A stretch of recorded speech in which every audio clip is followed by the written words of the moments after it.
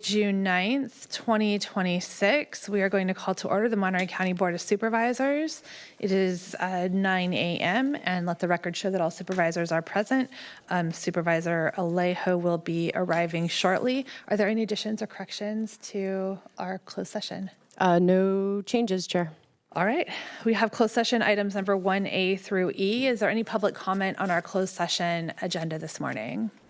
I'm seeing no one in chambers approaching and no one online.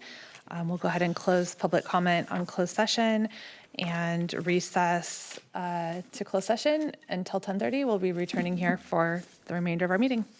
Thanks.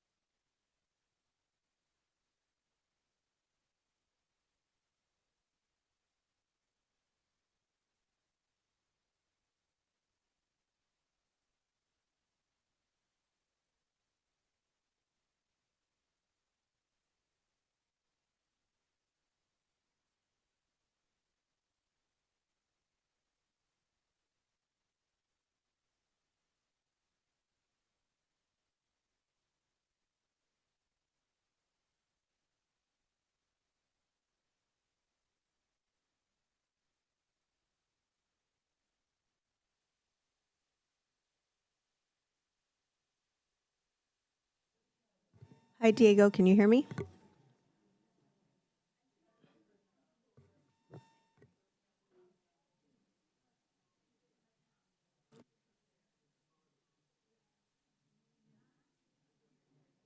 Diego, can you hear me?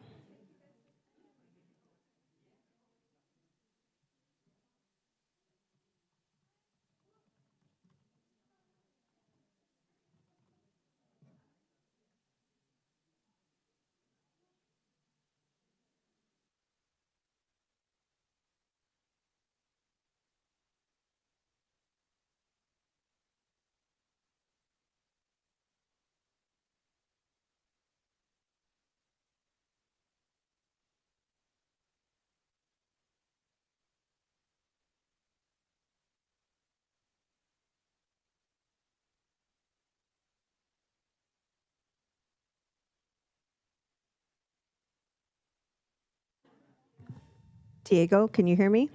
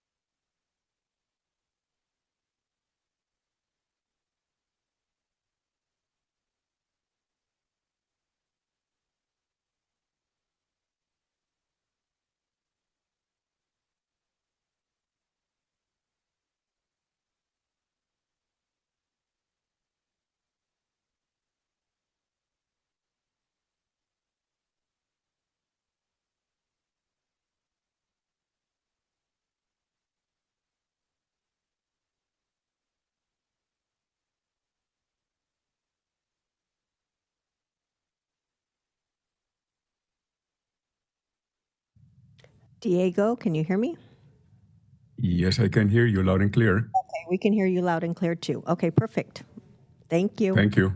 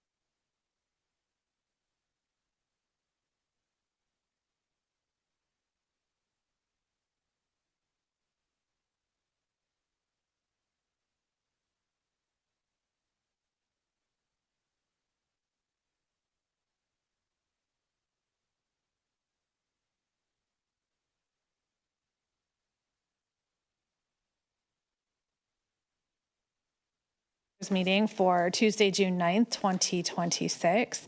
Letting the record show that all supervisors are present. Supervisor Church will be walking out momentarily.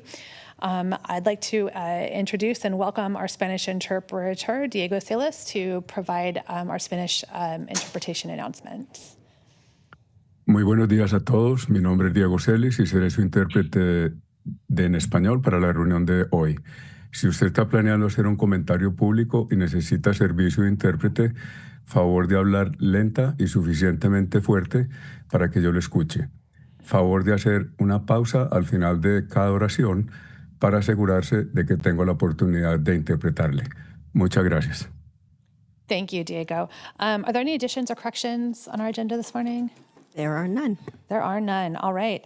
Next, we're going to go to our Pledge of Allegiance. It is Supervisor Glenn Church's birthday, so I'm going to ask him to lead us in the Pledge of Allegiance.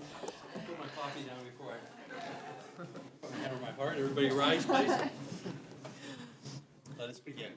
I pledge allegiance to the flag of the United States of America and to the republic for which it stands, one nation, under God, indivisible, with liberty and justice for all. All right. Well, happy birthday, Glenn. I'm glad you're spending the day with us. I was looking forward to this, my birthday. We'll go next to our ceremonial resolutions. We have a couple ceremonial resolutions on our agenda this morning. I'm happy to open it up to public comment before we bring it back to the board. There's one hand raised online in Zwing, and this is public comment on our ceremonial resolutions.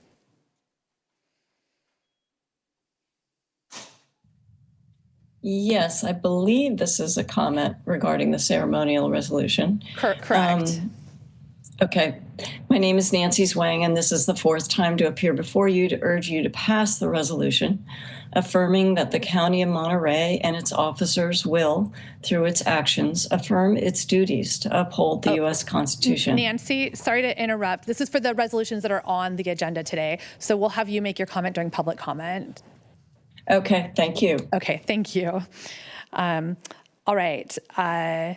Any other public comment on the listed ceremonial resolutions this morning?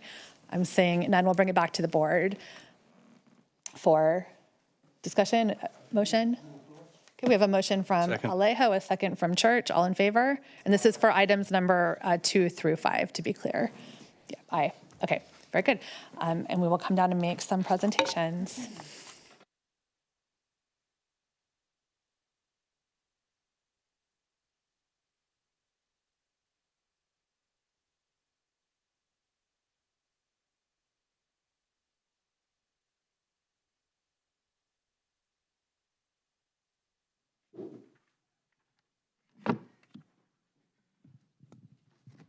All right, we're going to start with our elder justice, and we're going to start with you guys. I know, maybe a little out of order, but you're front of my list here.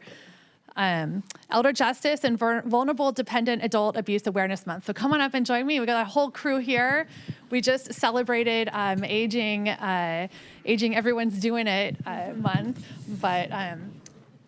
And Bobby, I'm going to hand this to you, if I may. Thank you.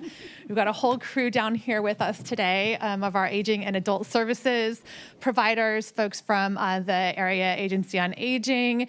Thanks for joining us. So elder abuse is more common than most people realize, and it can take many forms, including financial exploitation, neglect, or physical harm. Increasingly, we're seeing digital scams targeting people who didn't grow up with these technologies and may not recognize the warning signs. I know I talk to my mom regularly, and we're doing the same things about educating her and my son about how to be aware of what's on the internet. And it's complicated, and it's hard to tell sometimes. So this month, we're naming elder abuse and recognizing those who are dedicated to stopping it. The County Area Agency on Aging and its advisory council do this work year-round. They connect older adults and vulnerable dependent adults to services, advocate for policies that protect our rights, and push back on ageism that can make this population invisible to the systems meant to serve them. Marlene and Diana, you represent that commitment. The resolution we're adopting joins a broader effort rooted in the state's master plan for aging and is aligned with the UN's Decade of Healthy Aging. The local work here is led by our Adult Protective Services team, our long-term care ombudsman, and the Area Agency on Aging. These teams show up every day and make an impact on the lives of so many of our friends, loved ones, and neighbors.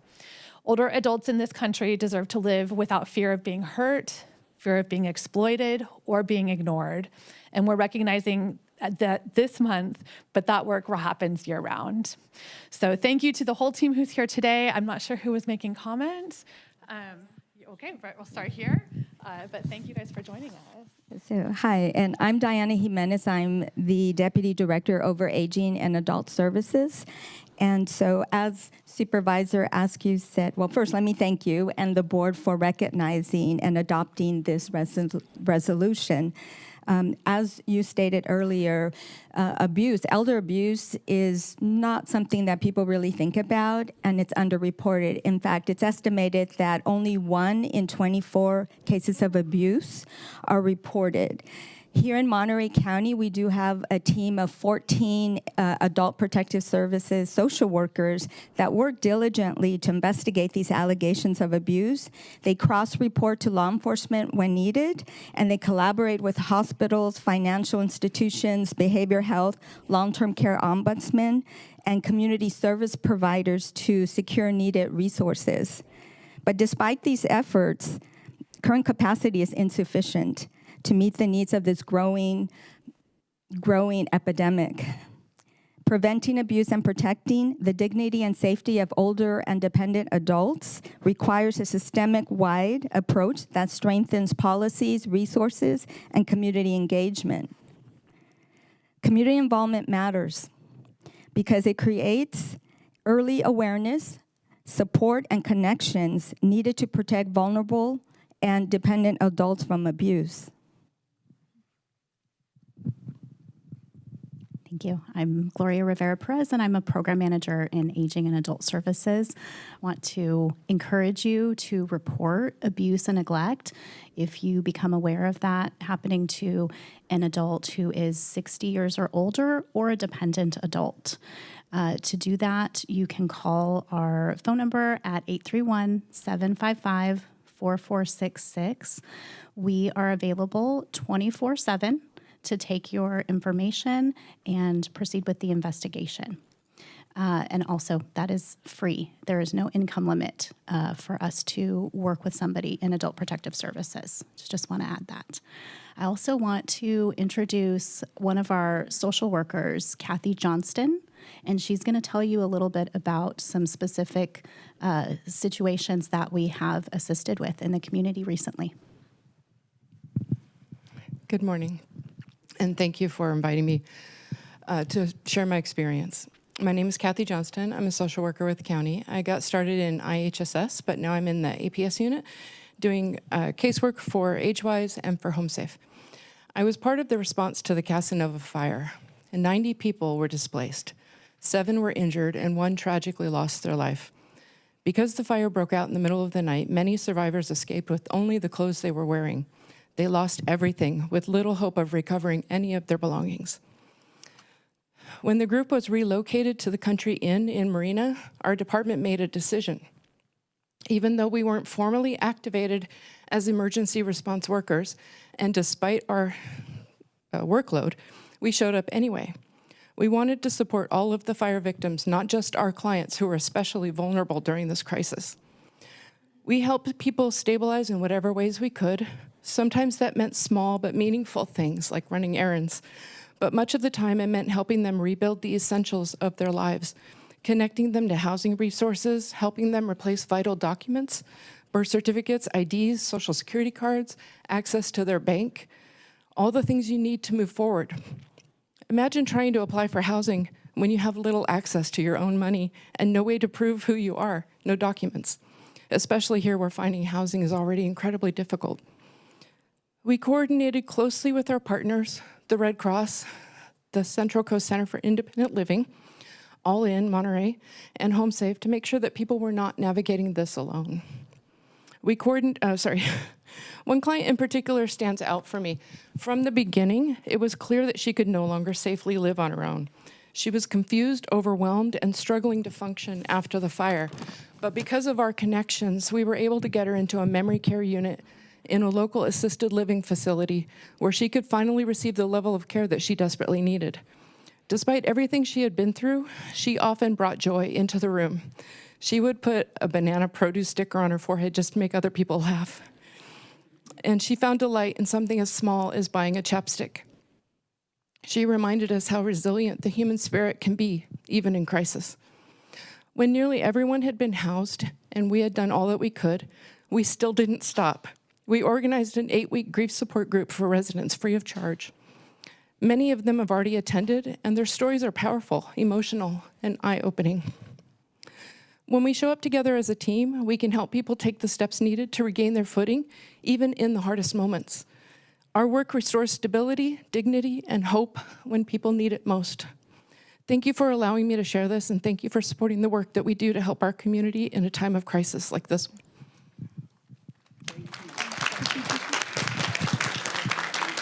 I'll take a quick photo.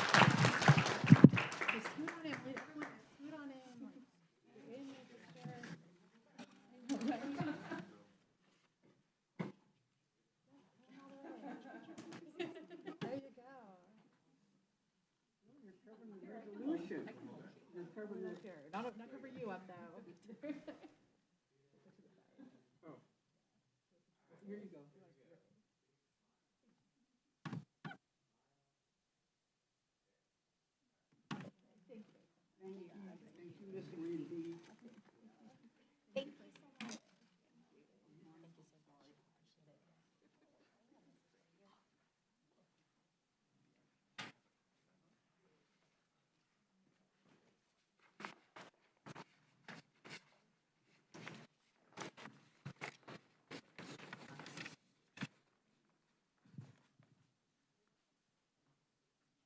Okay, next up we are celebrating the 10th annual, we're honoring Mujeres en Acción, and we're celebrating the 10th annual Adelante con Arroyo Mujer Inmigrante. Folks, come on up.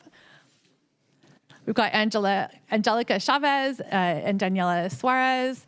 I see Maria Elena. We'll bring the whole crew up. Come join us.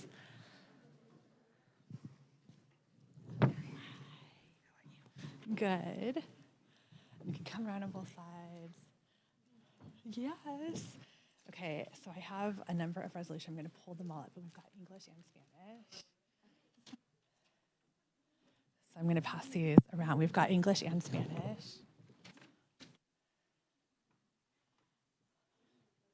Okay. Rosemary.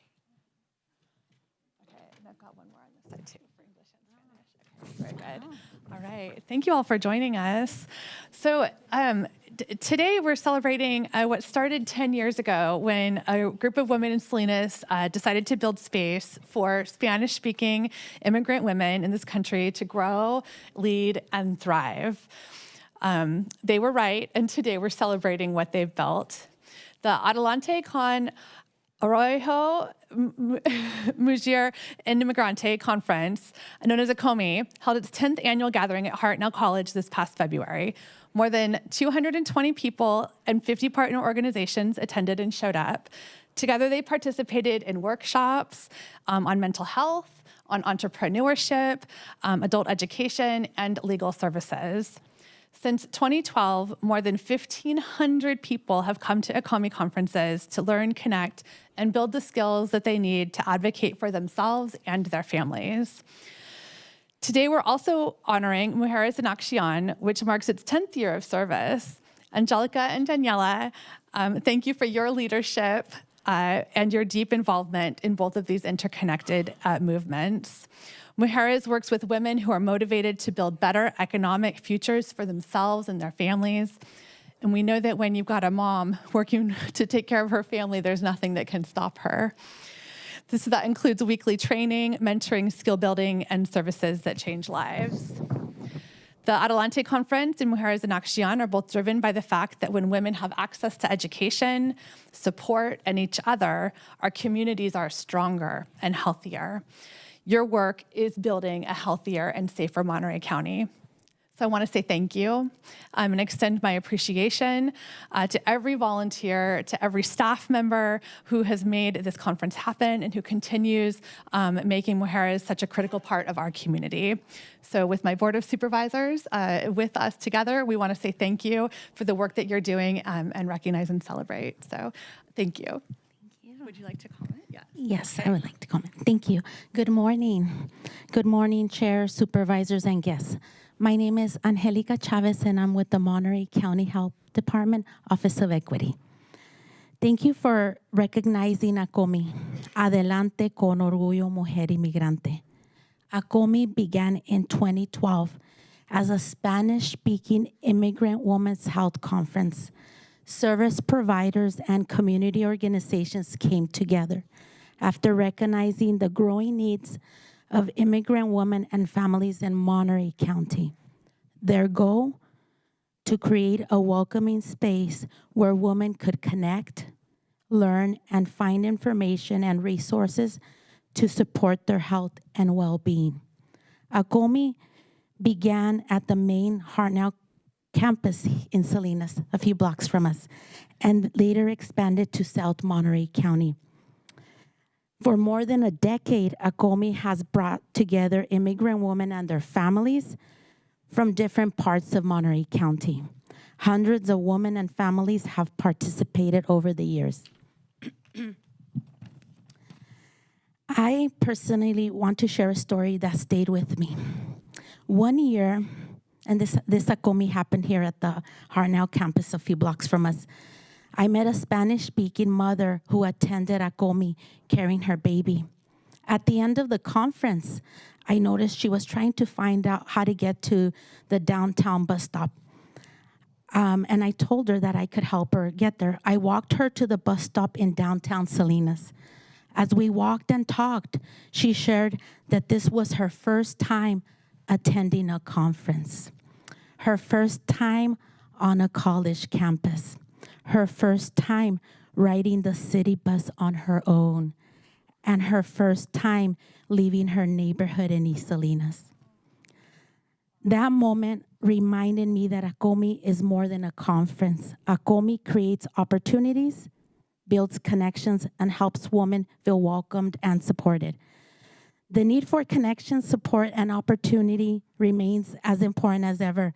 ACOMI continues to bring women together to learn, connect, and support one another. We would like to thank the women and families who have participated in ACOMI over the years. We would also like to thank the many community partners, volunteers, keynote speakers, presenters, planning committee members who have helped make ACOMI possible. And thank you, Board of Supervisors, for the recognition and for your support of immigrant women and families in Monterey County. As we celebrate this milestone, we are reminded that healthier women build healthier families and stronger communities. Thank you. Yes. Thank you. And it's so good to see you.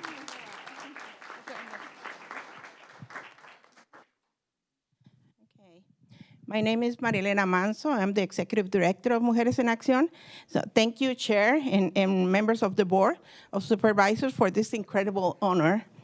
On behalf of Mujeres en Acción, I'm deeply grateful for this recognition of our 10th anniversary. 10 years ago, Mujeres en Acción began with a simple vision to create spaces and opportunities for women to develop their leadership and achieve economic self-sufficiency.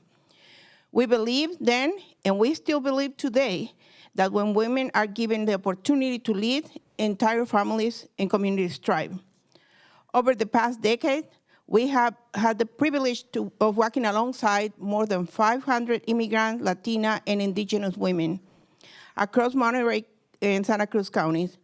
We have witnessed women find their voice, build confidence, pursue education and employment opportunities, advocate for their families, and become leaders in their communities.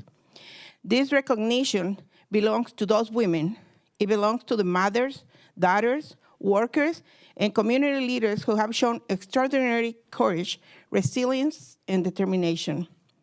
It is especially meaningful to receive this recognition in the same year that we celebrated our 10th anniversary through the ACOMI conference, Adelante como un orgullo mujer inmigrante, with more than 200 women came together to learn, connect, and celebrate the strength and contributions of immigrant women in our community.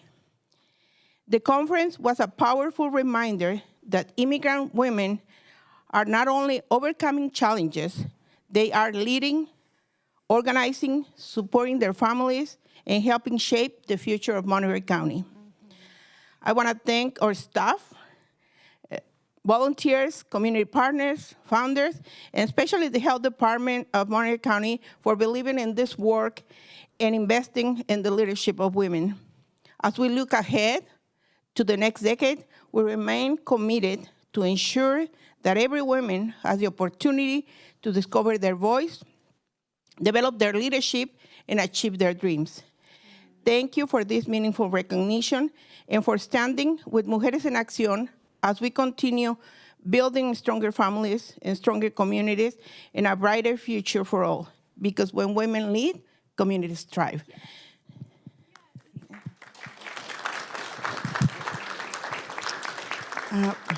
Buenos días.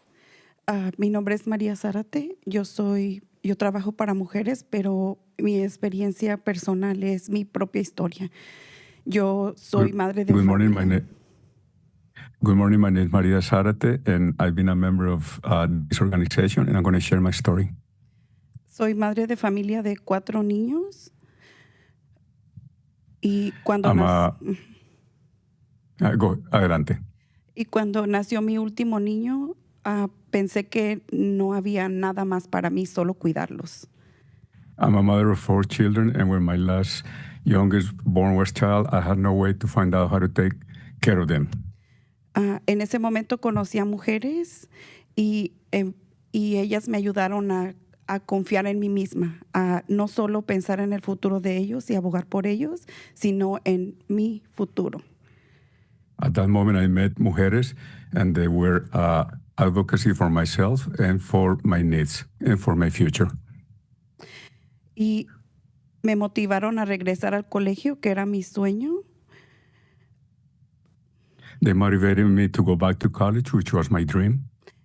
Y este verano pude graduarme de mi asociado en servicios sociales y actualmente estoy yendo a la Universidad de CSUMB. And then I was able to graduate last summer with an AS degree in social services and able to join Monterey University. A la par trabajo con mujeres y es un compromiso personal porque quiero que más mujeres como yo puedan tener la oportunidad de tener un cambio en su vida y la vida de sus familias. And I work alongside with mujeres in order to bring a change to their women and their families. Thank you.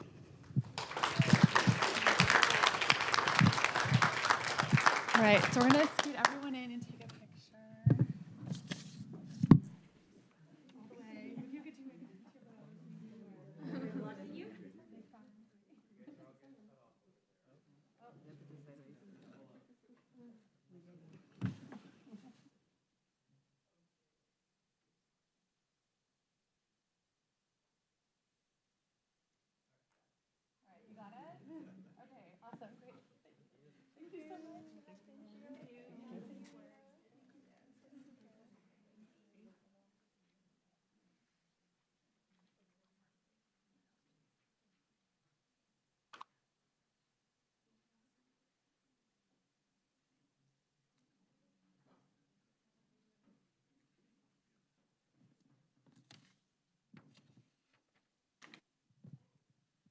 Okay, and now the one we've all been waiting for. We have a very exciting youth poet laureate that we are presenting our next resolution to. So we'll invite our Arts Council team to join us and Anton McLaughlin to join us as well. Congratulations. I'm going to start by handing this to you. Yeah. And just want to tell you a little bit about Anton, who is our current newly appointed Youth Poet Laureate. Anton started writing poetry during the pandemic when he was a little younger and probably a little shorter as well, right? But stuck at home with a lot to digest about a rapidly changing world. He's continued to develop that gift through middle and high school. And today we are so proud to honor you, Anton, as the 4th recipient of the Monterey County Youth Poet Laureate, awarded by the Monterey County Arts Council. As a junior at Pacific Grove High School, Anton has already seen more of the world than many other people his age. He's lived with his family in El Salvador, where he was born, and later in Malta, China, and in New Jersey before finding your home in Pacific Grove. He sings with the Monterey Jazz Festival All-Star Vocal Ensemble, plays piano with the All-Star Big Band, and performs in musicals at Pacific Grove High School and Pacific Repertory Theater. He's also in the school orchestra, the jazz band, and choir. So not only as a poet, but a prolifically creative soul that we have in front of us today. I want to thank you for sharing your talents and your passion and your creativity with this world in this county. So as our next Youth Poet Laureate, Anton will work over the next year to bring more poetry to Monterey County through community projects, through public engagement, and by bringing your voice into spaces where we all are.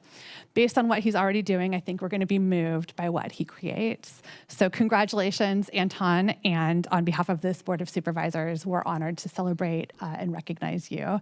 So I'm going to give the microphone to Jackie, who's our Arts Council Director, and then we'll be honored by a poem. Yes. Thank you. Hi, I'm Jackie Atchison, Executive Director of the Arts Council for Monterey County. And of course, I just want to thank our Board of Supervisors for helping us create this program over 3 years ago, and to welcome again Anton as our 4th Youth Poet Laureate. Tonight, we're also having a celebration of this program at the Marina Library starting at 5:30, and everyone's welcome to join us. We hope to see you there. Thank you. Well, with that, I'm going to pass the microphone to you. All right.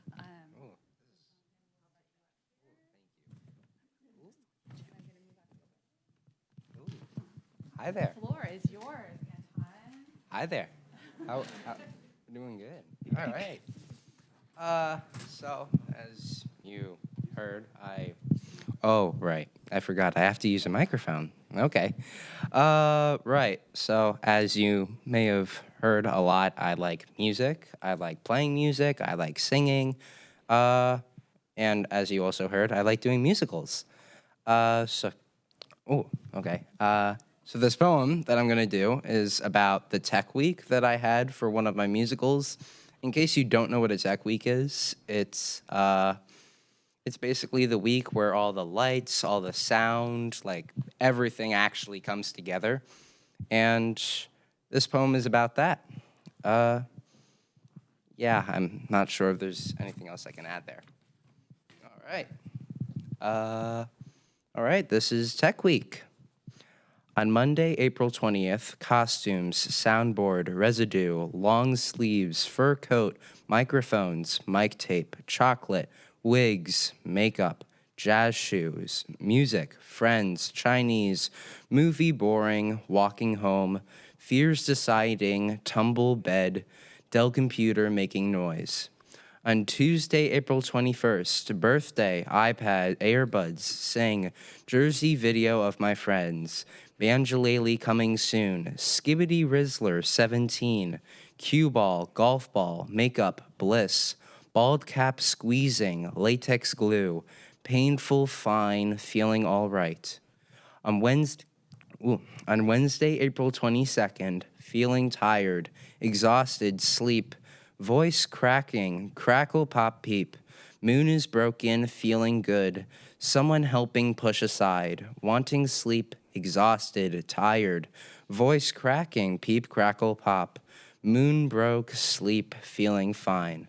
On Thursday, April 23rd, Mario music, vibing, locked, Dell computer, metal blocks, Hamilton cutout, red and blue, ocean, Chinese characters, main hall banging, clanking screws, typing, autopilot spews, chocolate milk, crunch, sweat, sleep.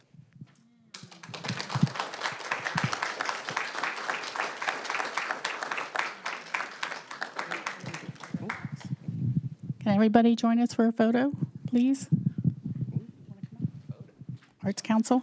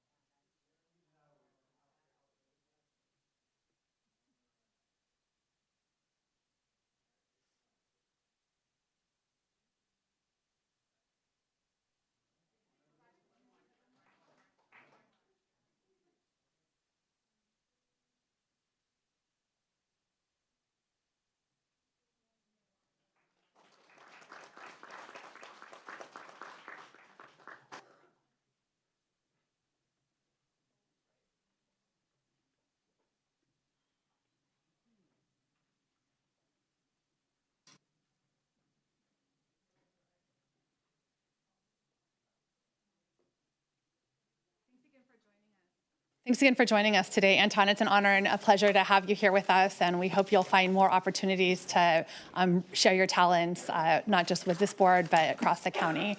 So congratulations. All right, next up, we're going to move to our appointments. We have one appointment on today's agenda. Any public comment on our appointments? Seeing no one, we'll bring it back to the board. So moved to approve. I have a motion. Okay, we've got a motion from Church, a second from Daniels. All in favor? Aye. Aye. All right, that is approved. Thank you for serving on the Commission on the Status of Women, Karen. We'll move next to our consent calendar. We have items 17 through 41. Any public comment on our consent agenda this morning? And seeing none, we'll bring it back to the board. For a motion? A motion from Alejo. Comment on 30. Okay, a second from Daniels, and comment on 30. Yeah, I just want to, I know I've pulled this item a couple times, it's gone back and forth, and just want to acknowledge that in my conversations, I've come to believe that there's a need for an updated system. I just hope that we're able to strike a balance where this doesn't turn into an additional cost going out to, let's call them constituents rather than customers in the unincorporated areas of Monterey County who need assistance with security. This is an alarm system. I know that as the contract is set up, there's a lot of discretion. And so just hope that that discretion is exercised to keep the focus on making sure that the system works for the community who needs it to work, which I don't think the last system was. So again, after having pulled this a couple times and had it come back a few times, I'm happy to support it today, but that's because of the discretion that is built into it for the Sheriff's Office and just hoping that it'll be utilized. Thank you, Madam Chair. Thank you. And I did also have some questions. Thank you for on item 30. And just generally speaking, want to make sure that we're careful that we're not creating situations where residents receive unexpected bills for incidents that occurred in the past without a clear understanding of what protections, appeals, or time limitations may apply. So just send that message as well to the sheriff as they work to implement this new agreement. And then on item number 37, just a comment. 37 is an amendment with Denise Duffy and Associates for the East Garrison specific plan. And just want to be clear that we know how many East Garrison residents are frustrated by how long this project has taken and by what can sometimes feel like a lack of clear updates. This particular extension is a routine step, administrative step that allows the county to continue monitoring compliance and ensuring that project commitments are met. It's not a new approval and it doesn't change the obligations that are already in place. But I want to thank all of the East Garrison residents who are paying close attention to the implementation of the specific plan implementation and let you know that I appreciate your questions and encourage you to continue asking them and watching the details as they come together. It's fair and appropriate to expect transparency on these projects. So My office will continue to encourage regular communications, and we have a meeting scheduled on a different item coming up, but I'll announce that at the end of the meeting. Just want to acknowledge this item, clarify what it is, and thank everyone who continues to pay such close attention to the East Garrison specific plan implementation. With that, we'll take, we have a motion on the table. All in favor? Aye. Any opposed? No. Okay, passes unanimously. We will now move on to general public comments. I know we have a handful of folks that are online that we're waiting for the general public comment period. And if there's anyone in chambers for general public comment, this would be for items that are not otherwise on today's agenda, but are within the purview of the board. And there was a question, I'll just clarify at the beginning, about a referral readout. And since we haven't been taking comments on referral readouts, at the item, I'm happy to hear those comments this morning. That was asked in advance. So come on up. Thanks for being here.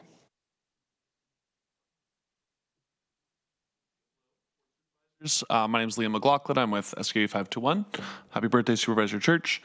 I did thank you for that exception. I can't stay around for too much longer today. I just wanted to speak in support of item 14, which is the referral to have representatives from CalPERS and Covered California come and speak to the board.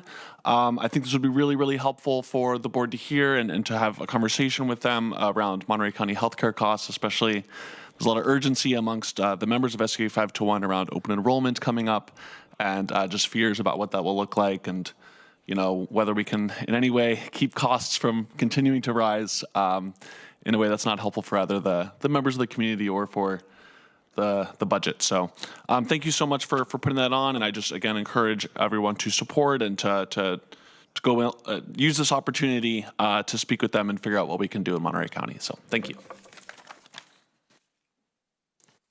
Just for clarity, I think that is a comment in regards to the referral that is posted later on the agenda. Any other public comment? Good morning, Chair Rudascu and members of the Board of Supervisors. My name is Katie Castagna. I'm the President and CEO for United Way Monterey County. I'm here today to ask for your support with some state legislative work that we're doing through our 211 network. I want to first thank you for your support of 211 locally. Here in Monterey County, we have an active and strong 211 information and referral system. But the system as a state is in a critical situation. It's a critical piece of our communication service and disaster response infrastructure, and it connects community members to essential resources, including times of disaster and crisis. But we're seeing the ripple effect of HR 1 implementation combined with shifts in philanthropic and corporate giving over the past 18 months. And they've placed this system under significant strain with real risks of the continuity of service without immediate investment. Again, our local community and you as a county have been strong investors, but the state has had very limited investment.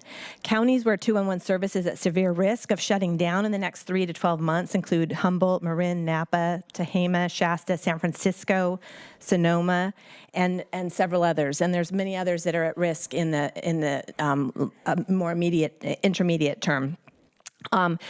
We are asking for a $20 million one-time emergency assistance for the statewide network. And even though our local 211 is strong, it's really important that we keep that as a part of our statewide infrastructure, and it is directly addressing the impacts of HR 1. So my request to you is to request support of our legislators, especially Senator Laird and Speaker Rivas, to approve this $20 million one-time ask for the 211 network. Thank you.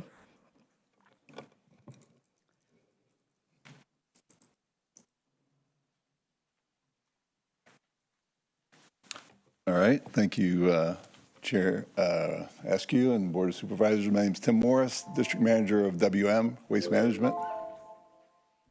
I just want to give a quick update. I just have 4 items. First, we had a drop-off event at Aromas this past Saturday, 125 participants.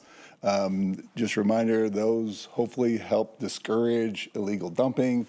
We take appliances, we take tires, in Salinas Valley Solid Waste Authority was there for household hazardous waste. So it was very good participation. We will continue them throughout the county. Secondly, we initiated using the smart truck technology. We initiated a commercial bin survey to make sure we have the right colors of lids, right colors of bodies of the bins, make sure we have the proper labeling, make sure we're good with 1383, basically, SB 1383. And then we repair anything that we find that's damaged. Third thing, we do have 2 open positions in our Castroville site. They're cart washers, which actually we have those open a lot because those are advanced position, or they get advanced from those. They learn the business, learn the trucks, learn how we basically do our business. So they're very good initial or entry-level positions. So we're trying to actually work with some of the colleges and things. Fourth thing, big serve business. We're doing it out of Monterey County now. Everything's going good. I'm knock on wood about the highway, so all good there. And that's all I have. Thank you. Any other public comment in chambers?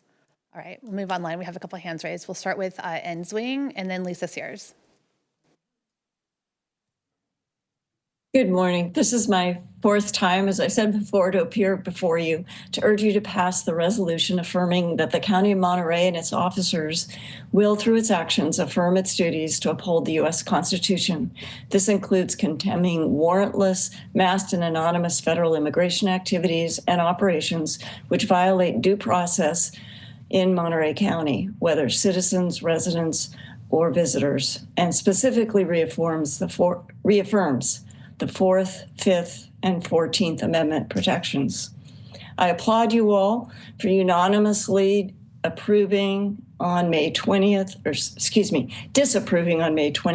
a planned ICE detention center in Gilroy. I urge you to take the next step and go on record as opposing any such facility in Monterey County, as well as the use of county land as a staging ground for ICE activity. Our country's 250th anniversary of the signing of the Declaration of Independence occurs in less than a month. Taking these actions in advance of July 4th would be one of the most highly appropriate means the board could take to honor this important national milestone. And this is more important than ever, given the April AP poll that just came out of nearly 2,600 adults, showing that Americans have become cynical about our democracy and less certain of its benefits, particularly younger Americans. The board's approval of this resolution, along with a vote to oppose any ICE facilities, would demonstrate that at least at the local government level, officials are responsive to the concerns of voters and residents. Thank you for your time. Thank you. We'll go next to Lisa Sears and then to Stephanie Gamacho. Good morning, Board of Supervisors. Good morning, Board of Supervisors. This is Lisa Sears. And I'm calling in to let you know that we are appreciative that you're discussing the spay-neuter ordinance today. And we will have our junior supervisors and many other youth in the chambers after lunch today to advocate for this cause. I'm calling in this morning to talk about the $300,000 that's on the table for spay-neuter services in the upcoming budget vote, and to say that it's vital to award this contract to the most productive vendor. Following the criminal investigation at Miranda's Rescue, where 85 large dogs were sent from Hitchcock, and the founder is now accused of shooting and burying dogs, we must ensure the maximum capacity for fixing large dogs in our county at this time. And I urge the shelter to safely transport any dogs left from Hitchcock at Miranda's back to our county, please. Last fiscal year, Monterey County and Salina spent $84,000 on animal balance clinics, yet fewer animals were fixed compared to what was fixed on SNP. Animal balance requires Hitchcock to have 12 to 14 staff or volunteers per event, and yet our shelter is consistently understaffed. At the last clinic, 600 people waited for 200 appointments. Animal balance visits infrequently, leading to more reproduction and shelter intake. In contrast, SNP provides services directly in neighborhoods and removes transportation barriers and reduced unwanted litters. For the same 84,000 SNP could have fixed 213 more pets. We must avoid dependency on a costly model that serves fewer animals, especially during budget deficits. Our animals deserve better. I also urge scrutiny of community sheltering practices and reduced model intakes, which can lead to more strays and dumped animals, causing suffering in residents. Real animal welfare is about preventing suffering. Thank you so much. Thank you. We'll go next. We've lost a hand. Stephanie Camacho. Good morning. My name is Stephanie Camacho, and I serve as Project Director for Park It, a public safety and visitor access initiative addressing congestion and dangerous conditions along the Highway 1 corridor at Point Lobos State Natural Reserve. I'm also the Executive Director of the Point Lobos Foundation. Today, I'm wearing my Park It hat. And I'd like to ask for an exception to commenting on an agenda item because I can't make this afternoon's meeting, and I'd love to just put in a little consideration for the transient occupancy task. Is that okay? But we typically don't allow that, but please proceed. We'll finish your comments. Thank you. I appreciate it. So as you consider the proposed increase in the transit occupancy tax this afternoon, I'd like to encourage the board to consider dedicating a portion of future revenues towards organizations and initiatives that directly address the impacts of Monterey County's visitor economy. Across the county, nonprofit organizations, public-private partnerships, and community groups are actively working to improve visitor safety, transportation, resource protection, and the overall visitor experience. These efforts help protect the very destinations that attract visitors and generate tourism revenue in the first place. Projects such as Park It, along with organizations working to steward and improve the Highway 1 and Big Sur corridor, like the Big Sur Byways Committee, are tackling challenges that local governments cannot solve alone. These initiatives reduce congestion, improve public safety, protect natural resources, and enhance access for both residents and visitors. As visitation continues to grow, investing a small portion of tourism-generated revenue back into visitor management, transportation solutions, destination stewardship, and public safety improvements would provide long-term benefits for residents, visitors, businesses, and Monterey County as a whole. Thank you for your consideration and for all of the hard work that you do for our communities. Thank you. Is there any other general public comment today? All right, we're going to close general comment and move on to our first item of the morning to introduce, waive a first reading and set June 23rd, 2026 at 10:30 as a date and time to consider adoption of an ordinance amending county code to prohibit parking at all times on both sides of State Highway 1.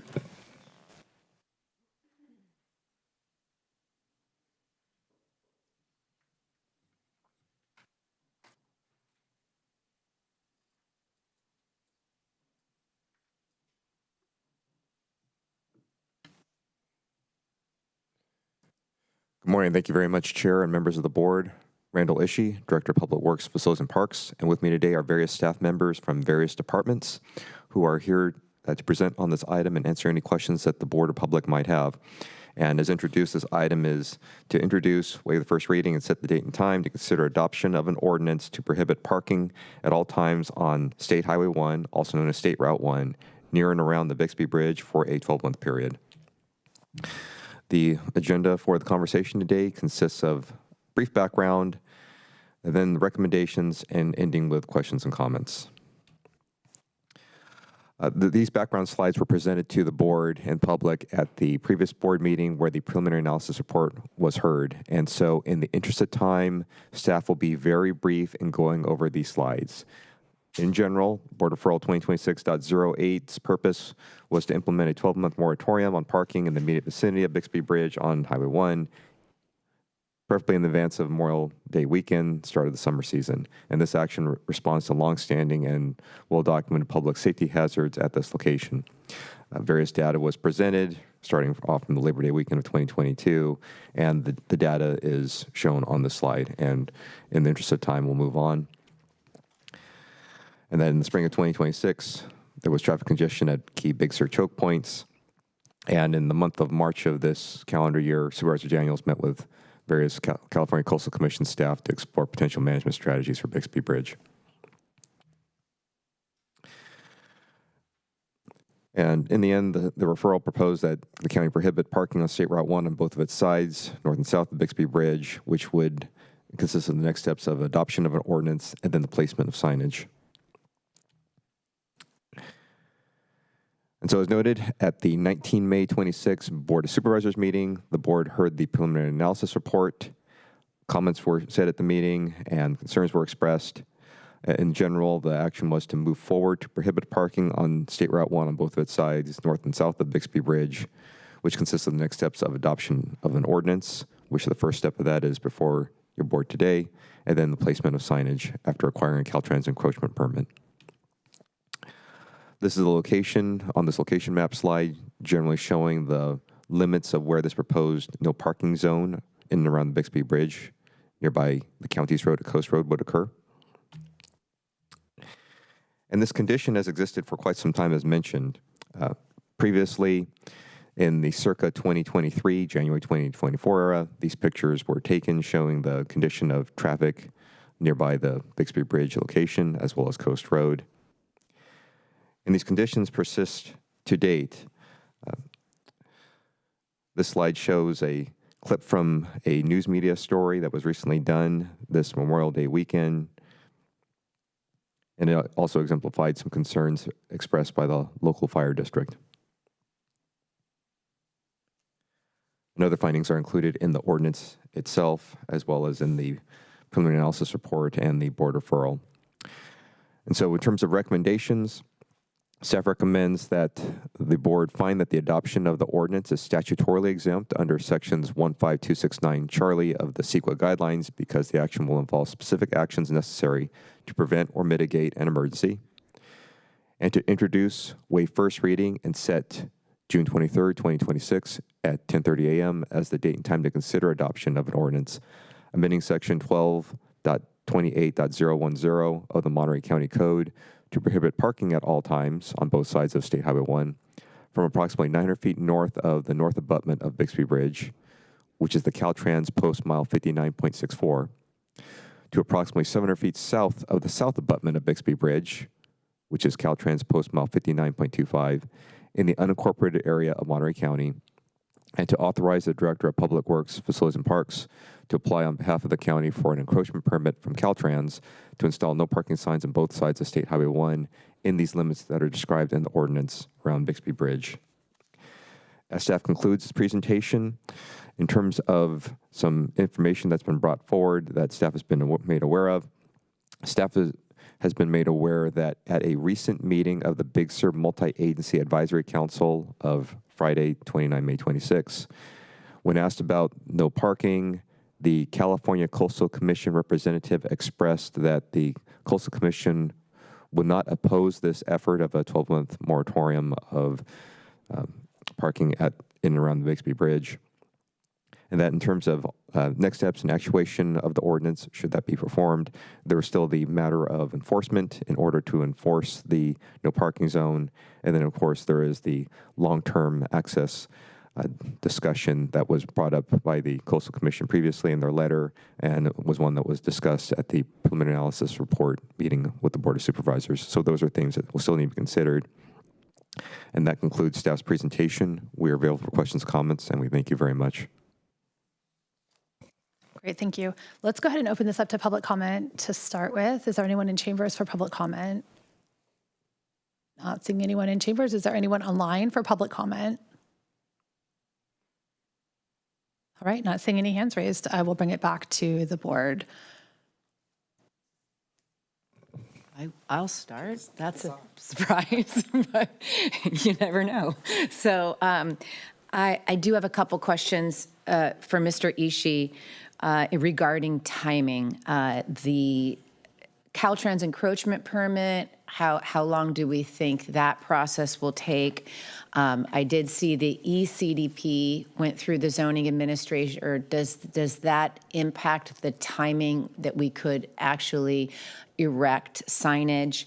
And then I would like to ask you a question regarding what kind of signage is necessary? We do have some pretty strict critical viewshed policies along the coast. Is this something that sandwich boards could suffice, or are we looking at erecting actual no parking signs? And then I have a final question just regarding the matter of enforcement, and if we have any update on that front. I know we heard from the sheriff, and I do know that I can add to this conversation that our senator is looking into working with CHP and seeing if there's some support we can get on that front, because the matter is moot without enforcement. Thank you very much for the question, Supervisor Daniels. Starting with the first question regarding timing. If the ordinance moves forward from today and goes to its second reading for adoption, after adoption and the ordinance becoming effective, the county staff can send the ordinance to Caltrans, which is a requirement of the Caltrans process, as part of the application package for the encroachment permit.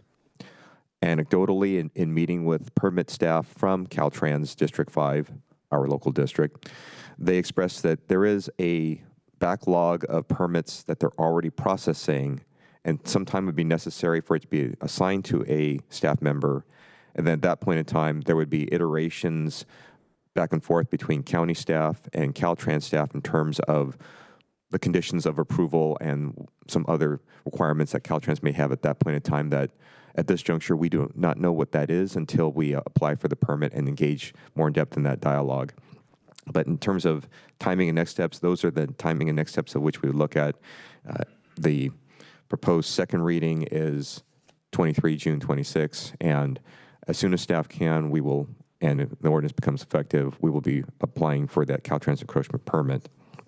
And we will work as expeditiously as possible with the Caltrans permit staff in order to be issued a permit from them. In terms of the kind Randy, sorry to interrupt. Sorry.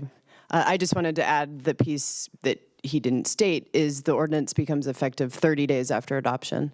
So if it's adopted on June 23rd, 30 days later, it's effective and then can be sent to Caltrans, correct? That's staff's general understanding. And as mentioned, we will work as expeditiously as possible with Caltrans staff in terms of staff steps.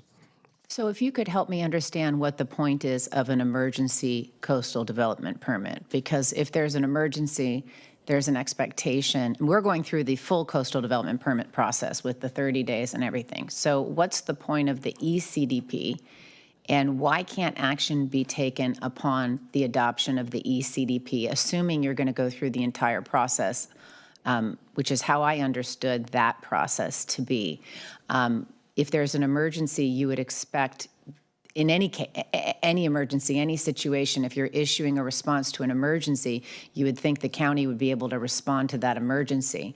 And that doesn't seem to be the case here. So I'm trying to understand the difference between a CDP and an ECDP. Thank you very much for the question, Supervisor Daniels.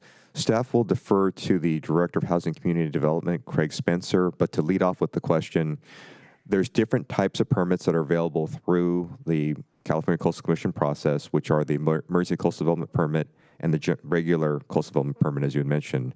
With the Emergency Coastal Development Permit being the expeditious one, recognizing that there are certain matters of public health and safety that are taken to greater consideration and expeditiousness with regards to an Emergency Coastal Development Permit. The nuance here is ownership and jurisdiction. While a coastal development permit is the authorization under, generally speaking, the Coastal Act, the property of State Highway 1, also known as State Route 1, and the Bixby Bridge are the property of the State of California's Department of Transportation, aka Caltrans.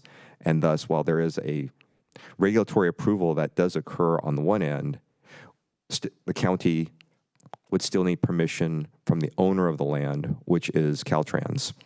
And that is why a coastal development, that's why not only a coastal development permit is necessary, but also the separate Caltrans specific authorization to allow an encroachment onto their land.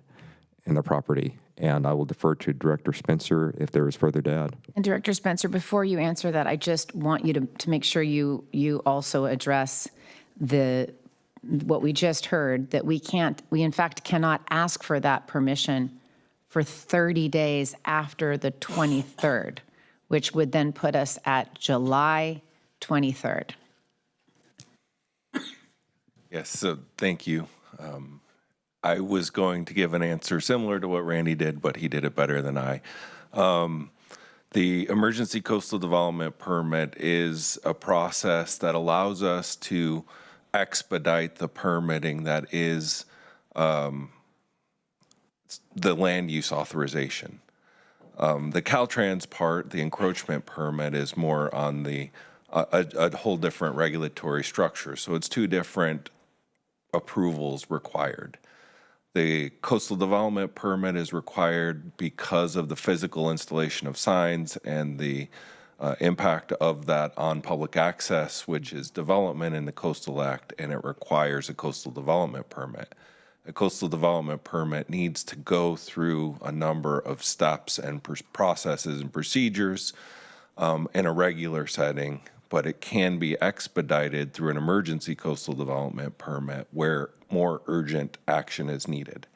So we did process the emergency coastal development permit, which authorizes under the Coastal Act the ability to consider adoption of an ordinance that deems this area off limits to parking, and then we need the permission from Caltrans to install the signs within their right-of-way. So we have done the emergency coastal development permit. We have sent a copy of that to the Coastal Commission and have not heard an objection from them. I don't know about the answer to the questions of when we can apply to for the encroachment permit. I know that generally, and County Council can probably answer better, ordinances don't take effect until 30 days after they're adopted. I think there's some period of time where it can be challenged, but that's just my guess. I would love just as we move forward, if we can look into that further and just connect with Caltrans to see if there's any other opportunities, but I understand what you said. And if staff may, if it's the pleasure of the board, staff can respond to the remaining two questions that Supervisor Daniels had.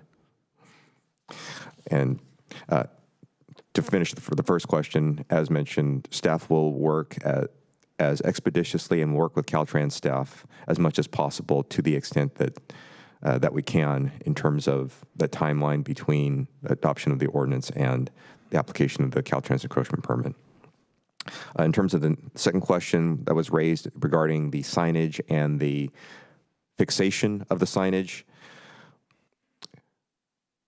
that is something that staff will learn more about when we enter into the Caltrans encroachment permit process. In general, it's been staff's past experience that when signage is truly temporary and is only out there for a period of, generally speaking, measured in days, then temporary traffic control for construction projects such as the Type 1 barricades, colloquially known as the sawhorses or A-frames, may be placed into the right-of-way. However, it is the sense that staff have based off of past projects that the expectation would be a permanent signage installation, meaning a regular square post placed into the earth, would be necessary for the no parking signage. And because it's a Caltrans-owned facility, the signage would most likely, if not absolutely, would need to take the form of the California Manual Uniform Traffic Control Devices approved devices, aka the state standards. The state standard no parking signs would have to be erected at a spacing that is acceptable to the Caltrans encroachment permit staff. And then the final component regarding enforcement.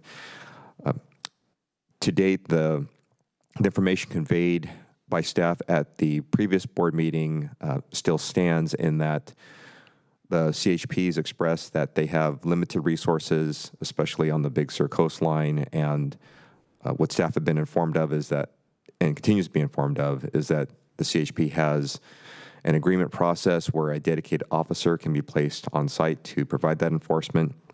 And an example of what a schedule and approximate cost per month is included in the board report. And staff was also informed that the sheriff's office here at Monterey County could also offer a similar service with a general estimate fee also shown inside of the board report. And that is the current information which staff has as of today. So through the chair, I just want to suggest understanding the state standards that have to be complied with. If we could please just be sure to reference the Coast Highway Management Plan and the Big Sur Land Use Plan, just looking for any references that have to do with signage along the Big Sur coast, because if there's a way to be in conformity with those policies, that would be the preferable route.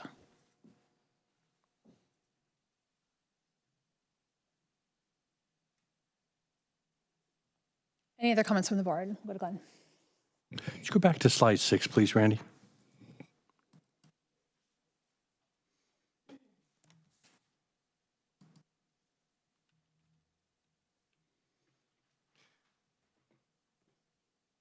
I'm looking here at the the proposed parking limits, and it's been a while since I've been up Coast Road, but it doesn't. How far up is this no parking going up Coast Road, and is there any potential problem that people could park past that and then walk on down? And it just doesn't seem like it's that far from Highway 1. Excellent question, Supervisor Church. The intention of the map was to convey only the proposed no parking limits for State Highway 1, aka State Route 1. Coast Road, under previous action through the Board of Supervisors, has been made a no parking zone from the intersection with State Route 1, approximately several hundred feet inland along Coast Road, and staff will look up that exact distance, but there is already an existing no parking zone on Coast Road for quite a distance that doesn't lend itself for people to want to park and walk down. However, motorists and the public are always left to their own choices. Yeah, I know there's been parking. Well, people have been parking along Highway 1 illegally, and it just seems like if we're looking at enforcement, I mean, we keep in mind up here in Coast Road too, because it becomes an easy way for people just to turn around the corner and park up on that hill and wander around. Any other discussion on this item? No. I'll just share that my concerns remain the same as last time. That's all. Thank you. Right. Thank you. I've been thinking about this a lot when I heard from some of Supervisor Daniel's constituents, and I'm trying to find a way to get there. But Randy, I just had a few questions that I'm still struggling with. One, we're applying for an encroachment permit to Caltrans for the signage after this ordinance is adopted and is in effect. But are we also going to apply for a coastal permit from the Coastal Commission for this? Excellent question, Supervisor Alejo. In terms of the permit / the authorization needed by the Coastal Commission, and Director Spencer is approaching the dais, and so I'll just lead off with that authorization has been granted through the emergency coastal development permit with a standard regular coastal development permit that is following it up here in this 12-month period. And I'll let Director Spencer explain how the Coastal Commission has delegated authority in this particular case. Great. And I want to distinguish between some emergency ordinance that we're taking from the county's perspective under our county's rules and regulations versus the Coastal Commission's permitting process.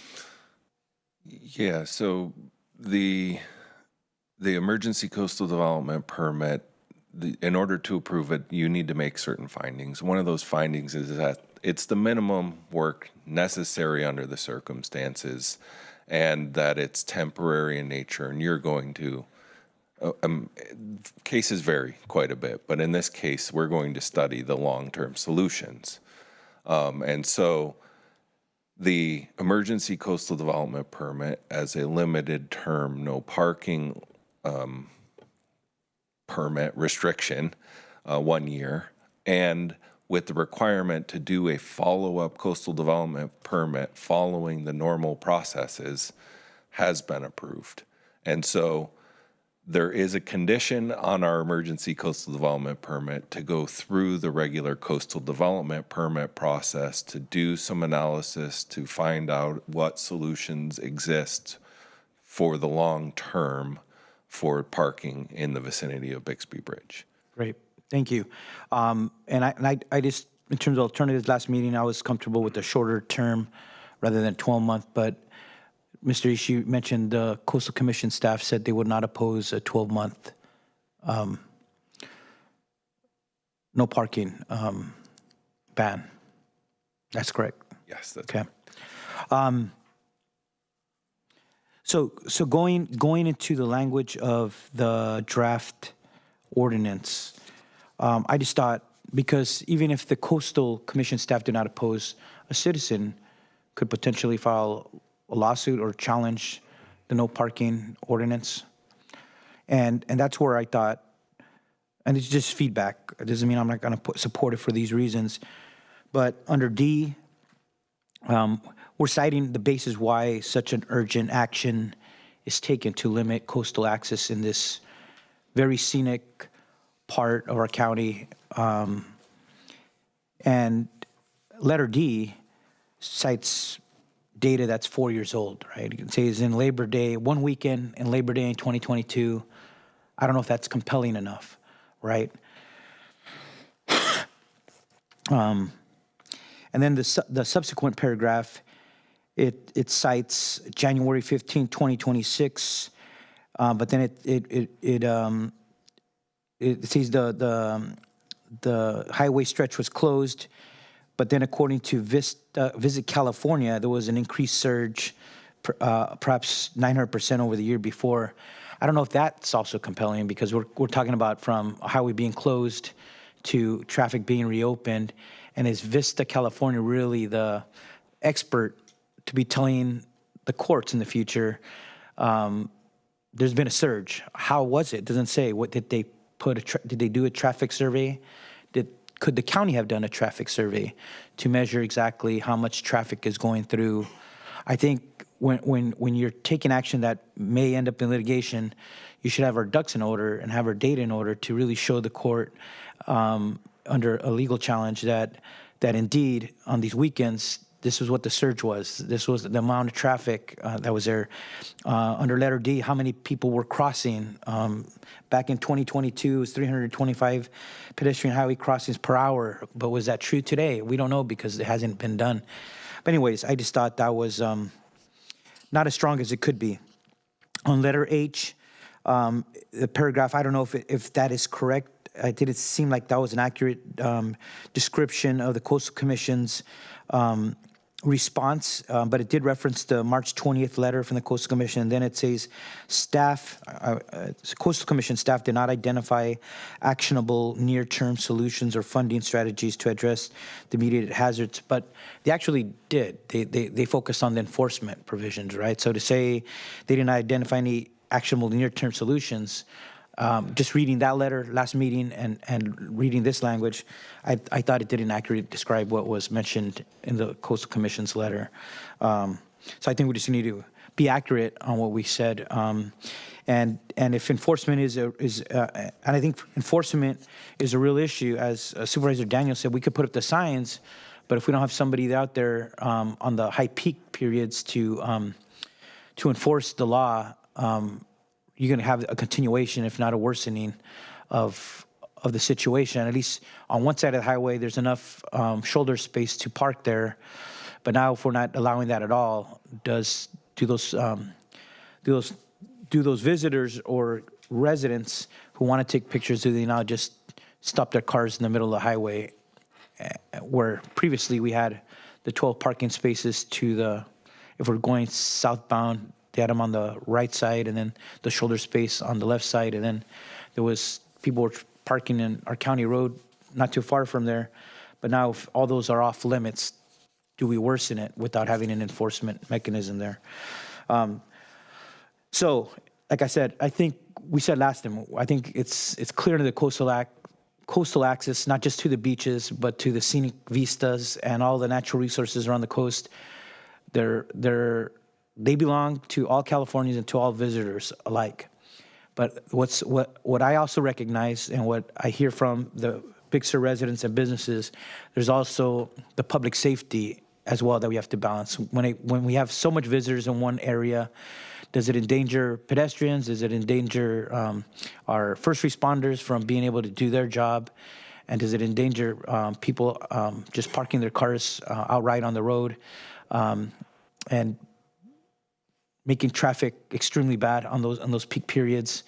I think there's a balancing act here, and I want to recognize that. And so last week I was comfortable with perhaps a 6-month until we find a solution. I want to support my colleague on this for a 12-month if the Coastal Commission is good with it. But I think we do need to strengthen this in case there is a legal challenge.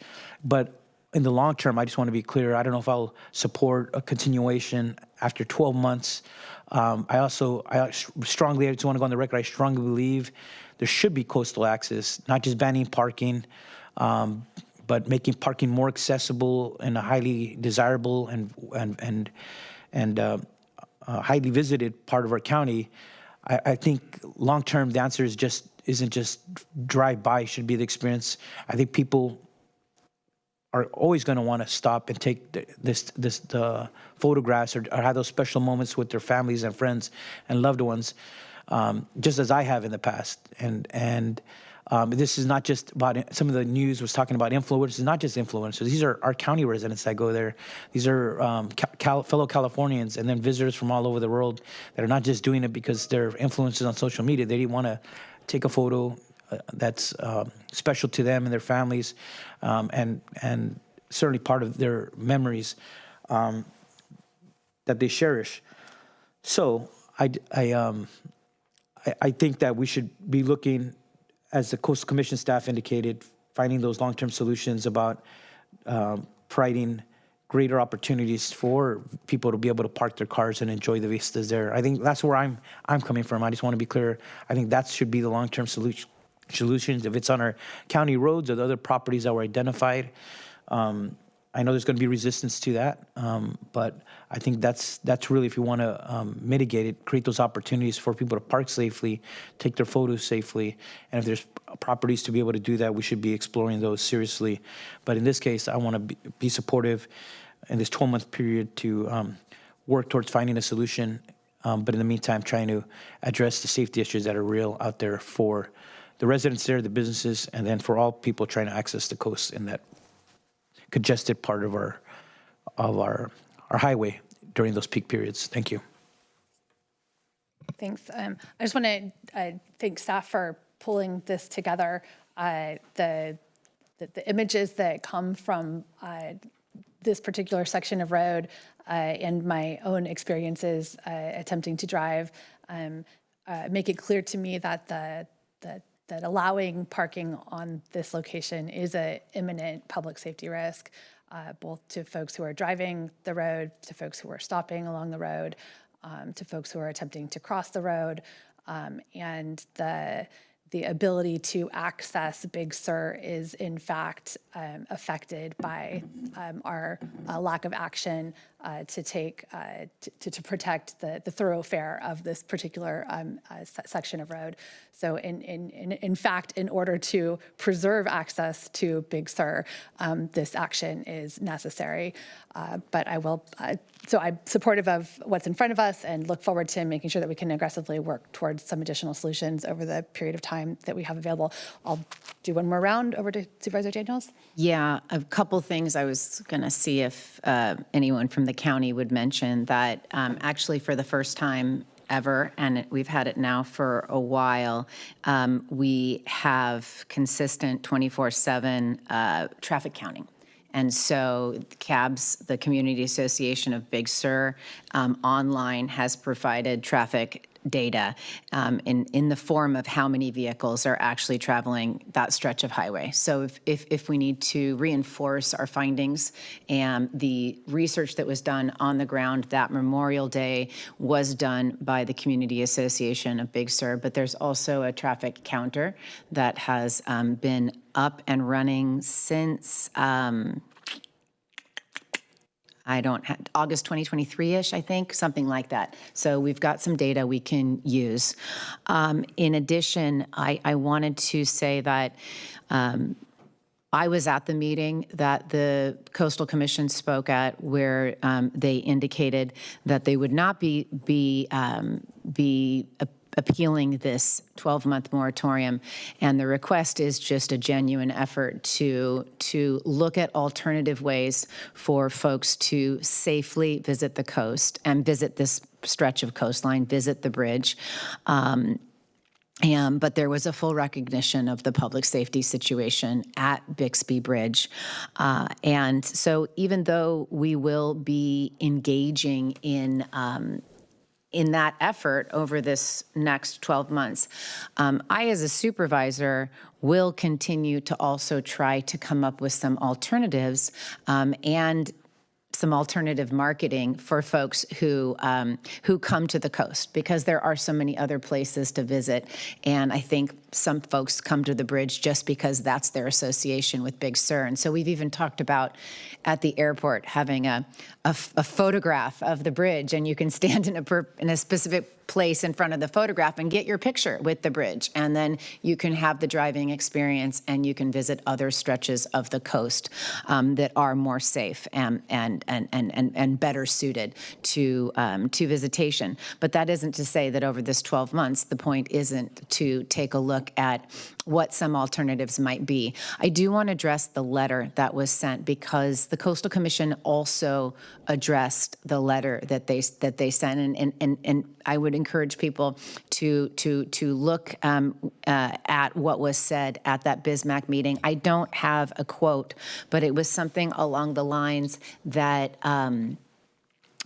the recommendations that were put forward in that letter by the Coastal Commission weren't necessarily plausible recommendations, but they were conversation starters. And so that is why one of the responses we had was to take the Big Sur Coast Land Use Plan and analyze all of those recommendations. And I think hearing from the Coastal Commission at the Big Sur Multi-Agency Advisory Council, there was a concession that, yeah, we did put things in that letter that you can't do in Big Sur. And so I think that was one of the things that I was responding to when I received that letter that led us to this place.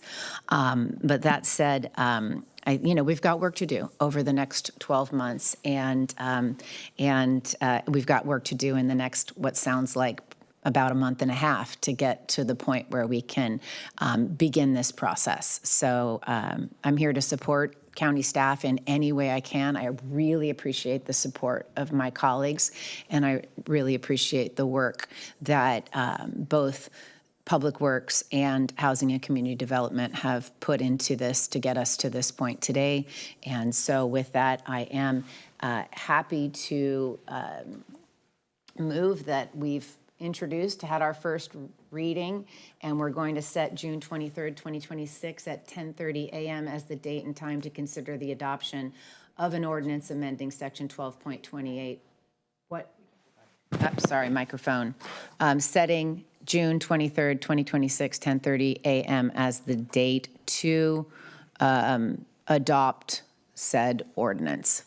If that's all you need, hopefully that works. Does the motion need to include reference to the coast plan signage? That was something that you'd mentioned, Kate. I want to make sure it was noted appropriately and if needed to be included. I think those are just at this point to please consider, and when you come back, maybe bring more information about that. Great, thanks. All right, we have a motion, we have a second. We've gone out to public comment. All in favor? Aye. Any opposed? One abstention. One abstention. All right, that item is completed. And right at noon, we do have closed session over lunch, so we will be recessing to closed session. We'll be back here at 1:30 p.m. Thank you.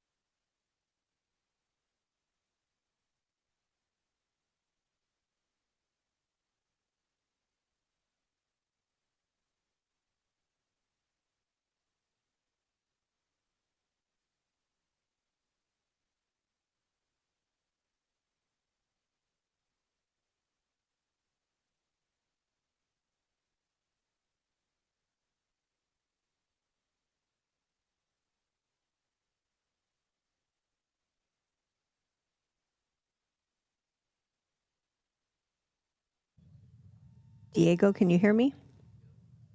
Yes, I can, loud and clear. Okay, we can hear you loud and clear too. Thank you so much.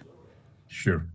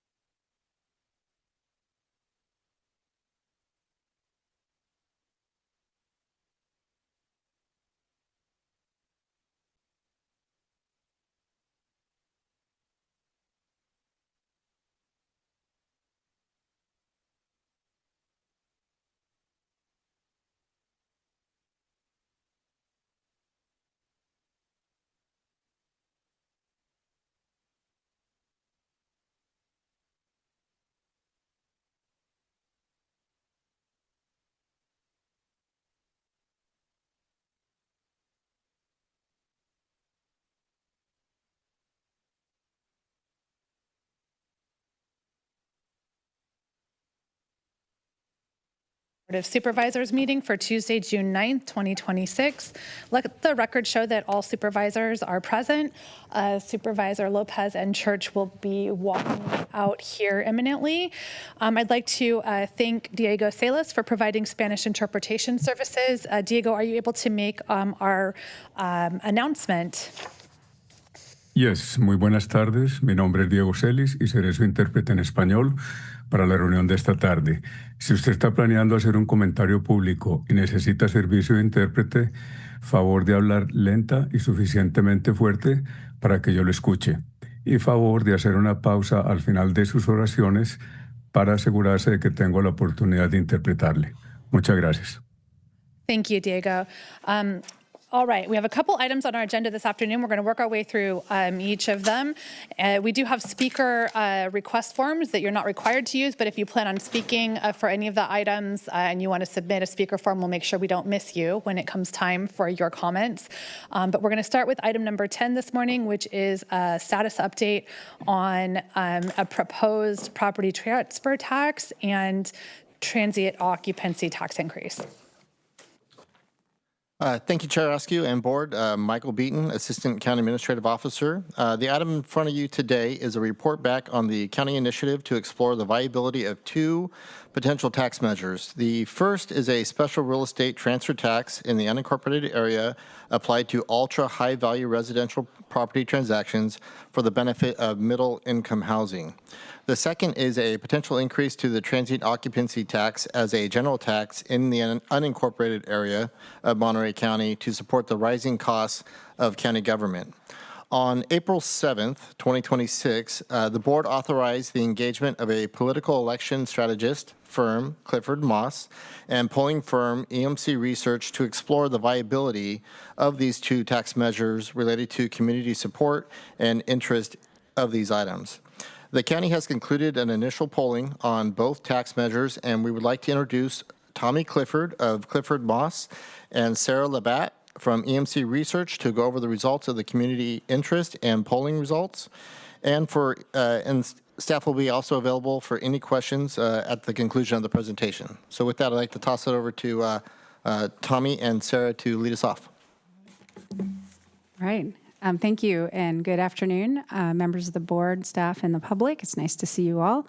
My name is Sarah Labatt from EMC Research, and I will walk us through these poll results. I think they're being shared on screen in some, there we go, magical way. All right. So these are the results of a tax feasibility survey in the unincorporated areas of Monterey County. This was a survey of likely November 2026 voters in the unincorporated areas of the county, which is the area that the measures are potentially looking at the ballot for. The survey was conducted in late April and early May, was offered in English and Spanish, and was conducted using both telephone and online methodologies, which is fairly standard in our industry for surveys of this type. We did 500 interviews for this survey, a random sample of likely voters. So the margin of error on this data is about 4.5 percentage points. And we do have some prior data for Monterey County, and we do compare that here from some earlier polling we did with the county a couple of years ago. So some quick overviews of our findings, and then we'll go through the data that supports this. First of all, we see that voter mood is fairly similar to what we saw in 2024. Most voters are aware of the county's need for funding, but have relatively high sensitivity to taxes. Currently, a transient occupancy tax increase is supported by about 6 in 10 voters in the unincorporated areas of the county.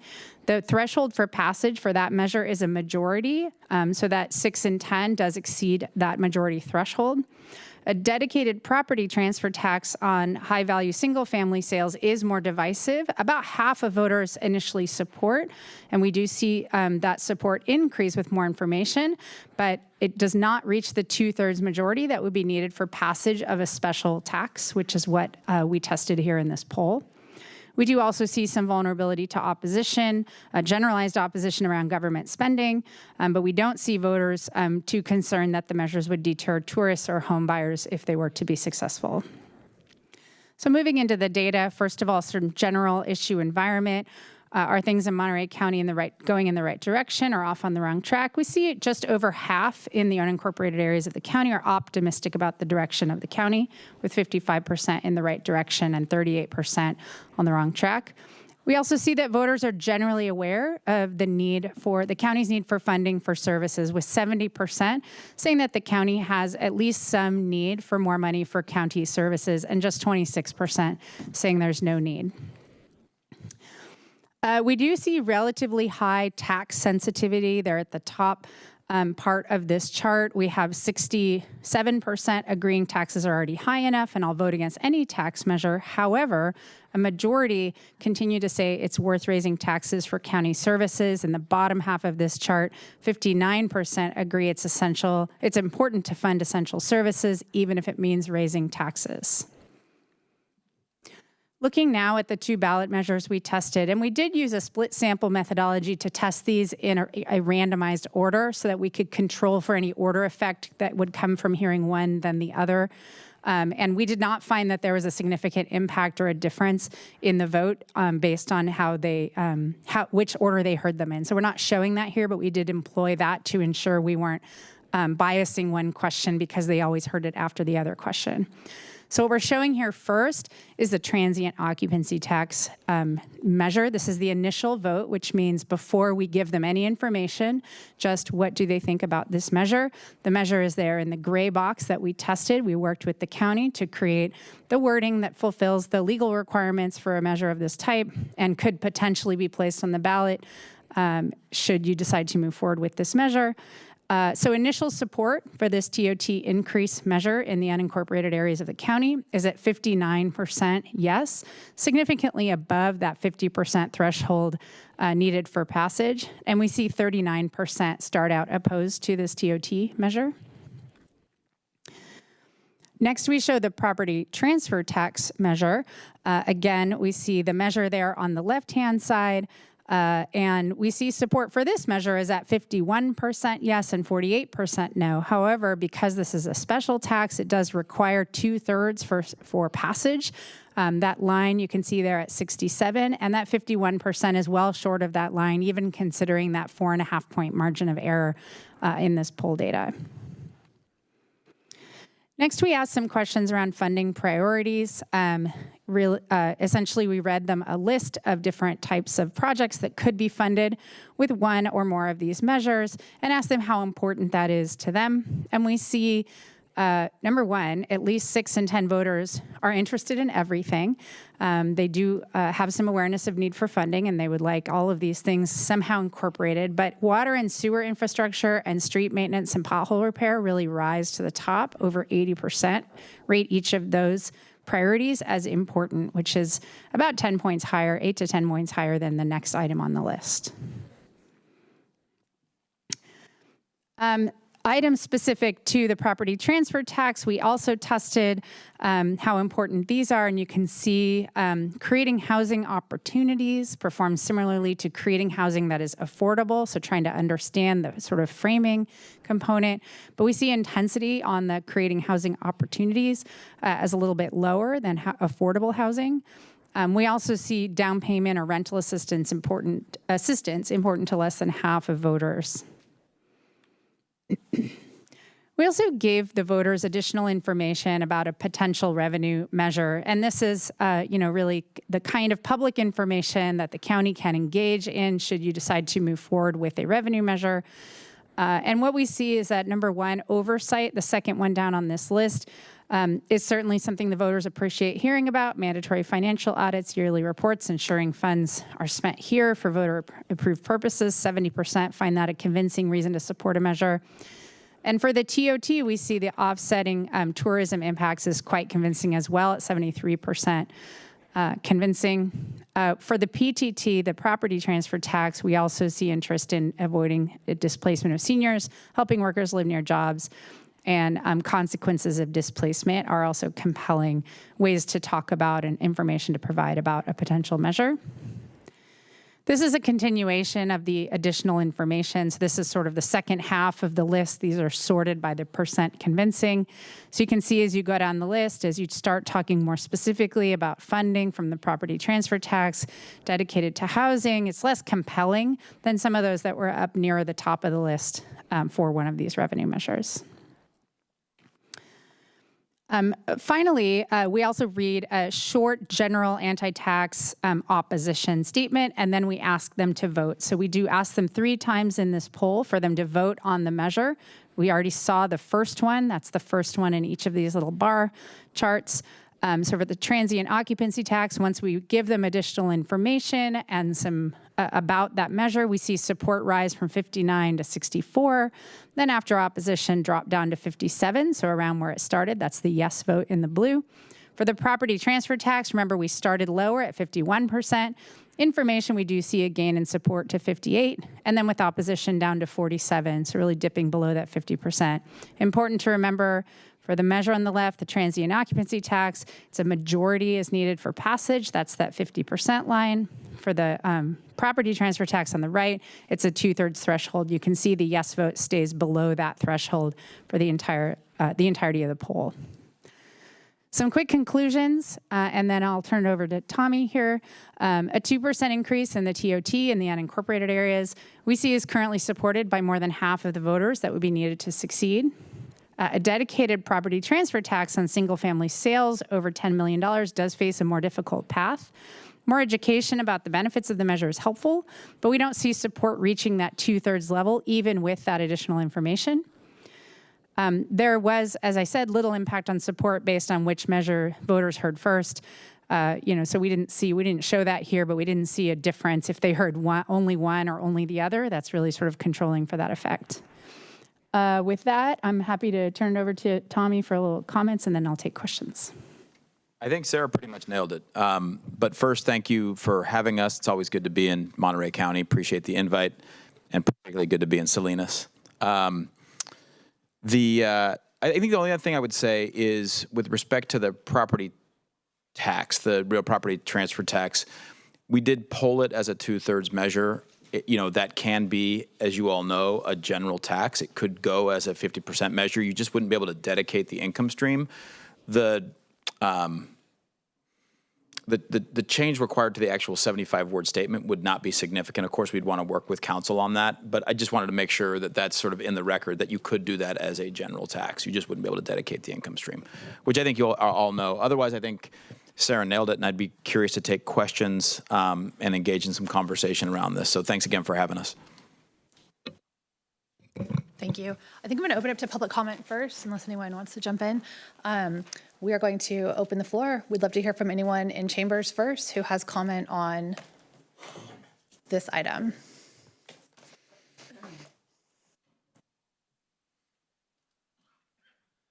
Good afternoon, Chair, Supervisors. I am Rick Aldinger. I chair the Government Affairs Committee for the Monterey County Hospitality Association. MCHA appreciates the board's support of and collaboration with the hospitality industry working together for the benefit of all county residents. Given today's discussion regarding an increase in TOT, we urge you to give strong consideration to offset the potential negative impacts of that increase to our industry by limiting any increase to a maximum of 1.5%. This is the amount that MCHA was familiar with as discussions have progressed, not a 2% increase as outlined in the polling. And also by stabilizing the funding to See Monterey. Tourism is the $3 billion+ economic engine that contributes to the county's general fund with TOT revenues in the neighborhood of $200 million annually. And See Monterey's efforts keep us top of mind to potential visitors in an increasingly competitive industry. Keep in mind, instead of revisiting the county's investment to See Monterey each budget season, we urge you to ensure long-term stability in that investment. Stable funding would allow for better, more efficient, and more effective long-term planning, resulting in even higher TOT revenues. revenues that enable us to fund the services and programs we all value and that ensure the quality of life we all enjoy. Let's grow the size of the pie for everyone's benefit. Our suggestion is to include language in the TOT increase ballot measure that would dedicate the DSA established 6% of TOT revenues annually to our current destination marketing organization. This dedicated investment would maximize our ability to effectively compete against our comp set and grow the pie for all our residents. Thank you. Thank you very much.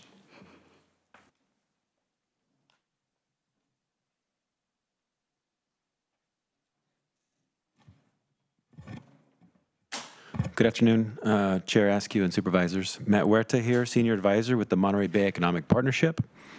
We support staff's recommendation to complete the pre-ballot feasibility analysis and community engagement for a transient occupancy tax, TOT, if at least 51%, a majority of the funds, will be targeted to housing programs and projects to meet the urgent needs of local residents. Recent polling has found, as was discussed earlier, that 59% of likely voters support a TOT increase of 2% paid by hotel lodging guests. This would generate approximately $7.6 million annually for a wide variety of county services, including housing, infrastructure, healthcare, recreation, and public safety. A majority of these funds should be dedicated to help meet our low to moderate income housing goals. Polling found that there is strong support to meet local housing needs. Polling also confirmed that including strong accountability provisions, such as annual audits and reports, are important to taxpayers. While the transfer tax on ultra-high priced homes did not poll well enough to move forward at this time, we stand ready to continue working with the county and other local leaders to find funding mechanisms for missing middle housing. Regenerative California's Attainable Housing Initiative is one of the main efforts here locally that we support. Their work places more attention on permit streamlining, focusing on opportunity sites, and creating a new privately funded capital source that will help move projects forward at the early stage and into construction. Thank you for your leadership.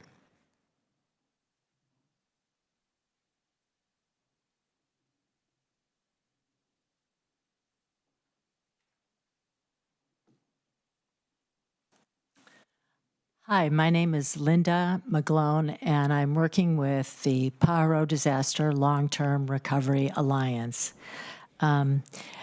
We also support the TOT, as Matt said, since funds are desperately needed for affordable housing. After the disastrous flooding in April 2023, the Land Use Subcommittee, under the direction of Sister Rosa Dolores, sought affordable housing funds through the state's Disaster Relief Fund.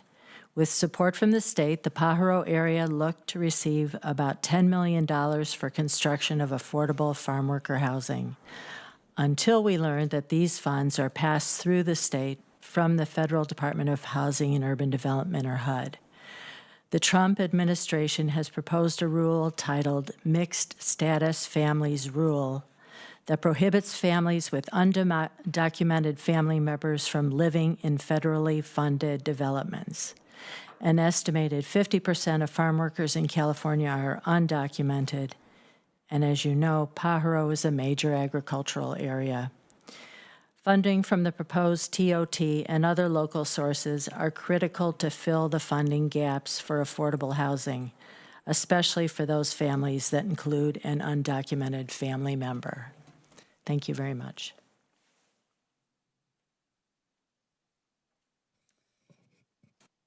Seeing no one else in chambers, we're going to go online. We have G. Morgan, followed by Adam Penteres.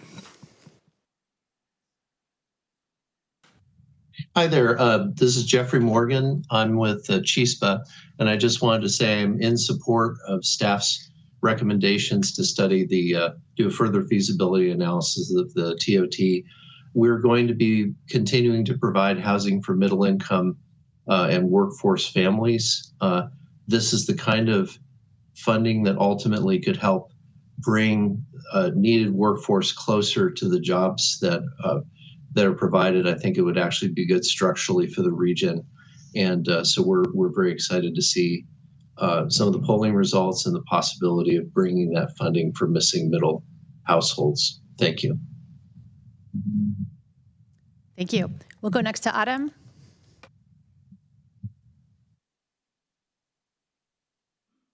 Sorry, I had myself muted. Good afternoon, Board of Supervisors, county staff, and the general public.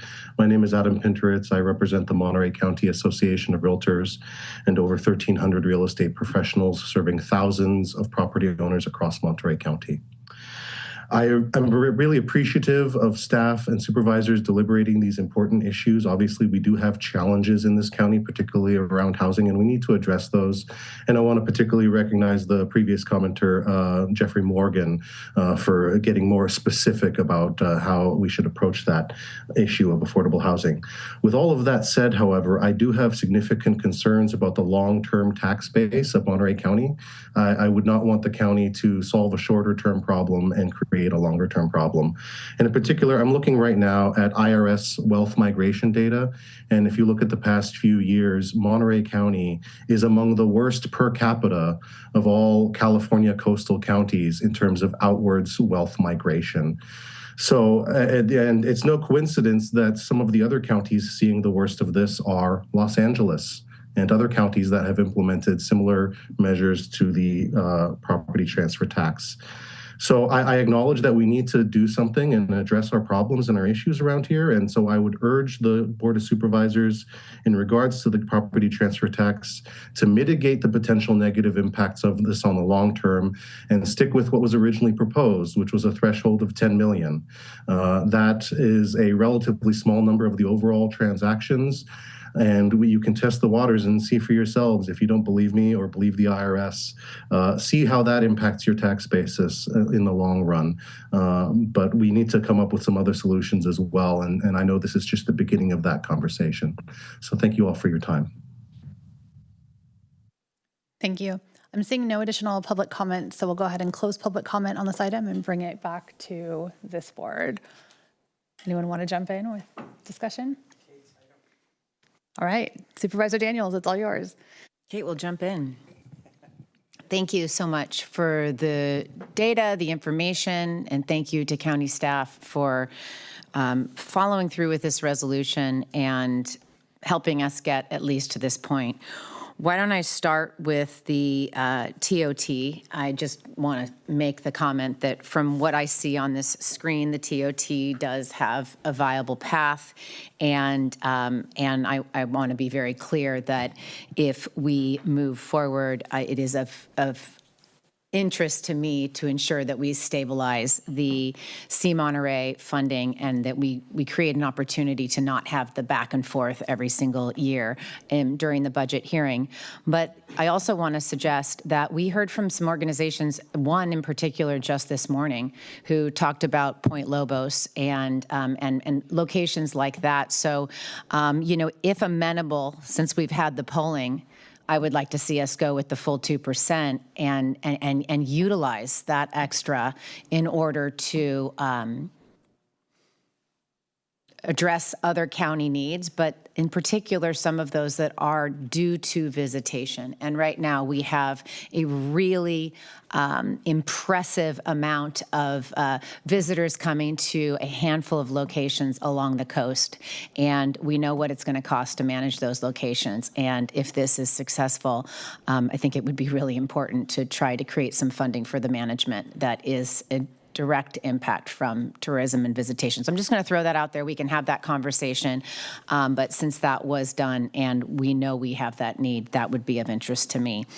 In regards to the real estate property transfer tax, I will say that please remember that we set out to do this work to try to address a challenge that we're going to have to address one way or another because it directly correlates with the sustainability of this region.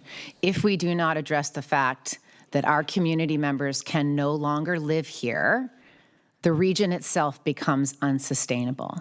And to my constituents, to complain about traffic in one breath and not want to see housing development in the next breath is an incompatible position to hold. We have to address the fact that folks drive further and further and further away from their homes to their jobs, and we will get to the point where that distance becomes unsustainable. And the problem we're trying to solve by addressing missing middle housing is to address an entire segment of our population that low-income deed-restricted housing won't address, and if we leave it to the market alone to solve the housing challenges, most of the people in my district will never be able to find a place to live. And I am dead serious when I say most of the people in my district. Folks who have a place to live, it's a matter of luck and circumstance. But when you look at homes selling for $2.5 and $3 million as a starting place, it is impossible to maintain a residence in District 5. And I will point you to just our most recent approval, which was the Valverde subdivision. And if you read the article in the Pine Cone, when asked how much will the market rate homes go, the response was $3 million a home. So that's the problem we're trying to solve, and we don't see it solving based on the market alone. So I put forward the real estate property transfer tax. And to address many of the concerns that have been told to me over time, we're looking to, and I won't belabor these comments, I've said them in 2 other hearings, but we came up with the proposal based on learning from the impacts in other regions. So we live in a unique circumstance where we have about $300 million on the market right now of homes that are valued at over $10 million. And so we were looking at a 3% transfer tax on homes over that threshold, and that would allow for the county to create a fund for missing middle housing that would bring in about $5 to $10 million a year. And that's a unique situation that the Monterey Peninsula holds. And we also have a unique climate. And I do not buy, I'm happy to take the time and test this out, but folks are going to come to this region no matter what. And I will tell you, as it becomes unlivable in other parts of the world every single summer, this climate is attracting. And if you are able to, I believe you will still come to one of the most spectacular and climate-friendly places on Earth. So with that, what I will say is it looks to be that the special tax measure is a hill that's too high to climb. And so it would, if we were to proceed, we would have to proceed with a general tax measure. And if we proceeded with a general tax measure, I would want to ensure that any and all guardrails are in place, including placing that money into an assignment account and writing the ballot language in a way that we believe we can uphold the intent over time of what this fund was created for. That said, I am not going to go down this path if it isn't really clear that we have an opportunity to succeed. So in light of some of the folks we've heard from today and many of the folks we didn't hear from today, in order to move forward and be successful, we need to know that you're on board and that you support this measure so we can ensure this measure's success in November. So if it is possible that we can move forward with the TOT today and give this one another week to give folks time to come back and say, I'm on board and I support this measure. And I'm looking to some of the big players in this space. I'm looking for the Association of Realtors. I'm looking for the Hospitality Association. I'm looking for the Chamber of Commerce. I need to know you support this in order for us to ensure its success. And you could watch today's hearing. You can watch the previous 2 hearings to understand the kind of work we put into ensuring that what we're presenting to you, single-family homes only. We're not proposing apartment buildings. We're not proposing commercial real estate. We're not proposing agricultural properties. We're proposing single-family homes of $10 million. My board.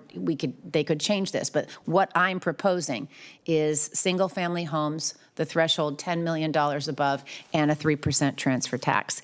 And I think what you saw in the polling, and the you can answer this question for me. I was looking for it and I couldn't find it.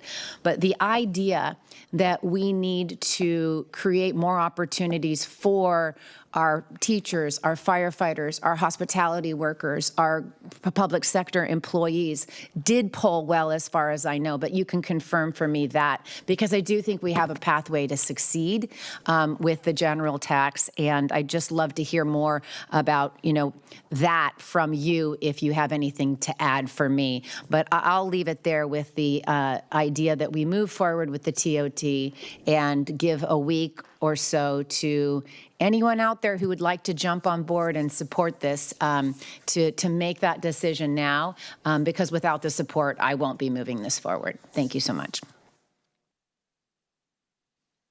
Thank you. And first of all, I want to thank our county team who hired these pollsters to give us some insight of what the voters are feeling. And obviously, we have to take it into context. We just saw 5 parcel tax measures throughout the county that were not successful. All 5 did not succeed. And they were for good causes, for local schools, I think mostly. So you take that into account as an elected official. What are people feeling? And it matches what I said in our last meeting on this topic. Monterey St. Louis Transit did polling also for its extension of 1/8 sales tax back 2 years ago and then this year. And the potential support among voters dropped from 2024 to 2026. And so that board decided not to move forward and to relook at it in 2028. So this kind of matches some of that.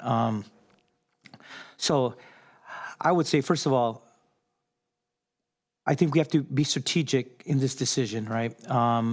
And obviously the TOT seems to have strong support, even weathered, tested after being weathered potentially with opposition and where those numbers lie, and it still stood almost strong, almost as much as it did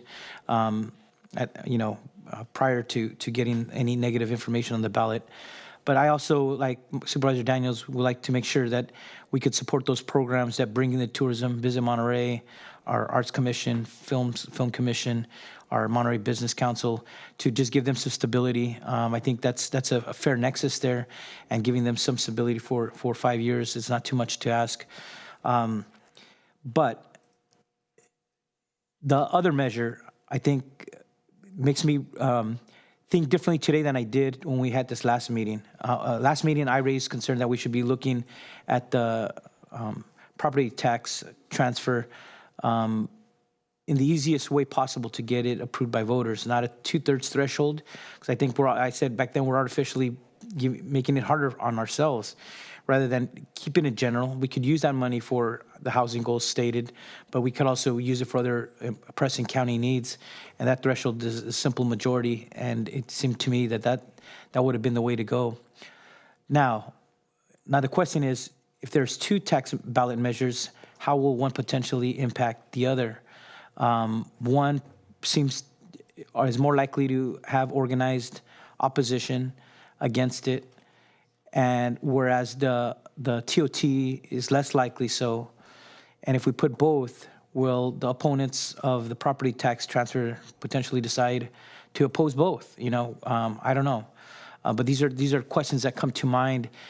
If we keep it clean and just on the TOT for this year, and potentially consider a property tax transfer for 2028 or at another time, should we just try to go for that significant measure that will generate almost $8 million a year?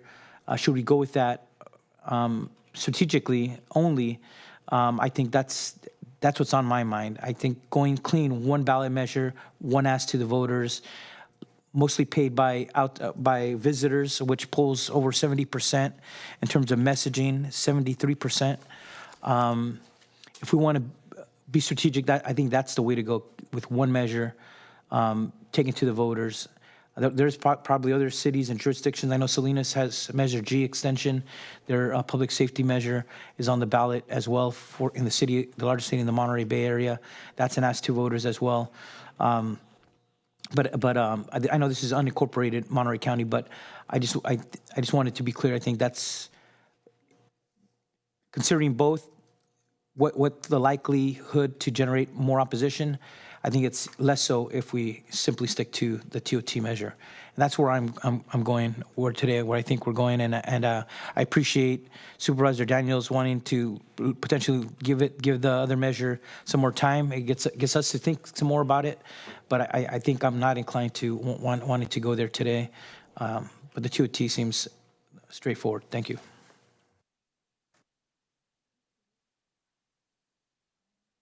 Yeah, today I'm still clearly in the same position on the TOT question, supporting, wanting to understand. Obviously, the devil's always in the details, what that lock looks like that we're talking about for industry. I'm supportive of that. I just want to have that conversation sooner rather than later, but largely in support of that. To the question of the TOT, not the TOT, I'm sorry, the transfer tax, I'm comfortable taking another week, but probably not much more than that, given what we're looking at in terms of the realities that every tax within Monterey County on last week failed. And so if we're going to do work around that, we need to really understand what sort of hill we're climbing, and I think the data helps, but understanding where the votes are and how to tell the story for this is going to be really important. And so for us to understand what we're talking about sooner rather than later is important. So I'm comfortable with a 1 week hold on that so we can have a more robust conversation and understand from the partners that need to be at the table to see that pass where they stand. So at this point, supportive of the first, wanting to know devil's in the details, what are those details, and number two, I'm good with the 1 week hold. And if I can interject on the details, with regard to the TOT, it originally passed as a general tax. And what would be before the voters is another increase to that general tax. So it can't improperly be earmarked or locked in. Each year, the board needs to look at that revenue and decide where it's going to go. So I wasn't sure what I was hearing, but I just wanted to make that clear for the record. Unless that's included in the measure itself. You can't. That you would have to amend the original and need 66% again? Yeah, it would need to become a special tax. Okay. But that isn't what we've looked at so far. All right. So far have just been looking at an increase to the existing general. I don't see how it's feasible to get any kind of a tax measure passed on a 2/3 vote anywhere around. I mean, we're seeing they're not even, everything's failing. The North County Recreational District had one that they, a couple of years ago that they put out, and they got 57% approval, and they should have made it a general tax because it would have brought them the money they needed in for their regular maintenance, but they had put it down specifically for some basic purposes, and it didn't get 2/3. We're not going to get 2/3. I mean, as already been brought up, all these tax measures have failed over the last election. I don't see everything's going to change on that. So I think, it's just not realistic onto that. I have some real concerns also about putting two items on as well, because I think it's going to lead to opposition to both of them at this point. And although I think the TOT would probably still pass at that point, I think by putting two on there, it's going to lower the percentages for both, and the one on the transfer tax is already just at almost a coin flip as it stands. So board wants to continue to discuss that and look at it. I'm fine with that, but I just personally, I really think that politically the best thing to do is go ahead with one. And I'm glad to see the TOT is back. I argued for it 2 years ago for an increase in that because we do have some lower rates. Also had discussions at that time with hospitality about having, Monterey, about having a long-term funding process, but we need that for all the DSA. So obviously we do it for one, we do it for all. I mean, that's just the way we've got to do it fairly out of that. And but I do hope that there'll be with a long-term funding, there'll be some increasing emphasis over here onto the valley, into North County, into Salinas, because that's really where the growth for visitors coming into this county are going to go, and there's just a lot that's untapped over on this side, and I think that's what will happen. I think there's already efforts being put into that, but with the long-term funding, I think it's going to be a lot easier. Let's see.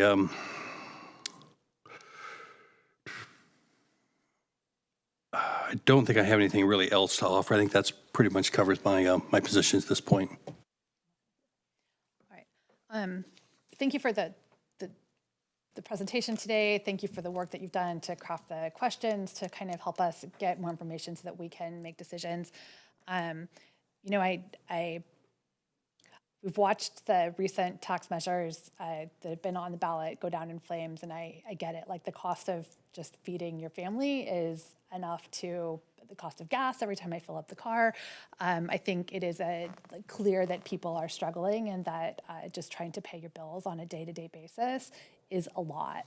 So we see that, we hear that, we experience that, and I think this data tells us, sort of validates some of that. It was just a few years ago that we pulled MPUSD, the school district in Monterey, pulled 80%, close to 80% on a housing bond, which later then passed with strong support from the community, and they've got 60 units already open for teachers and school district employees, and it is helping them stabilize the workforce that's necessary to keep our schools operating. And so as we talk about the need for revenue, it's also very clear just in the budget that we're developing and getting ready to approve. If we didn't have the AA funds that the voters approved last November, we wouldn't have animal service technicians. We wouldn't have deputies funded. We wouldn't have a lot of the essential services that we need in order to keep the county delivering services that the community expects available to us. So that measure was really run by local labor, and because of that, we are able to close our budget gaps that would have otherwise been pretty gaping, even larger this year than they are. So I think the other message that I get from these poll results is that, we talk about needing more funding for local government, but it's not always clear to the public what that looks like or how that translates into their day-to-day lives. The potholes being filled, a deputy responding when you call for them, and then on this broader issue of, do we have housing that our workforce can afford, so that there's somebody who's at the gas station, so that there's a teacher in the school, so that there's a nurse at the hospital, all of these essential service workers, so that we have workers who can afford to live here and work in hospitality. The housing piece is connected to all of that. And so I think there's some education that we still need to do about what the role of government is and how we're using public tax dollars.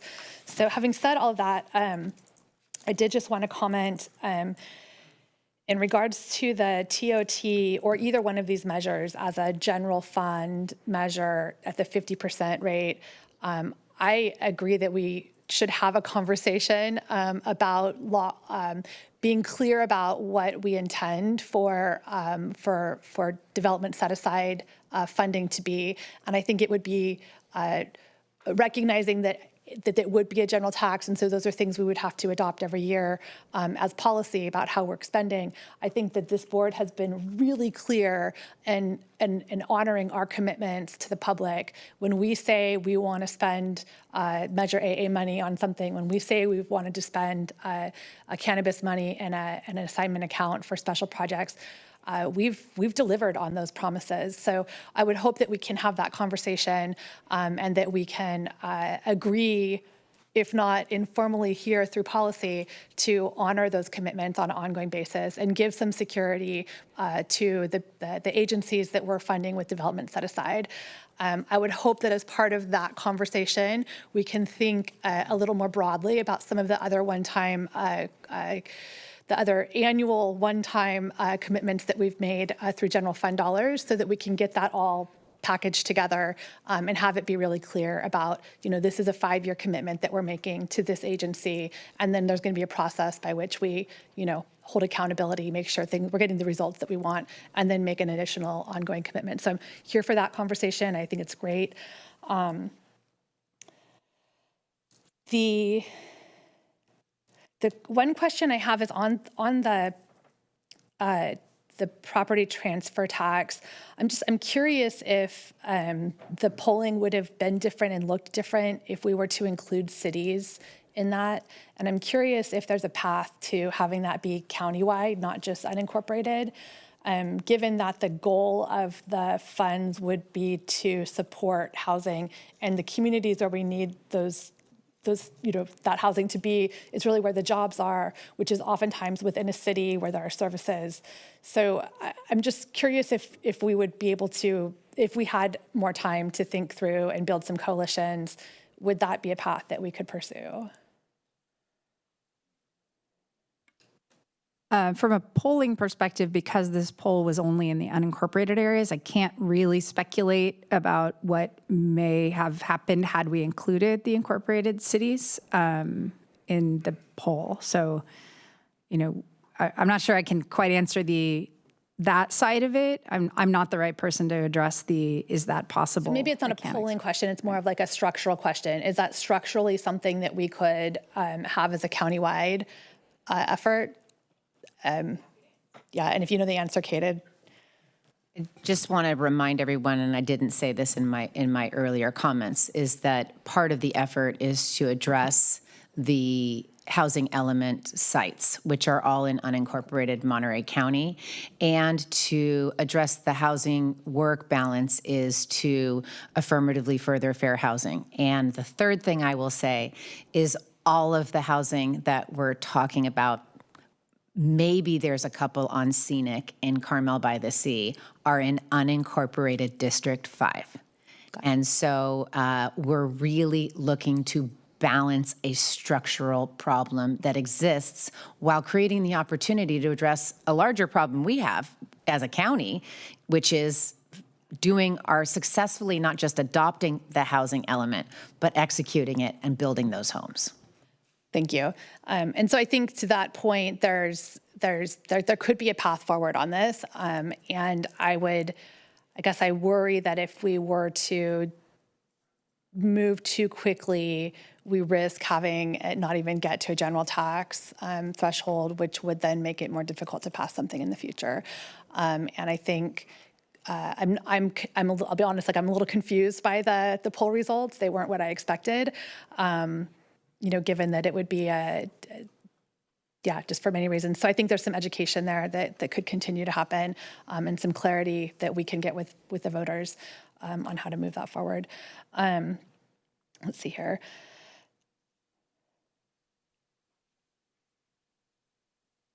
Yeah, so I guess I'm at the point where I'm hearing support, and we're happy to take a motion if there's a motion to be made. And I'll pass the floor to you. Yeah, I want to just, if I would like to really request from my colleagues that we give it the week or whatever it is to allow for the key partners that I think if we had them on board, this would pass. And the reason that I will be asking them to consider this is I do not think it's unlikely that there wouldn't be a citizens initiative in 2028. And so this would be the county's opportunity. And if the county wants to do this in the way that we have carefully designed and developed, then this would be the time versus a competing initiative in 2028. I'll be up for re-election in 2028. I'm not sure I'm going to be available for a massive initiative like this. And so I really think that the time would be now, and the time would be now if you want to be at the table on this county's proposal. But like I said, I'm not going to move it forward if we don't have that very clear support. So I would suggest that I'm not sure if there's an opportunity for it to come back, or if we're just asking for those interested parties to send us a letter. That's another option, but we need to hear from you, and we need to know where you stand, and the level of support I'm talking about is being in the support column when this is on a ballot. Like we're not going to do this if we don't. We did see from the polling that with negative messaging, the support goes down. With positive messaging, the support goes up. So I didn't know, Tom, if you wanted to answer some of those questions that were asked. In particular, I was looking for some of the things that did poll well on the real estate property transfer tax, some thoughts about two competing measures. I will say one of the measures was in my district in the city of Monterey that folks referenced, and there was no campaign in support. The yard signs literally arrived on Friday of last week, and it lost by 150 points. So it wasn't a landslide, and that's not what I'm offering to the county in terms of actually running a campaign in support of the transfer tax. And so, Tom, I didn't know if you had anything to add. And just hold on. So if you're making a motion to... I'm not making a motion yet. Okay. I just wanted to get the opportunity to have our questions answered. Then I'm happy to make the motion. Thank you. I mean, these are all good questions. I think the first thing I would sort of share that everyone seems to have noted is that Tuesday of last week was not a wonderful day, not just in Monterey County, but statewide for tax measures. I mean, just sort of putting that into the record. That's not to say that many didn't pass, but it was a difficult day. It was particularly difficult for any tax measures that faced opposition. That's the piece I think that was really noteworthy, right? And while we tested the impact of opposition in both measures here, I think in many, many places, opposition had even more impact than maybe their polling had suggested. So that's like one thing I want to put out there. With respect to, sort of some of the elements that polled well as we sort of tried to unpack the real property transfer tax, Sarah, do you want to just jump in and reiterate some of those? And those, I mean, I think there's a lot of learning there, and it's worth sharing with this board. Sure.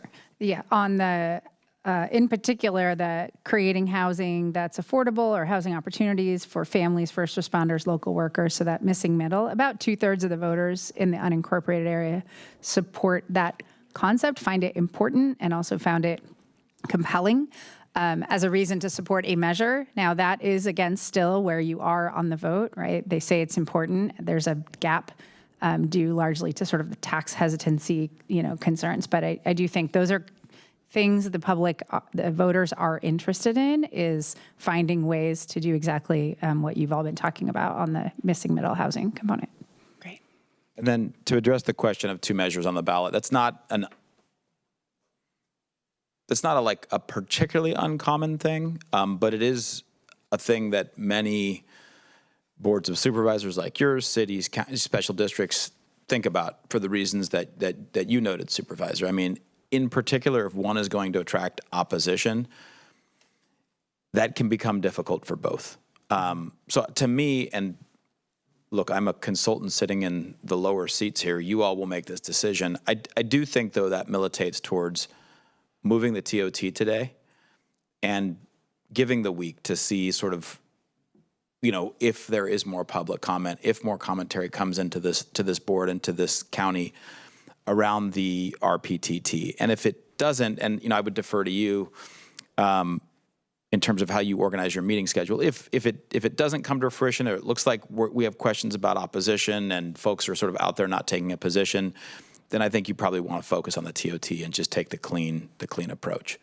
That's my particular sort of suggestion, but that's for you all to deliberate.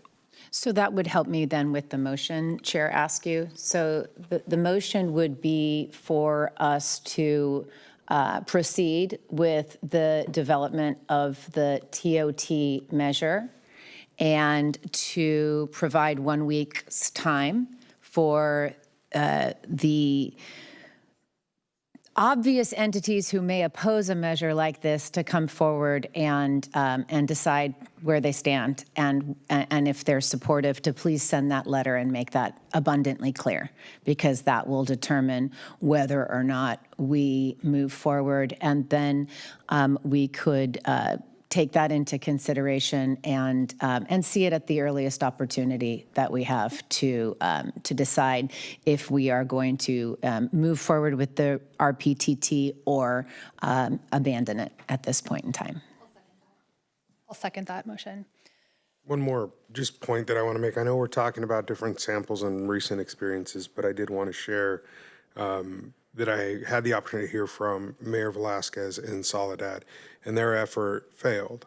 And it did fail after a true effort. Yeah. I mean, they had firefighters out on the street, they had materials put together, they hit every door, they did the work, and yet they continue to hear the feeling of burden of over taxation given the pressures of the economy in this moment on our community. So just as one additional point as we continue to have this conversation that I wanted to put out there, given her request to make sure that that was understood as we had our conversation today. Turnout was also incredibly low. It always is. If I could hop in, I didn't take my chance earlier when I should have. I don't know definitively on whether you could apply the transfer tax in cities. I think the answer is no, because the cities have that authority.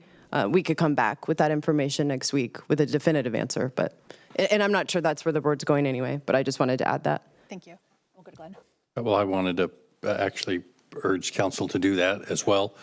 But I think, when you're looking at the results on taxes on this election in June, and Supervisor Daniels kind of touched on that, the turnout was low. It's 25%. It's 25% in the non-presidential year primary. It's a different type of electorate than then the 70% you're going to have in a presidential year, or even a 50% in a presidential year primary, is at 70% in the general, and or we're probably going to have 50 or 60% here for this gubernatorial election. So I think if you had to pick those four elections, the worst election to put things on a ballot is the one last June, because the turnout is down, and I don't know why those entities all did that on that time instead of waiting until June, but that was their choice, and we're not making that mistake, fortunately. All right, we have a motion. Is there any additional discussion? And our staff is clear on the motion. Yep, okay. All right, all in favor? Aye. All right, passes unanimously. And thank you to all those, and hopefully our messages that were shared on the dais get communicated loud and clear. We will, I believe, have this item agendized next week. For next week. So that agenda comes out. We'll have the second item as a follow-up, and we'll have an opportunity to make a final decision at that time. Thank you. And Michael. Sorry, Chair. Thank you. Just for clarification, so staff will start working with County Council on the TOT tax measure, start working on the ballot measure language and the ordinance required, and come back to the board on July 7th with that package. We will also come back to the board next Tuesday with the discussion on the property transfer tax component. With this item here, we are also requesting item C, which is approval of the budget resolution, so we can continue our work with our consultants on the next phase of the TOT. So we'd be requesting of the board to also approve the budget resolution, which is attached. So moved.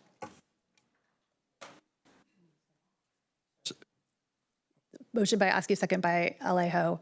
This is for the budget request to increase appropriations by $30,000 to support consultant services required for pre-ballot feasibility analysis and public engagement. All in favor? Aye. Aye. All right, none opposed. All right, thank you. Approved. Thanks, Michael. Okay, with that, we're going to move on to item number 11, which is a water allocation board policy.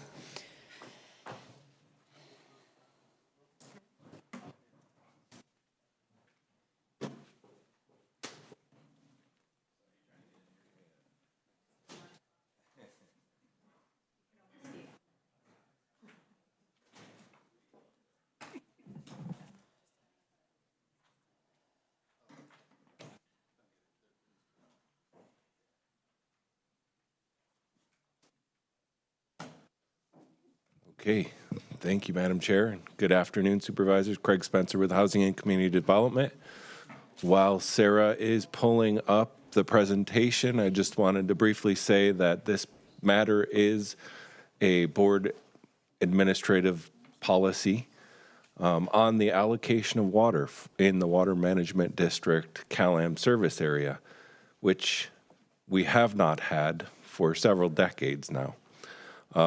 There has been limited water availability within the district, and only the special sources that are recognized in a cease and desist order against CalAm from the State Water Board have been allowed to move forward. Those often come with a high price tag for that water to be purchased from those recognized sources. We now have an allocation from Water Management District through the Pure Water Monterey expansion project. And we have recognized that there is not a policy in place. So we brought the matter to the Planning Commission and bringing it to the board today.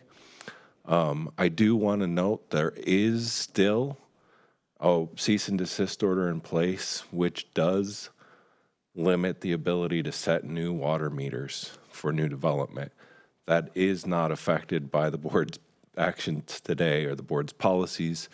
As far as we know, Water Management District has applied to the state to modify the cease and desist order, but there is when and if that will occur is unknown at this point. So that is still going to be something that limits the ability to establish new meters and build new housing moving forward unless the State Water Board modifies their orders. But we will be prepared to allocate water, or I guess release water, from the county's allocation as we move forward, and Sarah will go over that in more detail. Thank you, Craig. All right. Thank you, members of the Board of Supervisors, Chair Rudascu, Sarah Weichel, Principal Planner, and I'll try not to be on the mic too much. And staff is here today to discuss the proposed water allocation policy to be included in the board manual. The request in action today is that it is recommended that the Board of Supervisors find the adoption of the water allocation policy exempt from further CEQA review pursuant to Section 15061B3 of the state CEQA guidelines and adopt a resolution to approve the water allocation policy for areas of unincorporated Monterey County served by the Monterey Peninsula Water Management District, and to shorten, I'll just say the district throughout the remainder of the presentation. And the specific attachments that would be adopted are Attachment C, which is the clean board policy, and Attachment E, which is the resolution. Staff presentation will give a brief overview of the following topics: some background on water allocation in unincorporated Monterey County, public engagement that was completed to date, some key components of the policy, Planning Commission feedback that was received in May, and then again, staff's recommendation. So as Director Spencer noted, he talked a little bit about some background related to water. The district ultimately utilizes water allocations to manage water supplies within its district boundaries. The district boundaries include incorporated cities along the Monterey Peninsula, Carmel by the Sea, Delray Oaks, Monterey PG, Seaside, Sand City, and portions of unincorporated Monterey County, predominantly Pebble Beach, Carmel, and Carmel Valley. And just to give some quick orientation, the light pink is the full extent of the Monterey Peninsula District boundary area. The focus of the policy is this light blue hashing, which is the CalAm water service area. So why a water allocation policy? So the county early last year was allocated additional water from the district, approximately 72 acre feet. Historically, the county's past practice has been a first come, first served basis where projects would request water and be granted them as part of, and granted water at the time of construction permit through filling out of a water form and obtaining water credits from the district. However, there's been a lot of changes recently in both the kind of policy, state policy that HCD and the county are operating in. Specifically, there's been some changes in state housing law, and as part of the county's housing element update, that prioritization of water is necessary, as well as wastewater services for affordable housing projects and growth.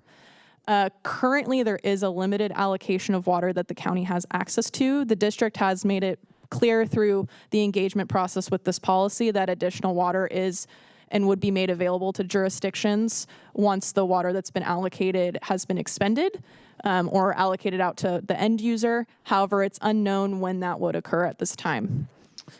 And lastly, there's been ultimately a lack of formal process and procedures to prioritize the allocation of water to uses and development that furthers the county's goals. And so as Director Spencer noted, staff did go to the Planning Commission and conducted a workshop in November, where ultimately the direction was provided to staff to develop an allocation policy. One of the benefits from staff's perspective of doing a board policy is it is relatively easy from a policy perspective to come and make changes as needed or review the policy more regularly, depending on the information that is obtained once we start allocating water and tracking where the water is going. Some additional workshops to refine the policy development process were held with the Planning Commission in April and May. Outside of the Planning Commission process, staff did meet with housing developers in March to get some input and insight on how the water policy interfaces with local housing development. The policy was also made available for public comment in early April for 2 weeks. And lastly, staff has been having receiving ongoing comments from members of the public throughout the policy development process that have helped inform the final policy before you today. And all this public engagement, in addition to a more detailed discussion, can be found in Attachment B. So some key components of the water policy are, there's kind of 4 main use categories. So there is a detailed background discussion in the policy that delineates some of the past practice that the county has done as it relates to allocating water. Ultimately, there were, I believe from like the late 90s into the early 2000s, again, we had HCD and Water Resources Agency had lots of projects come in requesting water, and not all of those obtained water. So there is a water wait list of approved projects. That's Attachment A, and that allocation would come off the top of the 72 plus 10 acre feet. And I have a slide that has a diagram that can help explain this better. So anyway, that would come off the top. There's also a housing growth category, which is a bulk of the remaining balance, and there's qualifying criteria that need to be met. This category is predominantly focused on accommodating housing projects that help further the county's RENA goals through and on opportunity sites and affordable housing overlays. Certain density criteria and affordability requirements would be required to be met to pull water from this bucket of allocation, or this use category, excuse me. ADUs and JDUs that meet certain water usage maximums are also covered, as well as single-family dwellings on vacant lots of record that meet certain fixture maximums, or usage maximums, excuse me. The next category would be first come, first serve. So this is somewhat of a catch-all category for remaining uses. With single-family dwellings on any lot in the county or remodels would be subject to a usage maximum. And then lastly, there's a smaller percentage that would be held in a strategic reserve, which would be at the Board of Supervisors' discretion to allocate. And so here's the table. So as I mentioned, there's approximately a little over 82 acre feet. There was about 10 acre feet prior to the 72 acre feet that was allocated early last year. And so as noted in Attachment A, approximately 19 acre feet would be dedicated to projects on the HCD approved water wait list. And then you have approximately 52 acre feet that would be for planned housing growth, then about 9.5 for first come, first serve, and about 3 acre feet for the strategic reserve category. Other components of the policy, so there is a procedure section which outlines how projects would be requesting water, reserving it, and then ultimately being allocated the water. And it changes a little bit depending on if you're a ministerial or a construction building permit versus if a land use entitlement is required. One of the key changes that came in this most recent iteration of the policy in response to both comment and Planning Commission direction was to allow for water to be reserved as part of the completion determination process by HCD staff. This allows for a little more certainty related to the access and availability of water, which when talking with housing developers, community members, having that certainty earlier in the development process can assist with financing and getting projects built. And so What staff tried to do in this updated version and is recommending is allowing for that reservation of water to be available for projects, but also having some time limits to ensure that applicants are making their due diligence and working in good faith with county staff on moving closer to being able to construct the project. There's also a separate time limits discussion on the amount of time projects can hold and retain water, because one of the other things we were hearing is, you know, we've seen certain projects and they've had water for 10 years, and we really want to avoid that and make sure, again, that housing and other projects, commercial, that those are moving diligently forward in the process. And then lastly, there's some discussion in the procedures section on review of the policy and allowing HCD staff to work in conjunction with the board to, as we're starting to collect data and providing information available to the public on water usage, if there's tweaks and changes that need to be made to the policy, that there's that ability to do so.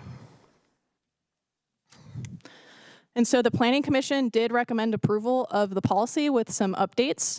So Attachment C, again, is that clean version. Attachment D is in red line, which has some comments from staff of where key changes were made. In summary, again, the updates were really made to clarify that projects could reserve water, that certain types of projects, residential projects, meet water usage maximums, which is acre feet of water per year. Include some additional discussion on water allocations for emergency situations. So under the first come, first serve category, for example, if there's a single family home that's in a rural area and has a demonstrated need for additional water, that's possible. And then lastly, to include some revisions in the policy to make clarifying edits, clean up some formatting as requested by the Planning Commission in the district.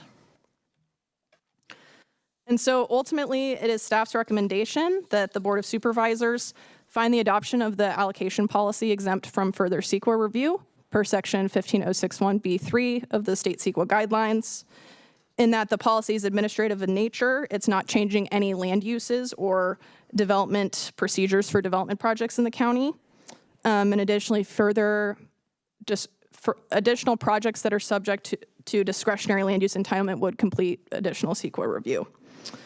And adopt a resolution to approve the water allocation policy for areas of unincorporated Monterey County served by the district.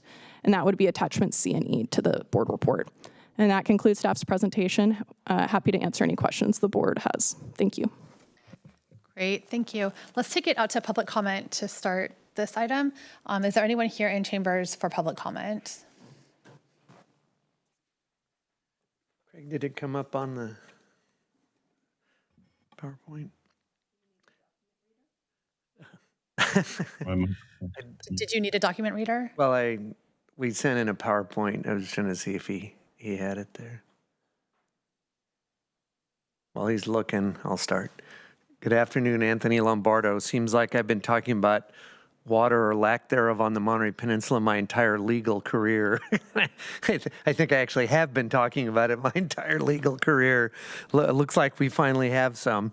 So thanks to Craig and staff for spending a lot of time with not only the Planning Commission and others, but also the affected community, people who are in the housing development and construction business, in terms of working through a process that will hopefully be functional for getting water out to new projects once we can do that. As staff mentioned, we're given 72 acre feet by the district. You had about 10 acre feet remaining. There we go. Is there a clicker for me, or are you good? Next. Yeah, so some of that 10 has been reserved for projects that are approved and still have entitlements that they can exercise. Next slide, please, Craig. So the only real sticky issue I think that's left is the proposal that a single-family dwelling only be given a 1/4 of 1 acre foot allocation. It feels a little more like social engineering than water policy, and the problem is it's not a realistic amount of water. The September Ranch project from Supervisor Daniels' district was a little controversial over about a 20-year entitlement process, and we did 3 environmental impact reports, one of which spent a lot of time talking about water demand in areas not only of Carmel Valley, but other areas of the county.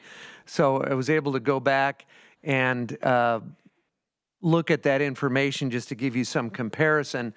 For example, the September NGIR, the market rate project homes were 0.5 acre feet. The inclusionary, which I believe Supervisor Daniels may be familiar with the design, is quite compact, is 0.23, certainly not the size of a single family dwelling. And the EIR also looked at other areas of the county. North Monterey County, the average use reported there was 0.4 per unit. In this California Water Service area, which is the city of Salinas, 0.38, and then, of course, in California American service area, it varies wildly depending on the location and the size. Next slide, please, Craig. Here's an example of a house I just got approved by the Planning Commission in the Carmel Highlands. The lot is everything you see there in the upper right. The house is a little black box, which for scale you'll see next to the driveway. It's not a very large house. It has a kitchen, it has 2.5 baths and a laundry room. That was 0.42 acre feet. So this isn't a McMansion, it isn't a castle. It's a modest size home in the Carmel Highlands. Next slide, Craig. It'll just take me a second. Thank you. We actually started a little bit late, so thank you. And you're welcome to provide the copy of the presentation. Thank you. Is there any other public comment in chambers?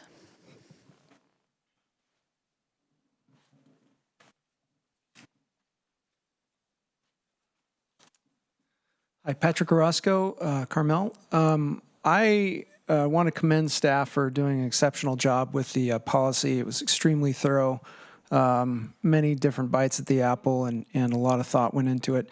One recommendation of early meetings was dropped at one point in the policy, and that was essentially to not put all your eggs in any one basket, essentially to provide a cap on a per project basis, so that the amount of water that is available in total essentially gets spread out to a reasonable level. Early in the process, there was a version of the policy that recommended a cap of 15 acre feet on a per project basis. And as to that 20.25 limit, that's a considerable number of units in a relatively large project. I would encourage you to consider readopting that 15 acre feet cap so that you don't end up with a situation where any one project basically uses up all of your resources in one fell swoop. Thank you.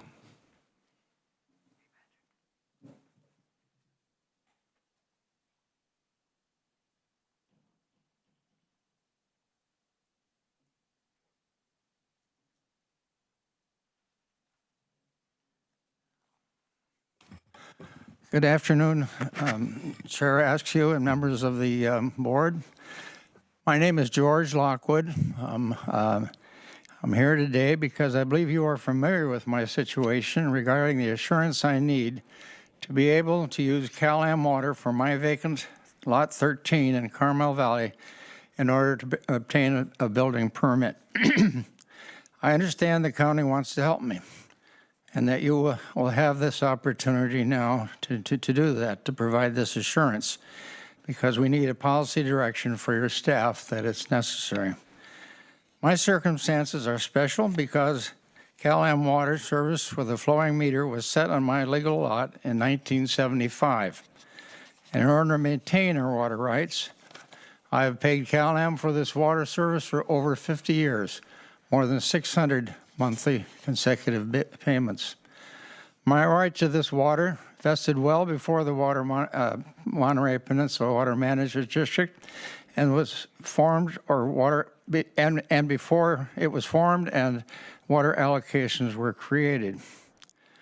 I'm now 91 years old with significant health issues, and my wife is 89 with advancing Alzheimer's disease.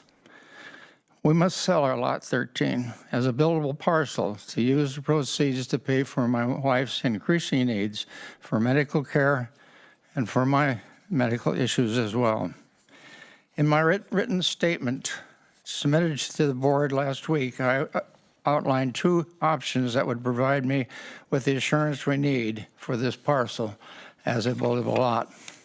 I've run out of time, and I'll say that there are 2 options you have, and I will say that either one of these options would be satisfactory for the assurance I need to sell my parcel. My lot 13 is a housing unit waiting to be built upon. Thank you very much. Thank you. Is there anyone else in chambers for public comment on this item? All right, we're going to go online. There's a hand raised, Jeffrey Greenberg.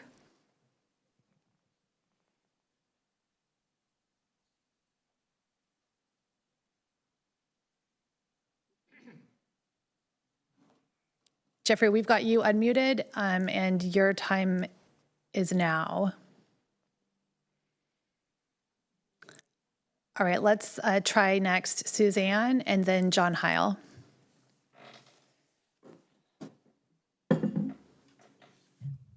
There we go. Am I unmuted? You are. We've got you loud and clear. Thanks. Terrific. Good afternoon, Chair Askew and all the other supervisors, and to the county planning. I appreciate how difficult this is to take in all the concerns and needs of your constituents. My reason for talking is, one, I'm a longtime property owner in the county, both residential and commercial. Not a lot of property, but enough that your decisions really impact me, and they impact housing. I have commercial office space I would like to convert to housing.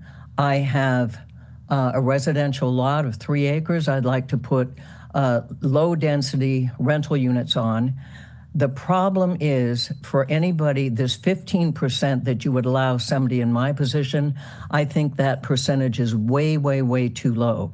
And I think that 80% that you would give large developers is more than it could be. And I suggest that you consider a sliding amount, perhaps a minimum of 40 to 45% for your large developers who would help with the housing element, and a minimum of 40% for local, smaller, I don't even like to consider myself a developer. I'm a property owner who is in a situation where I'd like to convert some property. But to go to planning and have, 1, a survey done, and 2, preliminary plans to show what that house would look like, where it would lie on the lot, you're talking $15,000 to get started. That's not a lot of money for a big developer. It's significant for somebody like myself. And I suspect we are the silent majority who has not even had plans taken to the county. And I hope that you will consider our issue and raise our allocation. Thank you. Thank you. We'll go next to John Heil and then to Jeffrey Greenberg. Thank you, Board. Thank you, Ms. Askew. My name is John Heil. I'm a resident of Carmel Valley, and I'm not in a position to develop property. But I am concerned that the planned housing growth at 80% really takes the bulk of this money and makes it available to larger development, not necessarily to the citizens, the voters, the people that need some of this water too. For instance, the 200 lots of record in Carmel Valley that have yet to get meters that would like to put a house in, as Mr. Lockwood just pointed out. I'm really concerned that the allocation as it's currently planned favors business development over people. And that's a position that we've seen this Board of Supervisors take before, and it's concerning. Our recommendation, or my recommendation, is to take a look at the planned housing growth and split it into 2 parts. One, which would be addressing RHNA, addressing workforce housing in the housing element sites. But the other would be for existing residents and property owners, their homes, their proposed ADUs or JADUs, their remodels, their additions, a restaurant that wants to add a small capacities, increase their capacity for profit.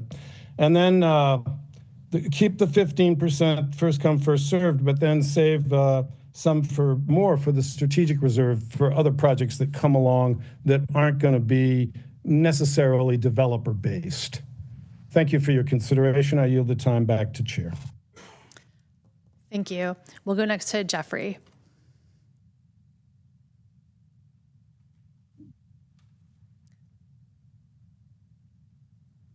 Right, you're muted again, Jeffrey. You'll have to unmute in order to speak. It's 9 on the phone. All right, we've got you now. Jeffrey, we've got you live.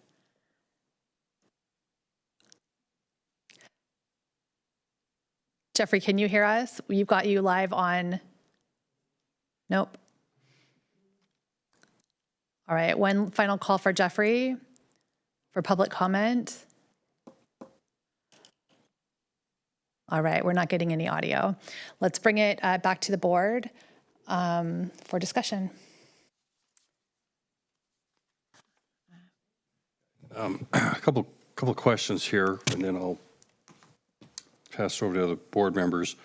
The 0.25 acre feet that Mr. Lombardo raised up, that seemed to be low. How did we come to that number? Why is it lower than others if those numbers are correct? And what is the percentage that's given to ADUs or JDUs? Okay, I'll start with the first question.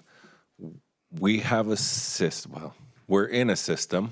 It's not our system. It's Water Management District system where water fixtures are counted. And that's by Water Management District rules equated to acre feet. So there is a residential water use permit application that an applicant fills out and says, this is how many toilets, sinks, kitchen sinks, dishwashers, washer machines, all of that. This is how many I'm proposing to have.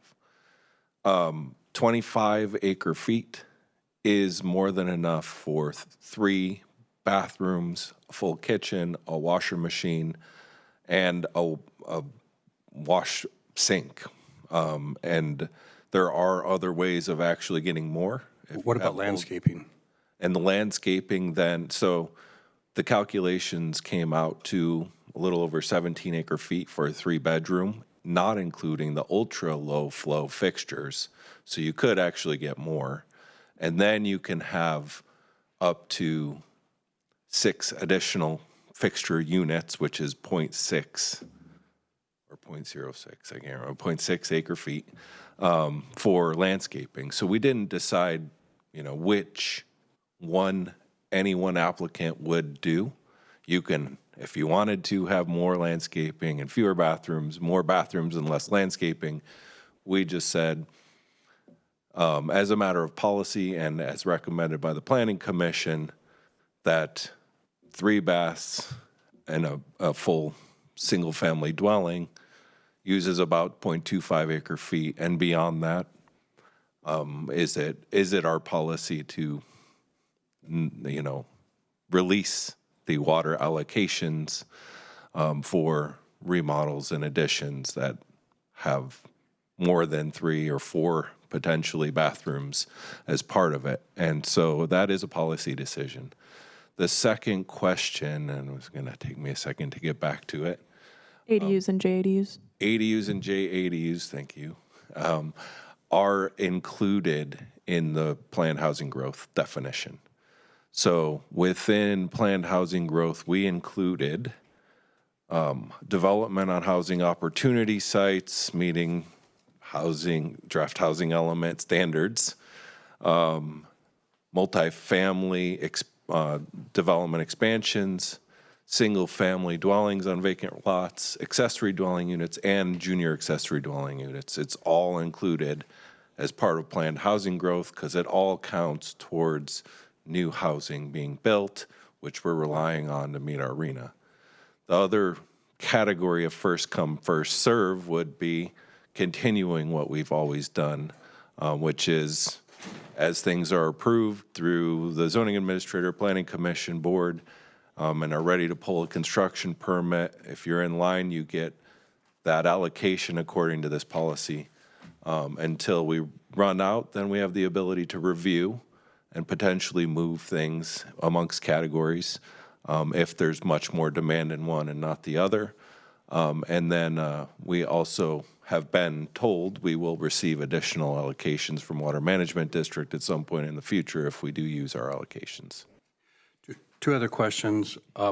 Why do we have a strategic reserve and for this? And second of all, why do we even have categories? Why not just have this out there, first come, first serve, and I, potentially with, as the other commenter, I think Mr. Orozco made about potential limits, which still, so one person can't come in and take up half or 2/3 or all of it. But why even have these categories? It seems like that just constrains at some point the options to build, because some category is going to get used up and then we have to reallocate. So why not just make it all out there? Yeah, so I mean, we did bring that as an option to the Planning Commission when we brought this discussion forward. That is what we have historically done. That without any policy in place, we could just recognize the HCD director and designees have the authority to approve the release of water at the time a building permit's ready to issue on a first come, first served basis. There wouldn't be any policies involved in, we would do our best to track, obviously, how much water's left in that. People would then try and get in the queue and get their pieces of that water for whatever purposes there are. And it wouldn't necessarily reflect a commitment to prioritizing water and sewer as is suggested or required by our housing element law.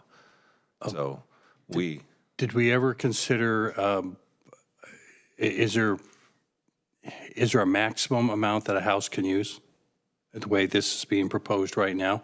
Yes. I mean, and what is that maximum? It's 0.25. It is 0.25, okay. 0.25 acre feet for a house, 0.12 acre feet for an ADU. So it's additive. The ADU doesn't need its own landscaping. It would be just included as part of the main house. And then JADU is the same, 0.12. Okay, all right, thanks for the clarification. Can I just chime in briefly on that as well, Supervisor Church? So part of the reason the Planning Commission did give the direction for the adoption and exploration of this policy with a little more structure is the draft housing element for, I think we had to do some analysis as part of the constraints analysis, and the area, I believe the Carmel Valley area is where a lot of our the county's opportunity sites are.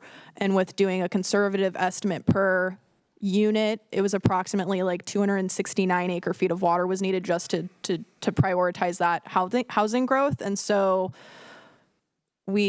staff went over kind of those numbers in addition to looking at the state law. And so the Planning Commission was like, well, sounds like there needs to be some sort of framework to both help implement the housing element as this is a program in there, is to develop policies in the county that areas of the county which is most of the county, where water is a constrained resource, of how staff is going to work with various district entities, utility providers on prioritizing water. And at the same time, too, the staff's initial process when we went to the Planning Commission in November was way more complex and convoluted than what is before you today. And we got very clear feedback of, yes, there should be some structure, but let's pull it back a bit, because at the end of the day, what staff has right now, the county has access to right now, is that 72 acre feet. It's really not a whole lot of water. And at the same time, going with the board policy will allow staff to work with the board more quickly and in real time to make the changes as needed, depending on how the use is the use of the water, how it's going. So ultimately, again, there is policy decisions to be made on, are these the right percentages? Staff think they are at this point, but again, open to feedback and direction from the board, but would strongly encourage there being some sort of structure in place. And it also takes a little bit of the challenges related to allocating the water, clearly designates the HCD director and the appointing authority in circumstances. And without having that, there's been situations in the past that have been challenging in terms of being able to allocate the water and just having it be clear on what that process is. So. And I remembered as Sarah was speaking, the strategic reserve is because we don't know a little bit, but also because we may have needs for the reuse of the Monterey courthouse, or the board may have some strategic objective they want.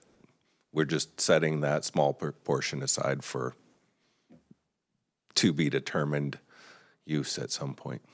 Great, thanks. We'll go to Supervisor Daniels. Thank you.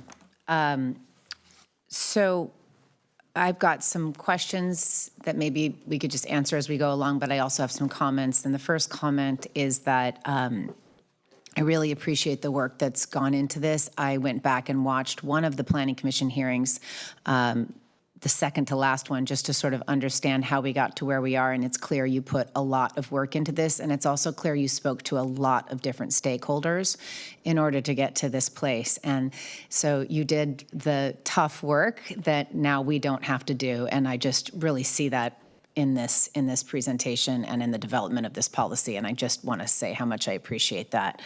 I want to understand better some of the things I heard in public comment, just to make sure I'm understanding the allocation categories correctly.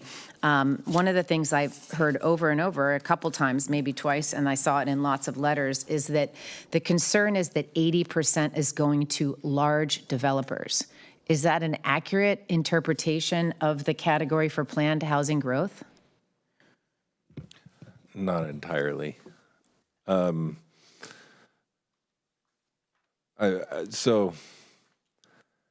don't know where the water exactly will go. Okay. We have an allocation and potential future additional allocations that we're just kind of putting into categories at this point in time, knowing we have this larger need for planned housing growth in the housing element. There are some large sites within that. There are some small sites. There are projects that will move forward that are big and may have big requests for water, and there are some that are small and may have small requests for water and may not be large developers. And then within the planned housing growth definition is also single-family dwellings on a vacant lot of record. If you have a lot of record, build on it. That's essentially infill. I mean, If you have a there's lots of vacant different lot of situations record, where though, don't vacant- you need a water meter? You do. So how many vacant lots of record have a water meter, besides Mr. Lockwood in the audience? Not many, if Yeah. any. Yeah, so that ultimately would need to be changed as part of the cease and desist order to really unlock housing development in that way, but we can allocate the water according to this policy to them. We could allocate this water according to this policy to someone who doesn't have a meter? Well, no.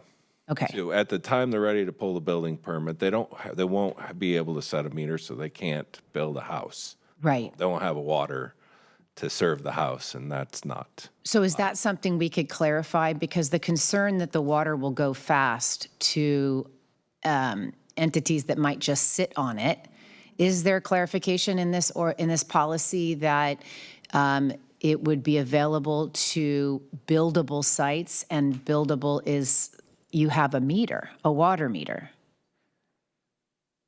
Because if you can't place a water meter, you can't accept the water. Right. So lots of different unique circumstances. If you have one of those select recognized water entitlements from Malpaso, Pebble Beach, you actually can set a meter.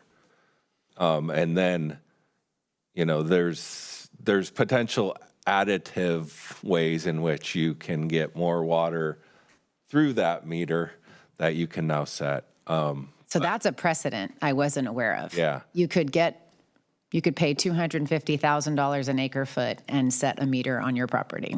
Yes. So that's the current status. Okay.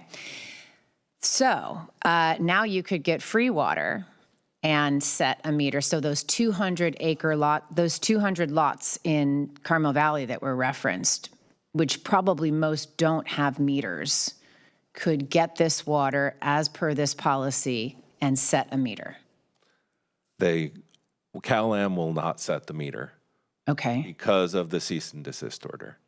Okay. So we wouldn't allocate them the water because they're not applying for the building permit only to not be able to build anything and sit on it. And eventually it will expire because we have time limits. So no, at this point in time, until the cease and desist order is lifted. But once and if and when it is, the policy will allow us to release the water to them as planned housing. If and when. So what I'm trying to do, though, is to drill down, Yes. like who actually will have access to this water and be able to get this water. So we've talked about ADUs and JADUs, although in unincorporated Monterey County, which is a portion of this district, and the cities, well, all of this district that we're talking about, all of this allocation, because the cities got their own allocation.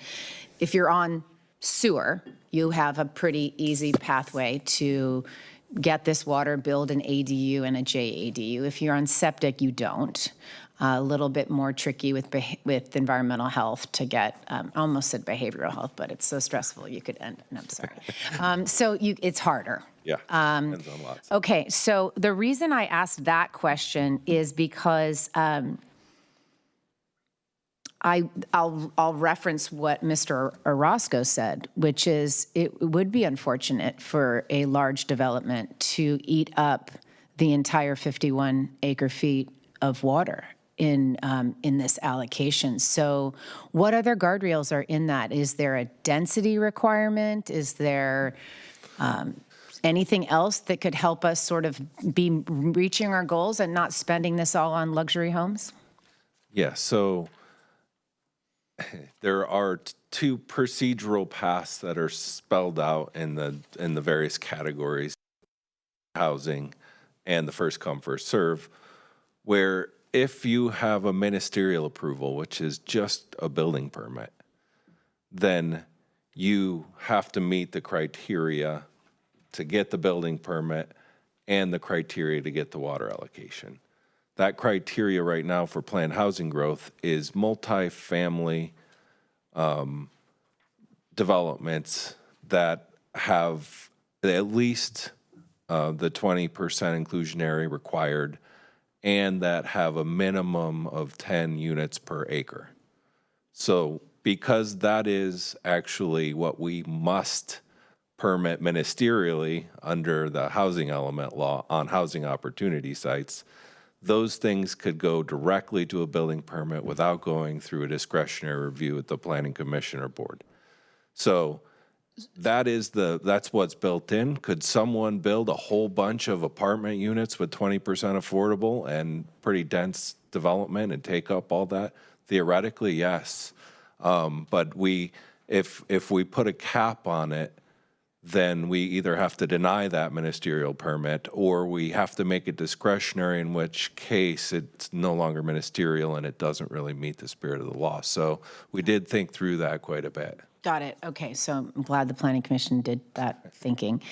In terms of the approved water wait list, am I reading it correct that there is only 2 projects on the mysterious water wait list that I've heard about for so many years? Yeah, I mean, so I will try and make this short, but there's a long history to it. Years ago, the Water Resources Agency was tracking all of this water for the county, and they were signing and releasing water permits. At some point in time, we got low or pretty much ran out of water, and we kept approving or processing permits to approval with knowing that there wasn't water yet, but putting them on a wait list at the end to say, your permit's approved, once water is available, you'll be in line to get your permit. That was probably late 90s, early 2000s. We stopped doing that mid, 00s, I think.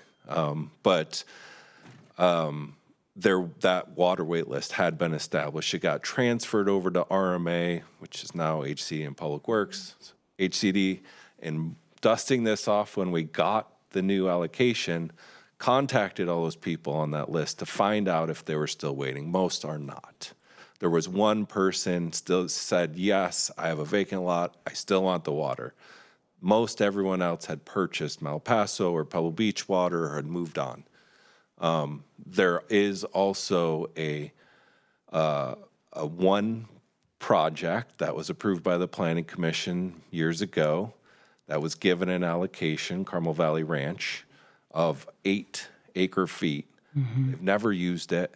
It hasn't expired. I think they have 2 years left before it expires, and they've just been sitting on that allocation. Then it's not available for everyone else. So that was part of the 10 acre feet Sarah referenced as what we had still credited to us from Water Management District that adds to the 72 acre feet we just got to create the 82 acre feet. So we have updated that list. It gets a little more complicated because Water Management District changed their rules last year or the year before to now include sub districts of CalAm that weren't previously included in this water fixture count practice. That includes the Bishop Ranch, Pasadena area, which was always subject to the Seaside Groundwater Basin adjudication. So we had made decisions on permits that are not yet built, that water existed under the adjudication, that Water Management District is now saying we need to provide water credits for under their changed rules. So that's what makes up the water wait list at this point, is who was approved a long time ago and has been given an allocation in the past, and what was approved that now needs the allocation that we didn't know was needed when it was approved. So it's just this 3.47 for the APN that's listed first, and then it's the Carmel Valley Ranch 8.807. And That's then it. McIntosh is included in that. The McIntosh multifamily apartment buildings off York Road. And how many acre feet is that? 9.89. So it is on Oh, attachment. McIntosh is on the list. Yeah, it's a 9.89. little, we can clean Got this it. up and get No, it no, on no, our that's website, fine. The only new ones for me are the 9.89. I mean, the fact that the 8.87 we were already aware of was in the county's allocation and it was just unused. So that brings me to my question about the public comment from Mr. Lockwood, because I've tried very hard to find out if there is anyone else in his situation. And what I would like to do is remedy that situation today and invite anybody who has their check stubs from the last 50 years that have also been paying on a meter with the expectation that there's water to come forward. I don't think anybody else exists. And so if there is a way for us to allow for that situation to be remedied at the 0.25, that's something I'd like to accomplish with my colleagues' support. So we'll just find out how we can do that today. And lastly, I do want to be clear that water savings devices and the cost of water on the Monterey Peninsula have caused folks to significantly reduce the amount of water a single-family home uses. Can you get by on 0.25 acre feet? I don't know, but it's not the 0.5 acre feet that it used to be by any stretch. And so I think that part of the policy is fine, but I do, I'll let my colleagues talk, but I do have a little angst about, this going to the large developments, but I heard you loud and clear. And I will just say, in terms of the calls that I've gotten over all the years, it's waiting on that extra bathroom and being able to build that ADU. Most of the legal lots of record don't have a meter, and most of the large developments, it would be an intensification of use that also requires a modification of the cease and desist order to move forward. So the hope is that there's more water And this is just the first, and the district has said when we're done with this allocation, there'll be more. So for now, I'm comfortable with the way it's drafted today. Thank you. Thanks, Supervisor Alejo or Lopez. Any additional comments? Yeah, I just think I would be remiss if I didn't go on the record and just maintain my concern about the source of water. I know that that's not what we're deciding today. I get that this is a policy question, and largely I'm supportive of the policy as it's the matter and concerning Mr. Lockwood. I agree. Let's find a way to remedy it in this. But big picture, just understanding that the source water is mixed and complicated and dependent on not a permanent source, but a source that a good percentage of which is born in the Salinas Valley concerns me. And I just don't, as we make these decisions, understanding that we're going to be building permanent structures in places where long-term that water is not guaranteed concerns me. But again, I understand it's a separate issue, but if I didn't say it on the record, I wouldn't feel right, knowing that that's a consistent line that I've called out as a demarcation for the communities I represent. Given where we sit today, I'd love to see Mr. Lockwood's issue put to rest and see us move forward with a policy that prioritizes really the housing that we know the community needs. I don't want it to turn into speculation and a place that people say, now this has water tied to it, it's worth a lot more, turn around and sell it. That's not what we're looking for. I'm looking for folks that can build and put sticks in the ground and put people in rooms with real roofs over their heads. And so I'm hoping that regardless of where this policy ends up, I think at the end I see a lot of discretion within it for staff, specifically for you, Mr. Spencer. And I think that is an important thing to remember. We have a lot of faith in you, a lot of faith in the department and the folks that build these policies, but at the end of the day, discretion is a key component. And I just hope that there's a clear expectation of what our hope is, and that is a desire to see housing built for people who live and work on the Monterey Peninsula today. Great, and I was just going to agree with everything Supervisor Lopez said. A lot of my questions have been asked and answered, but I did want to just be clear. I think some of the concerns raised today by the public in making sure that 80% captured many of the things you already addressed. It does include the ADUs, the JADUs, larger developments, but also the mid and smaller size developments, correct? Correct. Great. So that makes me comfortable. So I want to thank you and your team for bringing this forward. The only two questions that haven't been asked or just clarified upon, could you go over the time limit? What does that mean? You get these water rights, and I think the memo said you get it for 2 years, but there's an extension allowed. But it's a finite amount of time. They can't just keep getting extending, and then that water not being put to good use to build the needed housing. Correct. So typically our discretionary permits, unless it's otherwise spelled out in the resolution when the Planning Commission makes a decision, is 2 years. And so you have the 2 years. We do have procedures for amendments or extensions, but the totality of the approved use permit, for example, and any extensions is 5 years. Now, when we went to the Planning Commission, we did add a little bit of information in here and some discretion for affordable housing projects specifically, because we know the financing for that can take extended periods of time, and that would allow for some discretion from HCD Director Spencer upon written receipt to allow for anything outside of the 5 years. But for most projects, it's going to be 5, and then if they don't make the movement, it goes back into the allocation and can be allocated to other projects. Right. Thank you for that. Our Eden Housing project in the city limits of Salinas and Watsonville has been 5 years already, and we're having a meeting hopefully to get an update where that's at, because those projects do take a lot of time to get the financing together. Last question was just on the 5% retained as a strategic reserve. Could you elaborate on that? Because the memo kind of gives that it may be intended or could be used for some priorities from the Board of Supervisors for public good. Yeah, so ultimately the strategic reserve category, there's specific findings that would need to be made by the board in order to allocate that water. So I think there was 3 that ended up in the policy, yes, and I can just high level summarize them. So noting that the project has been designed to maximize the amount of, or minimize is a key term, the amount of water needed, that the project complies with the county's adopted policies and regulations, and the project will provide affordable housing, create new jobs, or has a public benefit.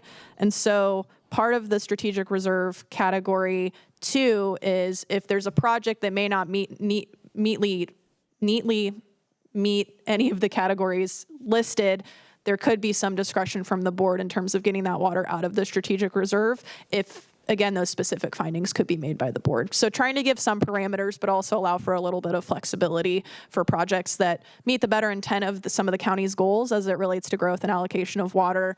That decision could be made by the board. Great. Thank you for that balance. One last comment, just out of curiosity.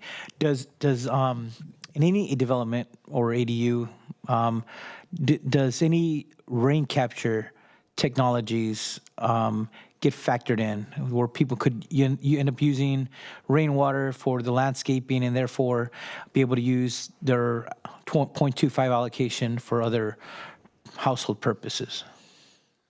Yeah, so a lot of this is baked into the Monterey Peninsula Water Management District rules.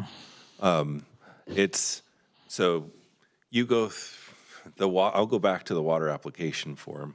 You go through and you say, I have 2 wash bins, 3 toilets, 4 showers, whatever the number is. There's a multiplier involved.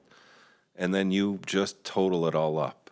There's the ability to get a negative, half an acre or half a fixture count.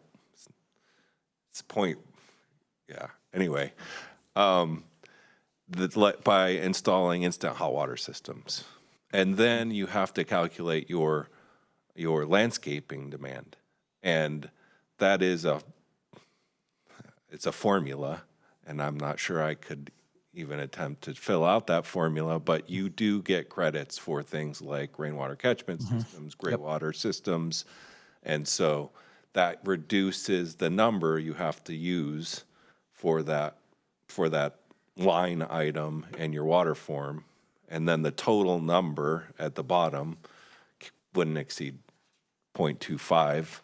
Even if you didn't do the rainwater catchment, gray water, or the instant hot water, you still could have 3 bathrooms without even using the ultra low flow fixtures. Under the counts that we've come up with, you would be somewhat limited in terms of how much landscaping you have, because landscaping can be much more than 0.6, depending on how you set it up. Thank you for that. Just good to know that there's a place for those technologies to be factored in. Thank you. All right, thanks for the robust discussion, everyone, and a lot of great questions.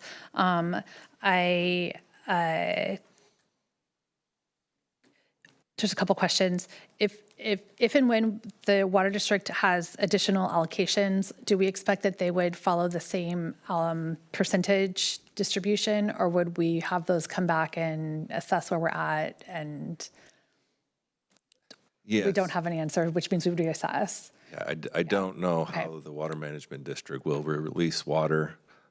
They have indicated. I guess our process when they do, or if they do. Well, we can come back at that point. Okay. And then in terms of, and I appreciated the level of detail about the existing water wait list, and it sounds like that wait list goes back pretty far in time. And so we didn't have timelines on how quickly water needed to be used when someone was on that wait list, but we would have timelines on this water now being allocated. And in terms of tracking and transparency, knowing sort of for the public, like where are the allocations being made? Who are they being made to? What were the criteria under which they were made? Which category are they being allocated? Which allocation are they being pulled from? Will that be how will that be shared? Yes, so we're intending, through the chair, intending to make that publicly available. That's discussed a little bit towards the top end of the procedures section. And so we're working with our kind of implementation team and HCD of how we would roll this out. So we would be working to have information more regularly available about requests for water, water that's been reserved, and then water that's been formally allocated, and it debiting towards this total. So the hope is, again, once we start allocating and taking in requests, should the board adopt the policy today, we'll have some more regular touch points for members of the community and know that transparency is very helpful when submitting for a project. Thank you. And that the timelines and what, and I think, my goal would be that we find ways to have this water be put to use for the housing that we need it to be available for. So I think all of the process pieces that you've put in place help us achieve that. And also, to the question about the larger, having all of the water go to large projects, I get it. Like our housing element is designed in such a way that the only way we get to the RENA numbers that we desperately need are those low-income units, is to have some inclusionary percentage of opposite, but we get through those through inclusionary numbers, meaning if we are going to build 10, inclusionary low-income units that we need to meet RENA, we need 50 market rate units built, rough numbers. And so I do have a little bit of heartburn. I will say that we're putting so much water towards a bunch of additional above market rate property, home housing that in order to get to those few precious lower income units that we need. And I wish there was a way to be clear about what we want. The reality is the housing that we need through the housing element. The only way we get that housing is by having significant numbers of above market housing built that will utilize the majority of this water, which won't actually be housing for the workforce that runs our local economy. And I just don't see any way around that, given the realities that we face. So anyway, acknowledging, and thank you for the work. And we'll go here, and then I'm happy to consider a motion. I just wanted to have one clarifying comment in response to some of your comments and Vice Chair Daniels' comments. There is a subsection under the procedures that allows the HCD director to conduct some additional review for ministerial projects should certain kind of criteria or thresholds be met. So there is, while this larger discussion of trying to be mindful of ministerial projects, not creating any kind of inconsistency or discretionary issues, the director does, for certain projects that require some additional review, can elevate that decision to the Planning Commission. And so there is a little bit of that flexibility built into the policy. But again, just trying to be mindful of all the working pieces. But I just wanted to flag that because I know those topics came up a little bit. Mm-hmm. Thank you. So more discussion. Okay, we're going to go here. Just a little bit more. And I also want to stress that I'm really supportive of addressing Mr. Lockwood's situation too. It's a unique situation, and I think there's a majority of the board that wants to have that addressed today as well.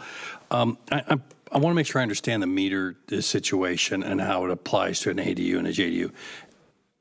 Obviously, every house that's there has a meter on it.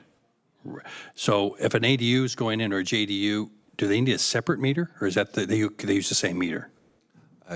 Often a ADU can be sub-metered. Okay. From the main meter. You couldn't have a separate meter, I don't think.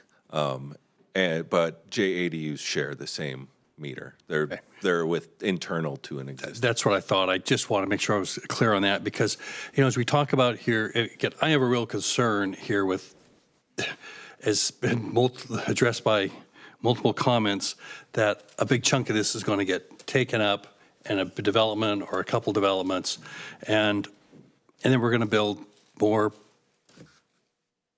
expensive large homes. And if we're looking at affordable housing, ADUs and JDUs are one of the ways that could really be done. So, I mean, it would be great to be able to have this policy encourage as many of those and anybody who wants those as possible, because that's going to be infill and it's going to be affordable housing.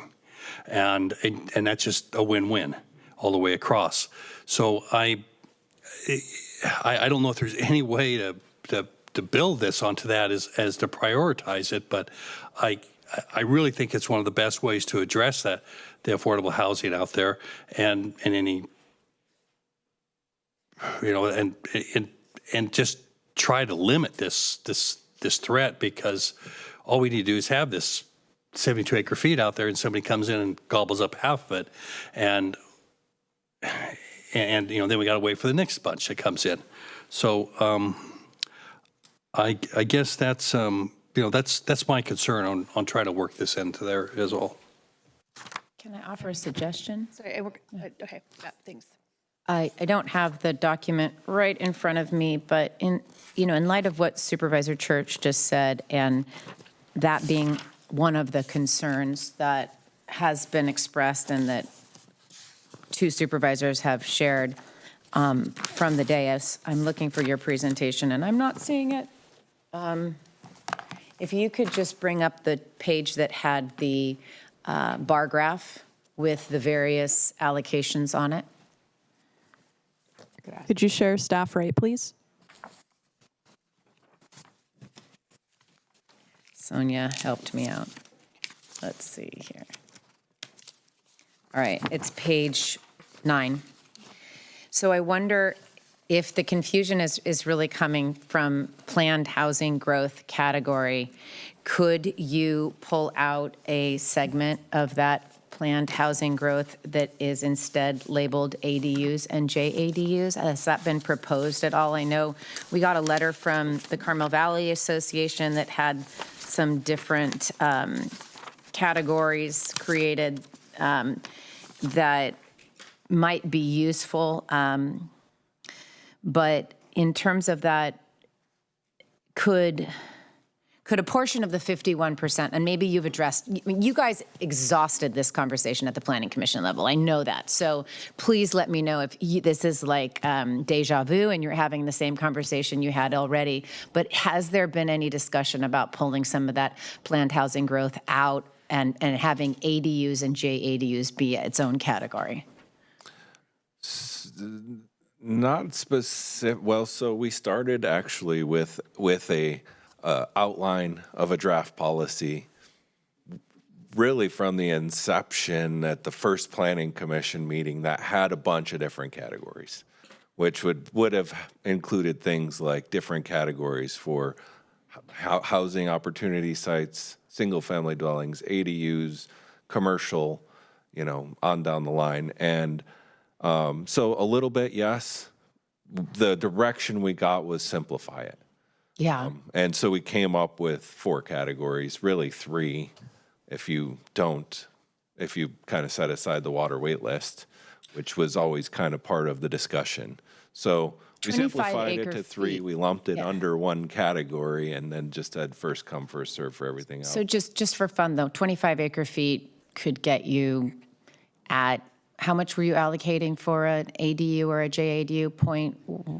0.12, that's internal fixture unit count. Yeah, so if you just did take half, I mean, and made it ADUs and JADUs, and just know that this policy in the document that you provided in the staff report could be changed by the Board of Supervisors at any time. I mean, we could see that this is not working and one category is gone and the other hasn't been gobbled up at all, and we could come back to the Board of Supervisors and modify the policy.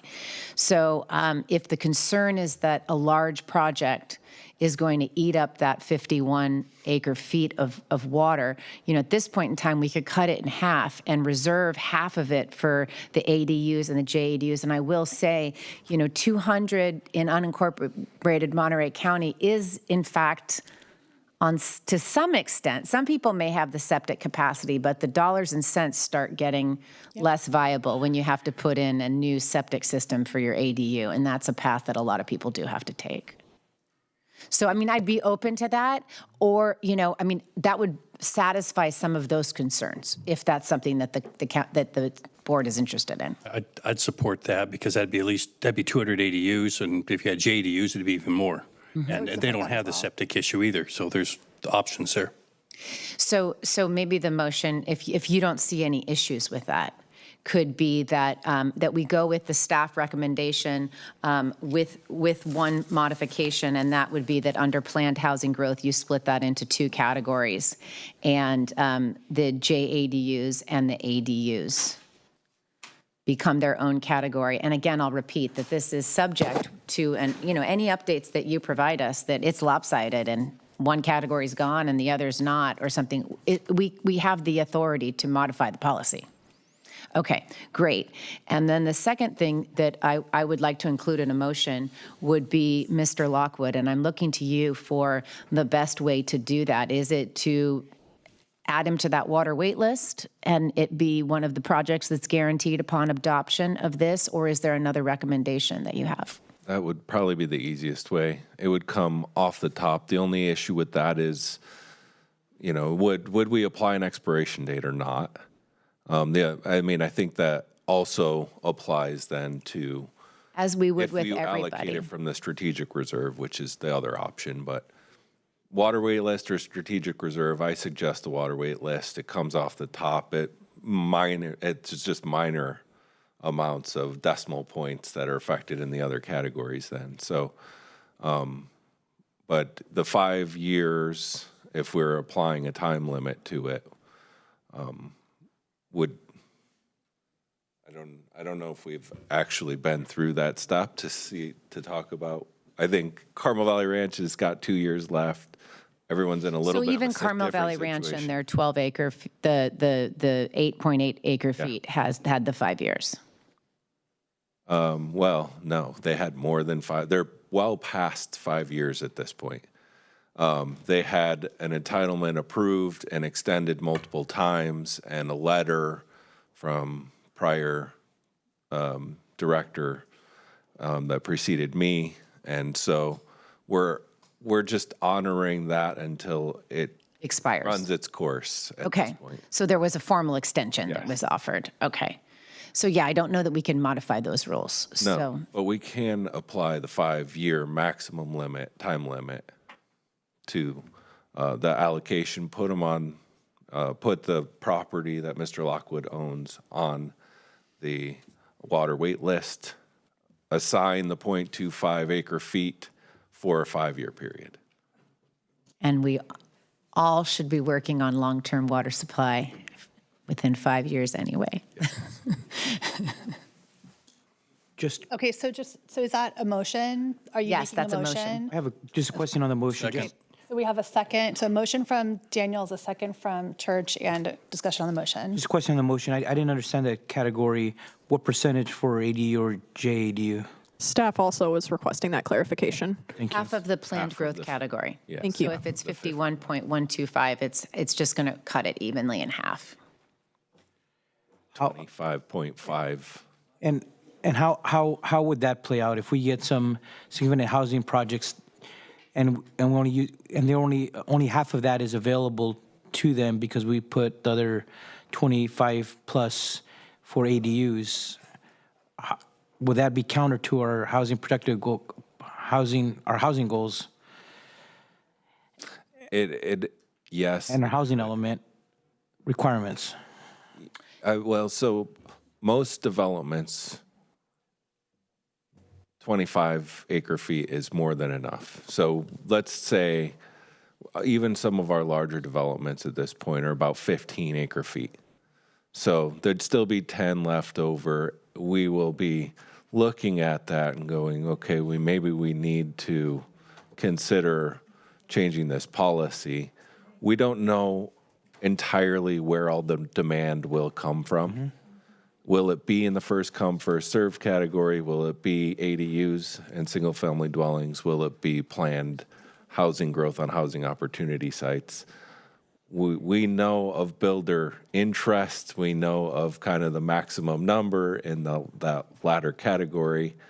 We haven't heard from everyone within the district about what they plan to do today and might plan to do tomorrow. And so we'll have to just keep an eye on those various What would make me feel easier if we get to that point, let's say we max out on getting close to the allocation for the non-ADU, could that come back to be relooked at that point in time, if we need to? Yes. Okay. Yes, so we That'll make me feel better about it. In the review of the allocation policy under Section 8, there's some kind of key criteria the director would look at, and one of them is kind of the usage patterns related to water, and if we were to get any additional water supplies from the district, we would work with the director and also come back to the board. All right, thank you. All right, we have a motion. Is there any further discussion? Are we good? All right, all in favor? Aye. Anyone opposed? No. All right, motion passes. Thank you, and please thank the Planning Commission as well for all of the work that they put into drafting this for us. Thanks. Okay. Secretary. We are going to move on to item number 12, which is a public hearing to consider, it's like a Berlin appeal. Yes, I would like to ask if I can ask staff a question prior to that appeal presentation. before the presentation? Yes. Okay, got it.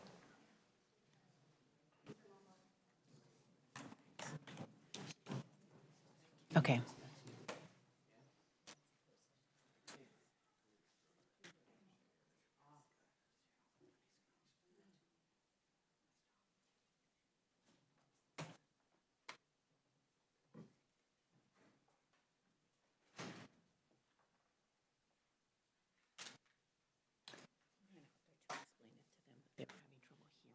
Okay, I can run out. Yeah.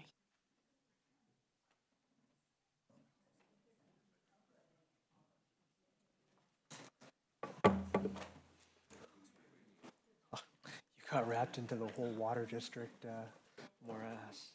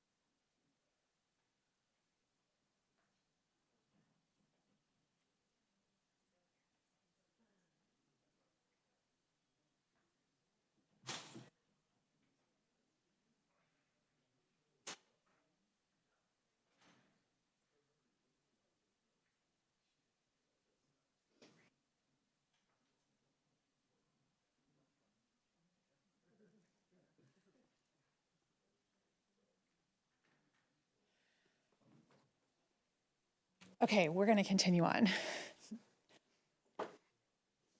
Hard time on the break or? Okay, all right. We're going to reconvene and keep going. So item number 12. And Chair, if you don't mind, I just want to ask Mr. Price a question prior, if that's okay. Prior to giving the presentation, because I just want to understand how we got here today. It sounds like the zoning administrator said it should have been, it should have gone to the Planning Commission and perhaps the LUAC, and so therefore denied the application, so it would come on appeal to the Board of Supervisors. And the reason I bring this up is I think the kinds of things that we'll be analyzing as a board in determining whether or not to approve this are the very things that the Planning Commission generally analyzes. And so if I were to ask my colleagues to talk about LCP policy 3.24 or 3.2.3A7 of the CIP, I do not think these are things that we generally speak about at that level of detail. And so I would, even if this ends up coming back in appeal to the Board of Supervisors, I would want to have the benefit of the analysis that the Planning Commission does at that level of interaction with the land use plan and the coastal implementation plan. So I just wanted to throw that out there. If there's an opportunity to send this to the Planning Commission, that would be my preferred route. So we have the benefit of their analysis if it gets peeled to the Board of Supervisors. But I do think that's a necessary step, and we don't normally engage with land use plans at that level. And so if the expectation is that we understand the land use plan at that level, this is going to be a very long item, because I will be walking us through those sections. If I were asked to do this in the North County Land Use Plan, I wouldn't know this level of detail that I would need to make this decision. So that's my request to my colleagues, and if there's support, I really would like to see this go. I'm happy, obviously, to hear from the applicant on that, but before you get into the presentation, Robert, if that's procedurally something we could do, that would be my recommendation.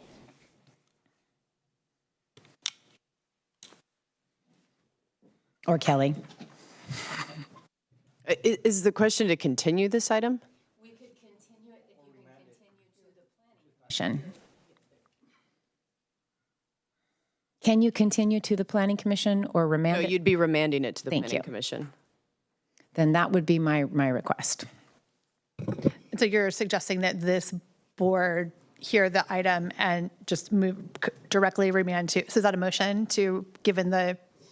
If that is a process that we can undertake, I would like to do it. You could give us 2 seconds so we can double check. Sure. I believe it is under the appeal chapter, but I want to take a quick look. And Robert, I hope you're doing the same. I don't know it off the top of my head. All right, let's give our staff a minute to do some research.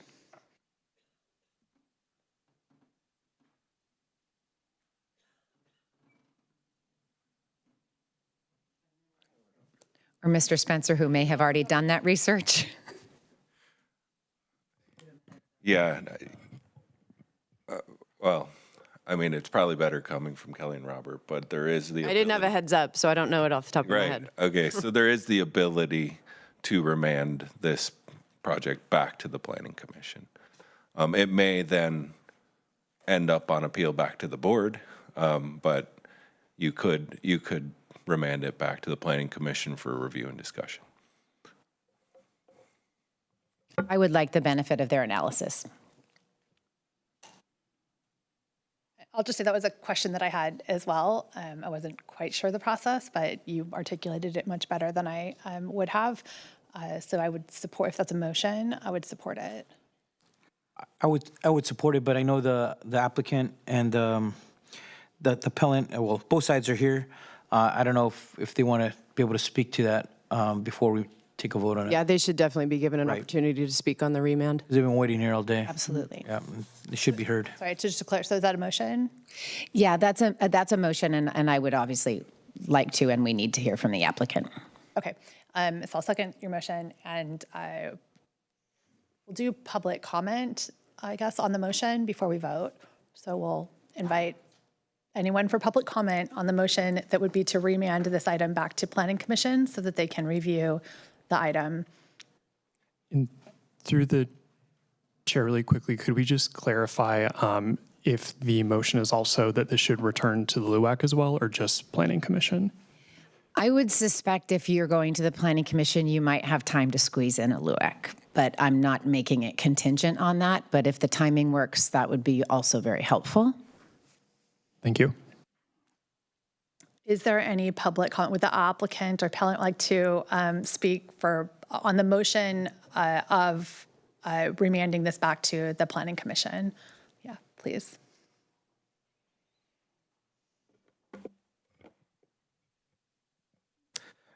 Good afternoon, Chair Rudascu, members of the board. My name is Angus Jeffers. I'm here on behalf of the applicant. I acknowledge the authority of the board to remand this back to the Planning Commission, but I would also ask the board's consideration to hear this matter and maybe defer that decision until after staff's presentation, my presentation, and public comments. The reason is the applicant was nervous about the condition of their failing fence in the spring of 2024. That's when we started, and then by the fall of 24, we were engaging senior planning staff in a series of Zooms talking about this very project. We got a design approval that was approved by the county for this project. We're ready to move forward, and then we're told by the planning staff that we had to at least get a coastal permit amendment to back up that design approval. So we delayed the project then again. We were set up for an administrative approval for the new fence, entrance wall, and gate, similar as I've had similar projects approved. Mr. Kropp expressed his concerns, and that rightly pushed us into the zoning administrator hearing. At the zoning administrator hearing, we were denied on purely procedural grounds. I don't necessarily agree with those, but I also hold the zoning administrator in the highest regards. And we're here, and we're now looking at trying to fix this failing fence that they were concerned about in the spring of 2024. We've now got this pending, El Nino prediction of a scale that scares me. And so we'd like to, be heard now. And if the board is willing to make a decision or remand us. The other thing is I do highly suspect that if we do get remanded to the Planning Commission, we're just going to be back here, but it's going to be without time to put this fence in before those winter storms roll in. So with that, thank you for your time and consideration. Thank you. Is there any other public comment on this motion to remand this item back to Planning Commission? I'm seeing no one else approach and no hands raised. So we will close public comment. And I'm just going to go to council to speak to what our option is and whether how we should proceed. Yeah, my reading, it's section 2866070A contemplates returning the item to the appropriate authority for consideration. So you can all vote to remand this back to the Planning Commission for a decision. As you heard from public comment, that decision is appealable. So this could be back before you again, depending on how people feel about the Planning Commission decision. So you can make that decision, or you can go forward and hear the appeal today.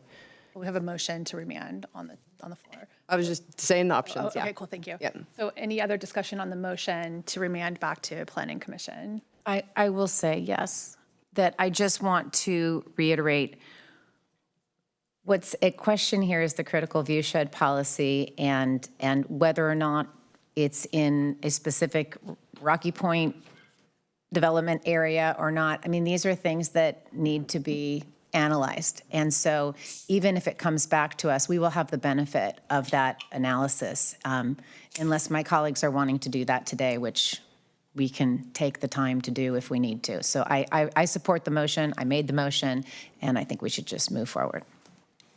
Yeah, just can I get clarification in terms of the desire to remand? Are there new matters that need to be looked at, or we just want the value that comes with their input on the proposal at this point? So without going into the matter, because we're not we're discussing the remand, but I guess I have to. We're looking at a staff recommendation to allow for development within the critical viewshed, development within 750 feet of an archaeological resource, design approval to allow the replacement of an existing wood fence and the main entrance with a stone wall and dark bronze entrance gate. And so I think what the Planning Commission likely will undertake is an analysis of whether or not this is a replacement or if it's something new and different.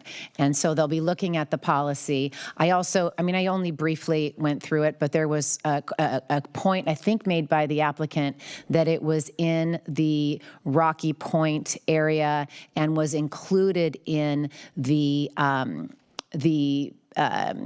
rock. You'll have to clarify for me the actual what I'm referring to right now, but the critical viewshed policy is relaxed in certain areas. It's not that it doesn't exist, the critical viewshed, but that this project was a beneficiary of that relaxed policy. I don't know that that's the case. And so we need the Planning Commission to analyze whether or not it's in that location or not. So the reason that I asked the question is because I hear their attorney, Mr. Jeffers, being clear about having a concern about expediency. I'm willing to support it if we put in a clarity about urgency on this so that it's heard soon. If it was to go back and do 3 more months of work before it being considered, that's one thing. But if it's going back ready based on the concerns that you're raising now to be analyzed by the Planning Commission, then if there's an expediency on it, I'm happy to support. So let's find that out actually today, because the staff report is ready to go. The staff was prepared to present to us today. So what would be the earliest Planning Commission meeting this could be heard at? Through the chair, we've been discussing that, and it would be helpful to get clarification if we could potentially go to the June 24th. The only issue is noticing has already occurred, so we would look to council to see if this could serve as the noticing for that Planning Commission. Otherwise, it would need to go to the next Planning Commission. Like, does remand count for a continuance?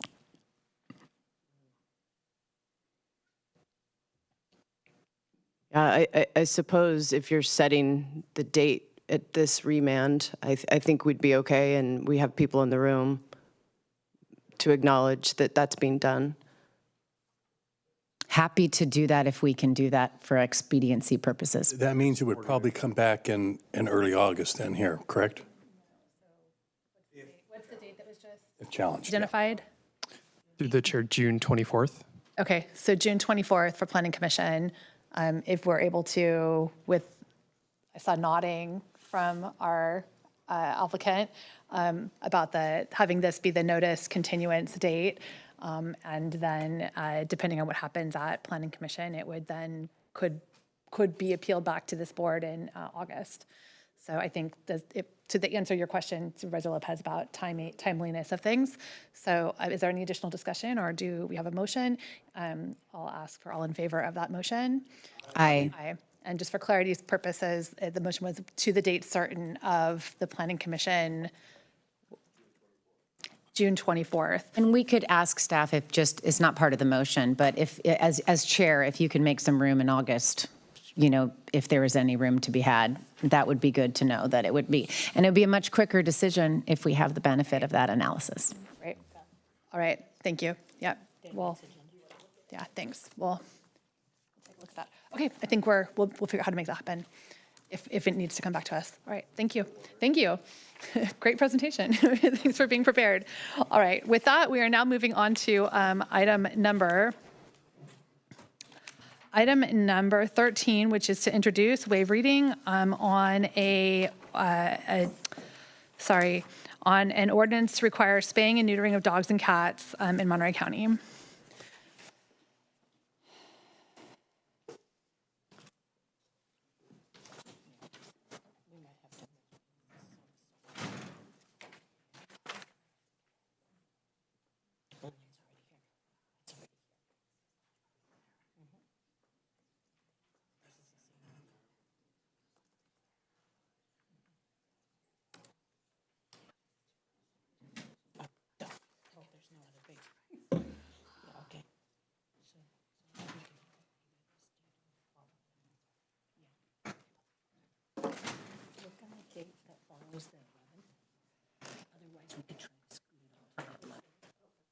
All right, we're good. Thanks. Yeah.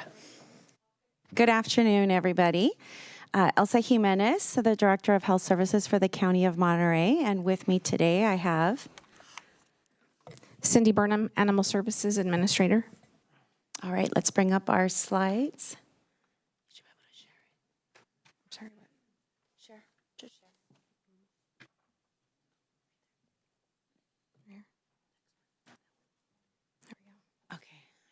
All right, thank you. So we are here this afternoon to provide an update on referral number 2025.10. Next slide. And the action before you today is we are going to be introducing, waive the first reading and set June 23rd at 10:30 a.m. as the date and time to consider adoption of an ordinance, amending County Chapters 8.04 and 8.08 of the Monterey County Code to require spaying and neutering of dogs and cats while allowing certain exceptions. And just in summary, this referral, 2025.10, was issued by Supervisor Alejo and assigned to the Health Department back in August of 2025. And today we are asking that you receive this as an update to that referral, as well as conduct the first hearing of the ordinance that was attached to the board packet. Okay, so with the timeline, as Elsa said, we received this in August of 2025. This was sent through our processes with the Hitchcock Road Board of Directors in September of 2025. We then came back to this Board of Supervisors for an initial referral update, also in September of 2025.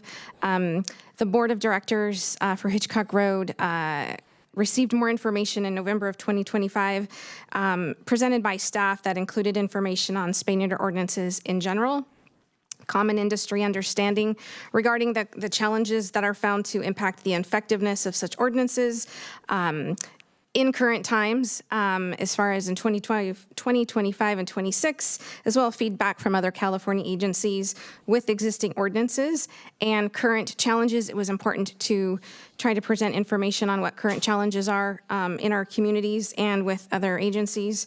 The board requested staff to have the advisory committee review this and to bring back information. Beginning of this year, January through March, there was multiple meetings. The advisory committee received similar information that was presented to the board. There was robust public comment at these meetings received.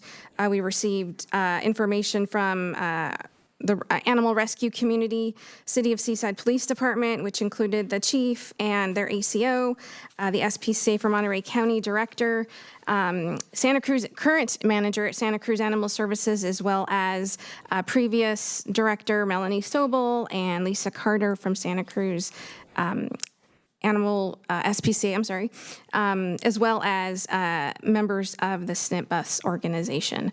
At the March 12th meeting, the advisory approved a recommendation that highlighted the importance of spay-neuter, but overall they were not in support of that ordinance with noted concerns. They did provide some other options to achieve the goals outlined in the referral, which is updating some existing ordinances, as well as continuing support for spay and neuter, looking at roaming at large dogs as far as implementing something and considering a community-based stray dog and cat management plan, which was part of the Hitchcock Road strategic plan. March 23rd, the recommendation was made to the JPA board. The board had a special meeting on May 11th, and they had brief discussion and agreed to move the draft forward. Those provisions, I believe, are provided in this packet as what was proposed to them, and the JPA board remains available for future input as it relates to animal services.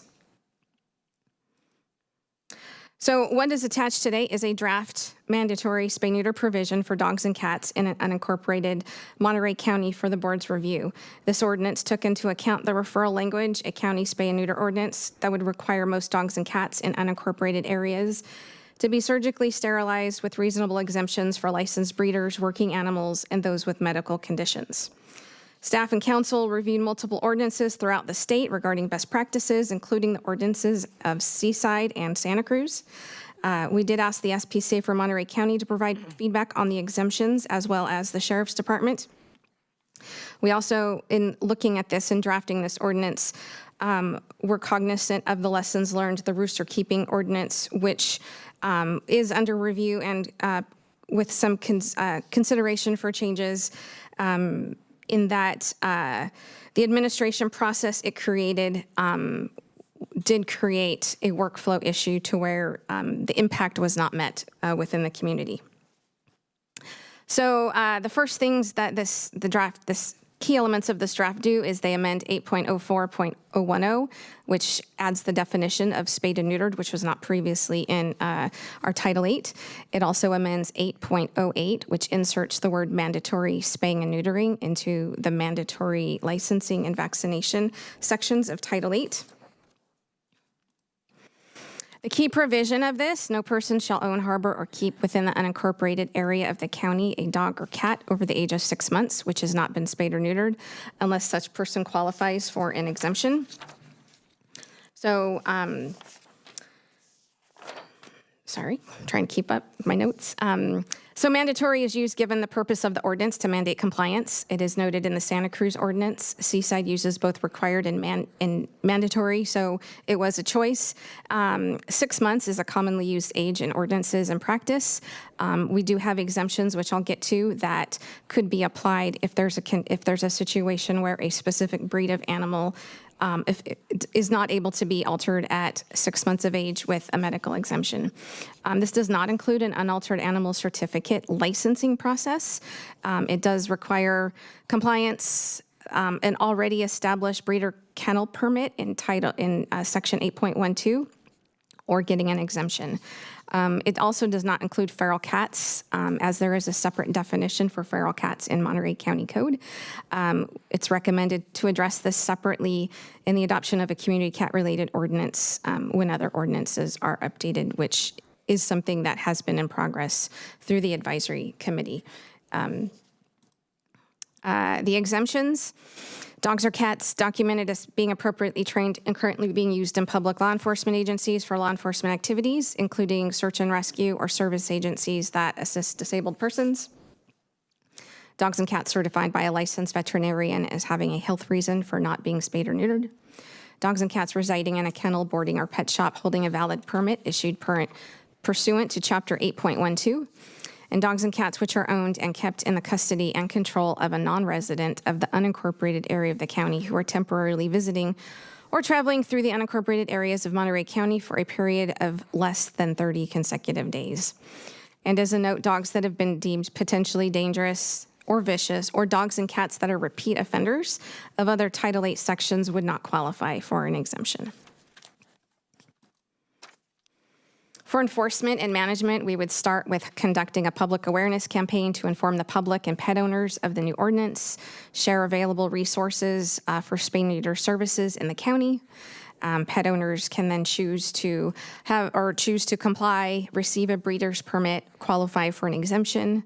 In that process, when applicable, we may issue citations in accordance with Section 1.20 of County Code, which already gives us the opportunity to issue citations. We do have Michael Weldon from County Council who's available, who can get into more detail on that enforcement and with citations. In the process of issuing citations, and whether we issue them to the courts or not, we are looking at a time frame currently. If we issue a citation for rabies or license compliance, we hold it for 60 days. Given the need to get folks into vets, we would probably look at holding it for 120 days to issue compliance. So some of those details are still being discussed. And so before you, we've presented, a mandatory spay and neuter ordinance language provisions, as well as some exceptions for your board's consideration.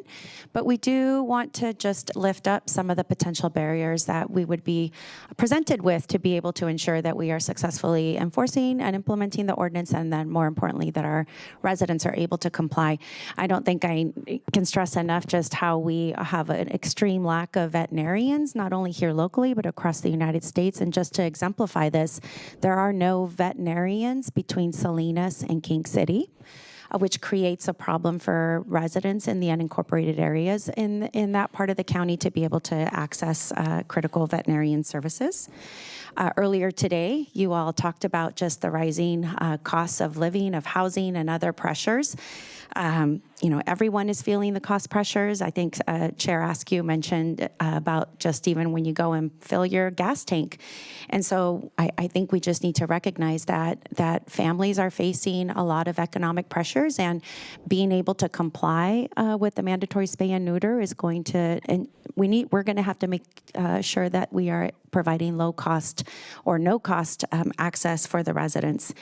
And then, continuing challenges with staffing in terms of making sure that we're able to fill our vacancies that we are authorized to fill on a timely basis, and that we're able to keep them, not only to keep up with our day-to-day operations, but then being able to make sure that we're helping our community comply with the existing, this ordinance if your board were to approve it.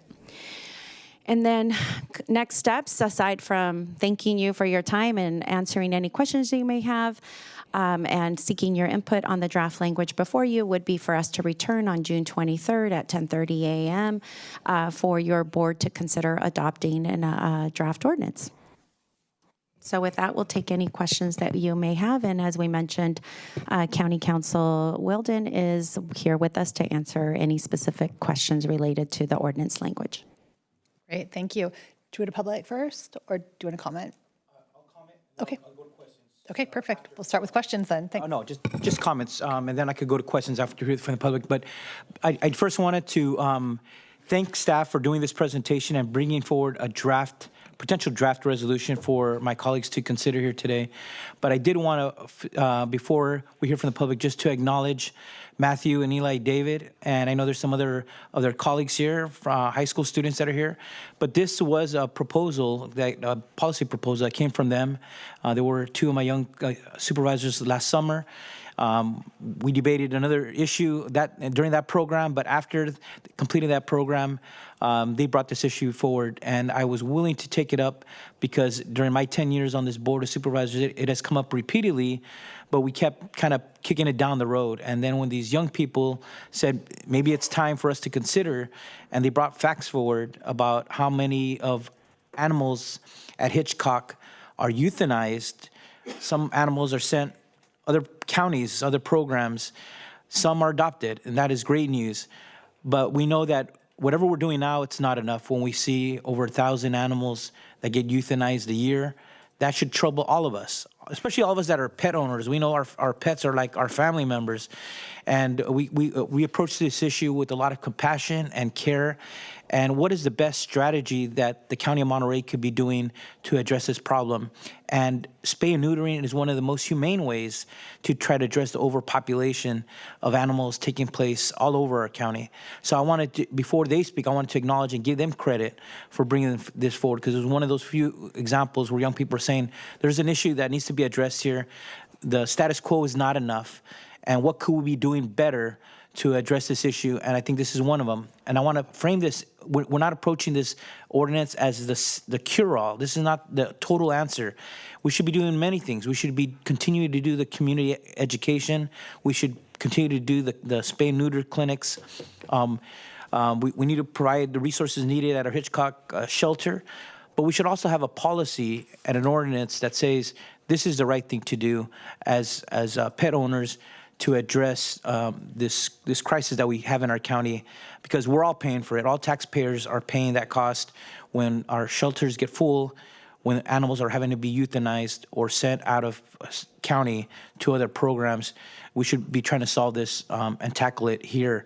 And I want to also say and commend the city of Seaside and Supervisor Askew District that I think have shown us what could happen when you have the right people, the right ordinance, interacting right with the community to bring not with the goal to be punitive, but to bring people along in a way that is fair into compliance. And I think the fact that they've had this program in effect for over a year now gives us some data of what is possible in our county. And I want to give Seaside credit. The County of Monterey could be next, and I hope that other cities, the other 11 cities in Monterey County could also look to this as a possible strategy to address this important issue of overpopulation of animals in our county, and trying to avoid the most extreme and inhumane action that we have to take when we have to put those animals to sleep. If we can avoid that, just by one or a few dozen, it is all worth it. And I think this is what is before us today. So thank you, Madam Chair. I have some questions and suggestions to this ordinance, but I'll wait till after hearing from the public. Nope, we'll go to church. As I'm looking at the ordinance here, for penalties, there's nothing under listed here if somebody is violating this. Is there a reason for that? I don't think 3+ years I've been here, I've ever seen an ordinance come up that has penalties actually crossed off. Exactly. Good afternoon, Supervisors. The rationale is that we're relying upon the county code's general provision of how we enforce our ordinances, and that's Chapter 1.20 and 1.22. Basically, the majority of the ordinances in the county code actually do not have specific penalties attached to them. Violation of the code or ordinance of any of our ordinances, of our hundreds of ordinances, is punishable in two ways. One, the DA has authority to discretion to charge as a misdemeanor or as an infraction. And then two is the administrative enforcement that the county does. They do this across multiple departments, multiple ordinances. It's in 1.22 of the code. It's the standard process that we do to issue a notice of violation. And in that process, what frequently happens is we issue a notice of violation and we give a warning of if you don't come into compliance within X days, then we will proceed to fine you and issue a penalty. So these are the basic standard enforcement procedures for every ordinance in our code, with the exception of a few that have special enforcement provisions that are treated differently. Here we didn't see any need for any exception to the general enforcement provisions of the county code. So what is that penalty?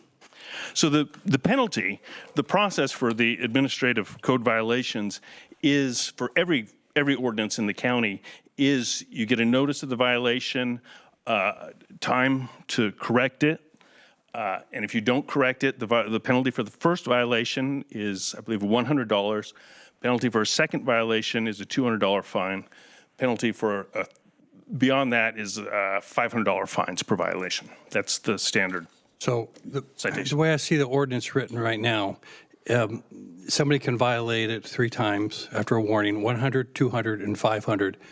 And if they want to go and get a permit for an unaltered animal, it's $1,000, or a breeder's permit, it's $1,000. So it's more than the 3 violations combined, correct? No, we don't have a permit for an unadulterated. I'm looking right at the ordinance. I thought that's what it is. Isn't it? It's not this. You remember the fee schedule? That's not. For the kennel permit that is in section 8.12 is I believe the permit itself, which is along with our other permits, I believe is $225 for the permit only. Does not include any additional licensing that would be associated per animal under that permit. I at some point here in what the documents I had, because it showed $1,000 for a breeder's permit. Was that not? That's not, no, that, I don't know what that's in reference to. Okay, well. That's not the fee schedule for the County of Monterey. Okay.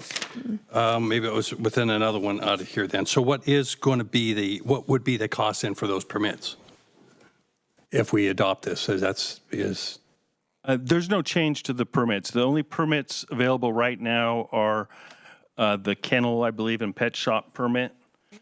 Correct. There's no permitting. Okay, so there would be none. Okay. The current fee for a kennel permit is $210. $210. Okay. I'm sorry, $210. The only other concern I have there on the citation part is, and I know we've had this discussion going with the roosters, because that generally Hitchcock Road doesn't doesn't generally cite on a lot of issues. And I'm just wanting to know that if if we adopt this, are we going to be more aggressive on citing those who do not comply? I mean, not initially. We work towards compliance. We want to educate to comply. Well, yeah, I understand. That's part of the step out of that there. But we have a rooster ordinance, and actually it's rather toothless anyway. But there's a lot of violations going on with it, and we don't cite on that. So I want to make sure that if we're going to put an ordinance in effect, it's going to have some teeth to it. And anyway, that's getting more into comment right there. But I'll let it go to public comment at this point. I just had some concerns on that and not having actually addressed on right inside here exactly what the penalties would be was some concern, because the public needs to be able to see that too. Hold off, but I had the same concern. I just have some questions regarding what was just said. And I'm trying to understand. It says that there is an unaltered animal certification as part. This is in the draft provisions that were provided to the JPA board? No. So those were in our packet. It's in Seaside, not in this one. Now I understand the document you're looking at. So what was provided to the JPA were provisions originally prior to council review, which was noted at the JPA meeting. And so upon further review with council, the unaltered animal certificate was removed so that it's not creating an administrative a workflow necessarily that could impact the process. So it was added via supplemental, so it seemed like it was something that we were supposed to take a peek at, but just saying. So that said, then in the draft ordinance itself, there is no pathway for an unaltered animal certification unless you're a breeder. Unless you have an exemption, you qualify as one of the exemptions. There are those 4 exemptions that you could be in law enforcement and rescue. You can have your vet certify that your pet is not able to be altered. You can be a non-resident, because we know a lot of, for example, local cities. Visiting. Right, go to parks. And then, here, let me pull up the slides. Second page. And then in terms of compliance, you outlined some of the challenges to compliance, but there's no penalties for not complying. Is that what I'm hearing? Oh, there was the 200 regular penalties associated with all of our ordinances are in existence. Correct. We have the ability to issue citations, correct. Just like we do with if you fail to get your pet vaccinated for rabies and a license. Okay. So this is the next question. Is there, outside of those penalties, this ordinance doesn't generate any revenue? It's purely to ensure that there's no licensing or anything like that. It's just simply spay neuter ordinance. Correct. Okay. I can speak now because you raised the issues, the same concerns that I had. For my colleagues, I would say, I think the Seaside ordinance should be looked at as the model ordinance. And if you compare both ordinances side by side, I think our county staff almost adopted the same language as Seaside, except in 3 very important areas. I'll go to the most urgent one, which was the enforcement. And Seaside's enforcement is very straightforward. And I think it's the language that we should give direction to staff to adopt. And it's better than, I think, our existing county code section, the 1.22, which gives direction to a public officer or the district attorney to issue an infraction or a misdemeanor in violations. But it's not specific to these situations. The Seaside language is much better. It says that for any dog owner in violation of this chapter is subject to the following penalties. two parts. First-time violators will receive a correction notice, a fix-it ticket, detailing the particular violations. Violators will have 60 days from the date when the owner was first notified of the violation to correct the violations. I think that's the way to go, not issue a ticket or a warning. This gives them a ticket, but gives them 60 days to come into compliance. And does it work? Seaside has shown 100% compliance with that process. The second part says second and subsequent violations of this chapter will be punishable according to the city's existing fines and penalties. I think that's the way to go to help have the follow-up when a violation is found. The other two parts that I think we need to address that the Seaside ordinance has, that the Monterey County draft proposal brought forward by our staff, are in two other areas. One, unaltered animal certification. For some reason, I still don't know why our staff didn't include that. They intentionally left it out. But this specifically addresses when in Seaside, it says the Director of Animal Control shall establish and administer a certification program to allow for unaltered animals over the age of 6 months when the Director of Animal Controls determines that the following conditions have been met. And then it goes A, B, C, and D, and it has all the criteria easily listed to give direction what the animal control officer should be doing and what should be following in order to issue an unaltered animal certification. And if we're going to do an ordinance, let's do it right. Let's address all the potential scenarios. Seaside did it, and I think we do need an unaltered animal certification provision. The last portion that was left out by our staff came to breeding permit. And Mr. Wilden, I met before today's meeting, informed me it's because we have the kennel and what is it? The kennel and animal store provisions that already exist in code. But that is very different. And when you look at the existing code for what is defined as a kennel under our existing ordinance, it says a kennel means a lot, building, structure, enclosure, or premises in which dogs or cats are kept for the purpose of selling, letting for hire, training. It includes breeding, or they have 2 or more litters. But that doesn't mean that every breeder considers themselves a kennel. Certainly not a store, but not every breeder fits that definition of a kennel. Under the Seaside definition of animal breeding permit, it says very different than what a kennel describes. It says no person shall cause or allow an animal or cat owned, harbored, or kept within the jurisdiction of the city to breed with the intent of to sell, gift, or transfer the offspring for money. So it seems like a kennel could be doing breeding, but not necessarily. It could just be holding the animals for sale.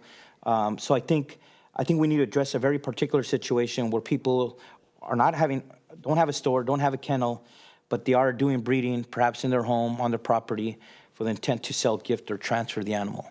And then there's other, I think, important provisions. Even that provision says the Director of Animal Control shall establish procedures for and administer a breeding permit program to allow the responsible breeding of unaltered dogs and animals, including the limitation on the total numbers. Do we have any existing guidance like that currently for animal controls, for procedures for and administer a breeding permit program? We do for our kennel and pet shop programs, yes. We've been operating that for many years. Okay, but does it include people that are not a kennel or not a pet shop? No. I mean, it would, if they're breeding 2 or more, which is what's been in, then they would need to get a permit, which is what we enforce currently. So if we come across somebody and we can identify that they've had 2 or more litters in a year, they would be required to get a permit. We call it a kennel permit. It encompasses multiple things. It could be somebody who's breeding at home. But it could be somebody that's breeding at home. Yes, absolutely. It's not like a commercial, somebody that's breeding 2 or more litters per year would qualify as that, no matter where they live in the unincorporated, if they're zoned for that. Yeah, I'm just saying that your average person that is breeding animals, that doesn't consider themselves to have a kennel or a pet shop, would see themselves outside of this category. Whereas I think the Seaside ordinance gives greater clarity to include those individuals. Right, currently, those that we have under breeders' permits are those, for example, somebody's breeding Australian Shepherds. They would fall under that kennel permit as defined. They're breeding 2 or more litters per year. We've had Labradors, breeders. We've got them. A lot of them are in North County, but we've had them all over the county. But again, once we establish that they're breeding 2 or more, then they are required to get this permit. And it includes those out of their home. It does not have to be a commercial property. But would a home be considered a kennel? If they're breeding 2 or more and they fit the definition, yes. So I think if we can think of not necessarily the term kennel the way we're talking about it right now, is anybody who is breeding their animal and is having 2 or more litters per year is considered a kennel per the definition. They could be doing it out of their home, out of their private residential property. They could be doing it in a brick and mortar facility. So think of a kennel as equal to somebody who is an animal that is having 2 or more litters per year, regardless of where they're having them. But by definition, Director Jimenez, that's not your standard definition of a kennel is not a home where people are breeding. So we can look at that language, that definition for kennel, and make sure that it clarifies that. But as Cindy indicated, most of our permit holders for breeders are doing that out of their home. Well, those are the 3 areas that I think need to be addressed, hopefully, at the end of this meeting.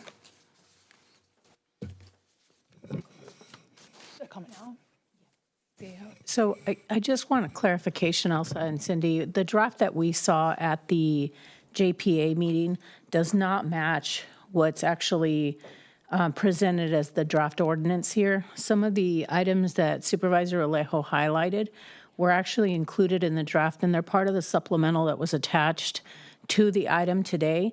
And Supervisor Church and I sit on the JPA, so I'm just curious of why, and it could be, as you mentioned, Mike Wilden, that it would defer back to the code, but why not explicitly state those items that were part of the draft that we reviewed at the JPA?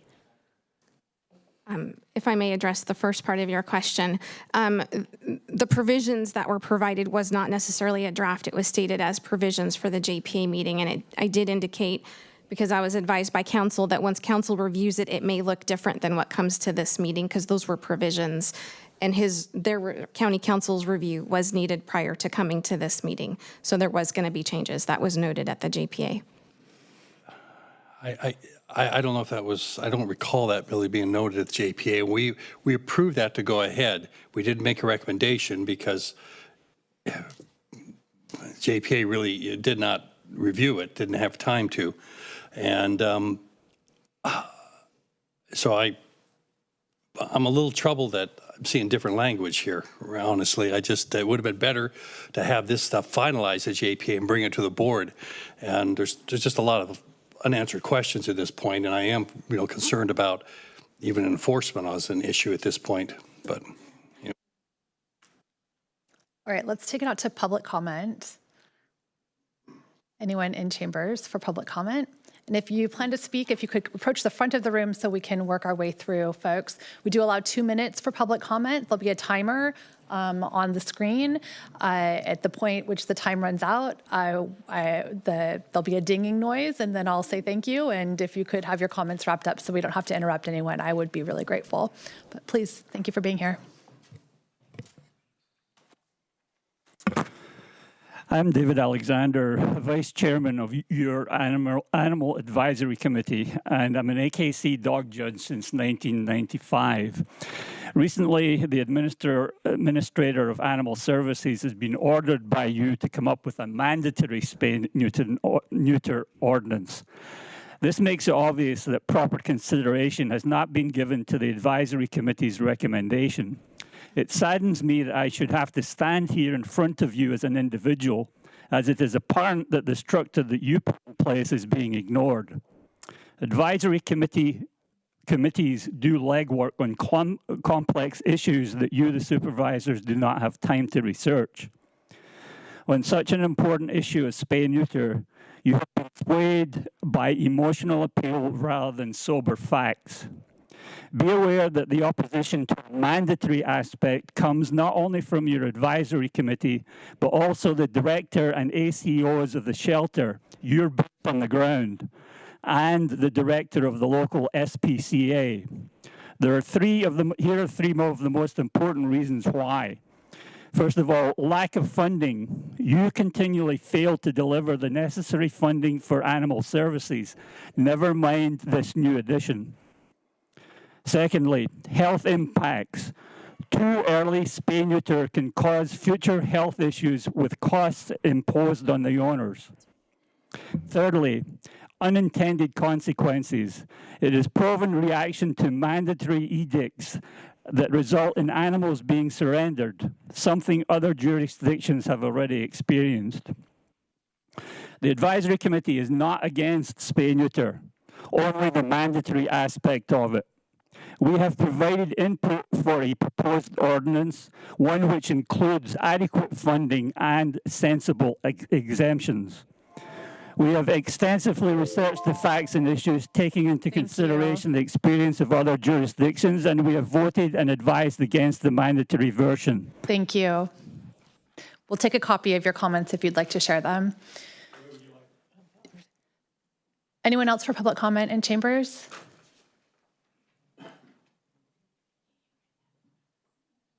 Now is the time for public comment.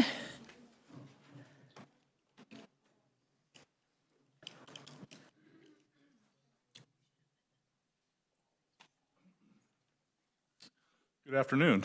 My name is Mike Richards. I'm the chair of the Hitchcock Road Animal Services Advisory Committee. I wanted to speak to you today and urge you to vote against a mandatory spay-neuter ordinance, or at the very least, take it off the table until you avail yourself of further information. My concern is that you may not be in possession of all the pertinent facts to make an informed decision. Several months ago, the JPA board asked the advisory committee to look into the proposed spay-neuter ordinance and report back with our recommendations.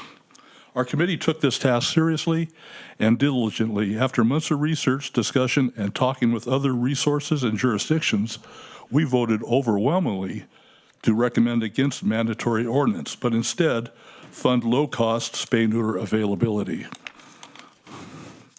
I was disappointed to learn that our report never officially made it to the Board of Supervisors until today. My disappointment was further compounded by the fact that the supervisors did not even reach out to the advisory, as we would have seemed to be the likely source for objective information. I was even further baffled by the fact that the members of the Board of Supervisors did not even rely on the real professionals, the staff at Animal Services and the SPCA, for their input. So in the absence of the possibility that each one of you conducted your own independent research, it appears that you're relying solely on the one-sided lobbying of the pro-ordinance advocates who tout the city of Seaside as the end-all example of animal services changing the world. Let me be clear, we are not against spay-neuter. We are in favor of it, but not like this. We are even in agreement with the pro-ordinance folks about the primary cause of high shelter numbers: dogs running at large and backyard breeders. Monterey County already has ordinances to deal with those. Seaside did not. Let's start by enforcing the laws we have. There are other reasons we voted the way we did, and I would like to tell you all of them, but as the chair of an advisory created by the county, for the county, it's apparent that I'm relegated to 2 minutes. We'd be happy to receive a copy of your comments. You got it. All right. Thank you. Thank you.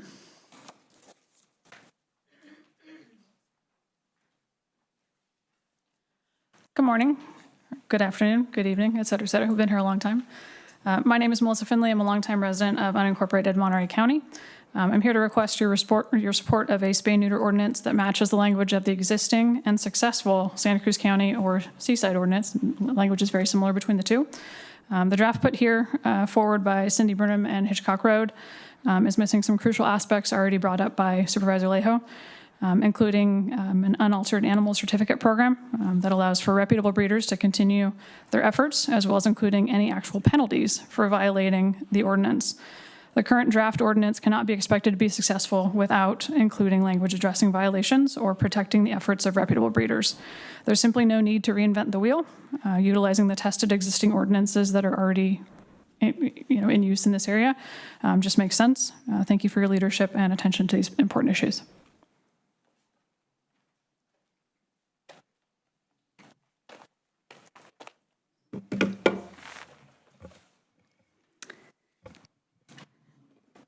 Hello, County Supervisors. My name is Allison David, and I am here today to share with you why a spay and neuter ordinance is desperately needed now from the perspective of an elementary school teacher.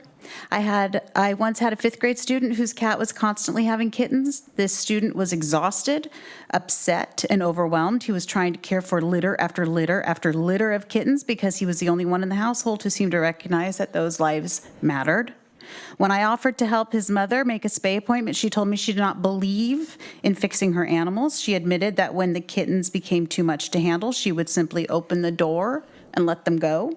I asked our community police officer if anything could be done, and I was told there was no law, no ordinance, and no authority to intervene. Meanwhile, a 10-year-old child was losing sleep, struggling to focus in school, and carrying the emotional burden of a problem he could not solve.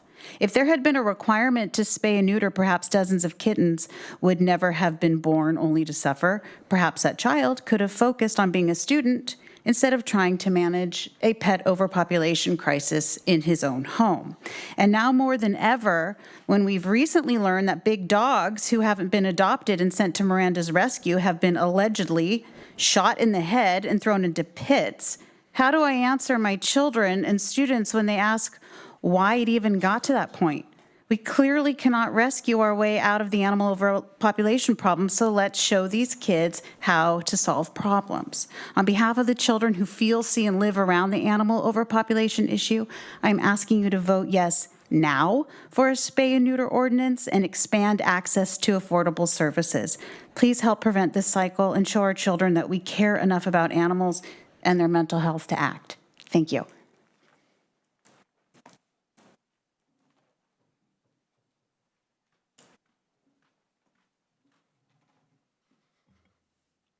Hello, County Supervisors, and a special hello to Supervisor Alejo for your heartwarming comment and for opening up your offices to model civic engagement for the Young County Supervisors program.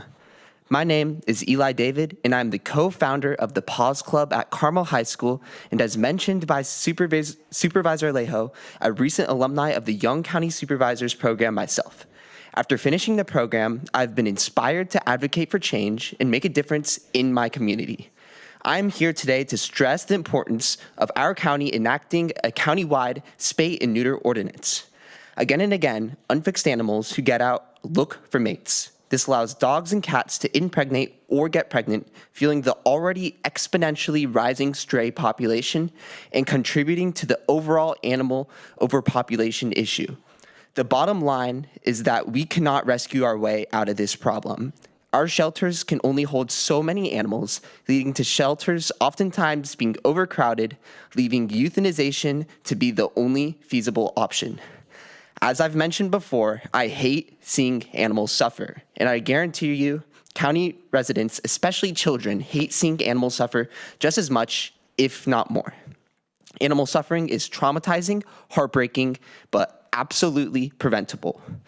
With the countywide spay and neuter ordinance, this would not only serve as a humane solution to our local animal overpopulation crisis, but serve our county to be a paradigm in paving the path towards a model on how a government can impact animal welfare, just as Seaside has done. You, as the county supervisors, have the power to be part of the solution by enacting a spay and neuter ordinance. This is also economically beneficial to the county, since with less animal overpopulation, there's less animal intake to your shelters, cutting the overall cost in animal care.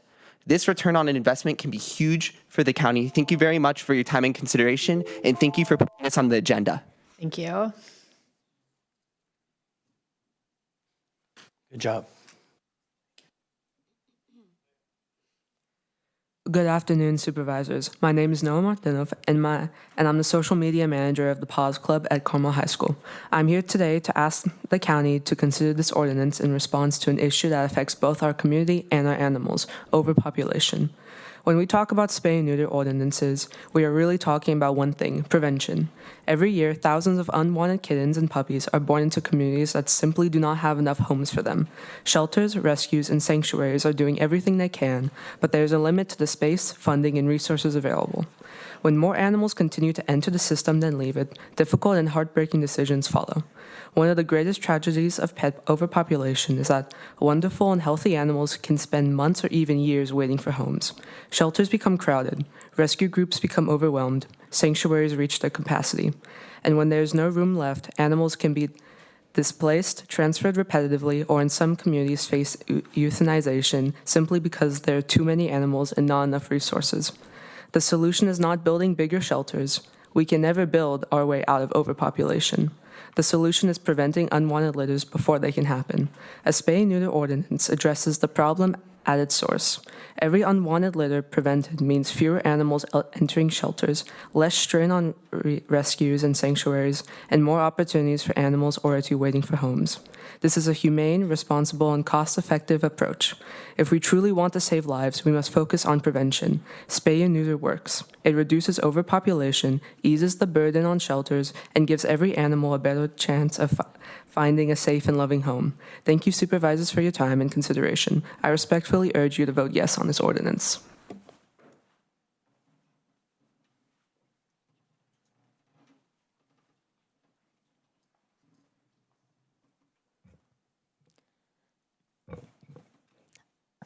Hi, my name is Anna Kim, and I'm a rising sophomore at Carmel High School, and I'm involved in the Paws Club. I'm here today to speak about the effects on animal welfare through a required spay and neuter ordinance. According to the World Organization for Animal Health, animal welfare can be defined as the physical and mental state of an animal in relation to the conditions in which it lives and dies. Every single animal born should be guaranteed good animal welfare. This treatment cannot be guaranteed to all animals as the numbers increase due to factors like backyard breeding, lack of shelter space, and especially unspayed and unneutered animals. In reality, shelters are already struggling to keep up with the numbers of homeless animals, and the carrying capacity in each shelter cannot magically increase to support the rising numbers we have today. This requirement to spay and neuter will reduce the numbers to a manageable, regulated breeding population. This means fewer animals are abandoned, neglected, and left to live as strays. Exactly what we are trying to guarantee for good animal welfare. Not only does spay and neutering help decrease the numbers, it is connected to fewer animals suffering from reproductive diseases and cancers. They can prevent uterine infections, breast, ovarian, and testicular cancers. A spay and neuter ordinance is a practical, humane solution that protects animals, supports shelters, and promotes good animal welfare throughout our community. As a pet owner myself, it is very important that these animals are treated fairly, no different than our own pets. Every single animal should be guaranteed good animal welfare. I urge you to support policies like these that result in helping both the people and animals involved in a pet and owner relationship. Thank you.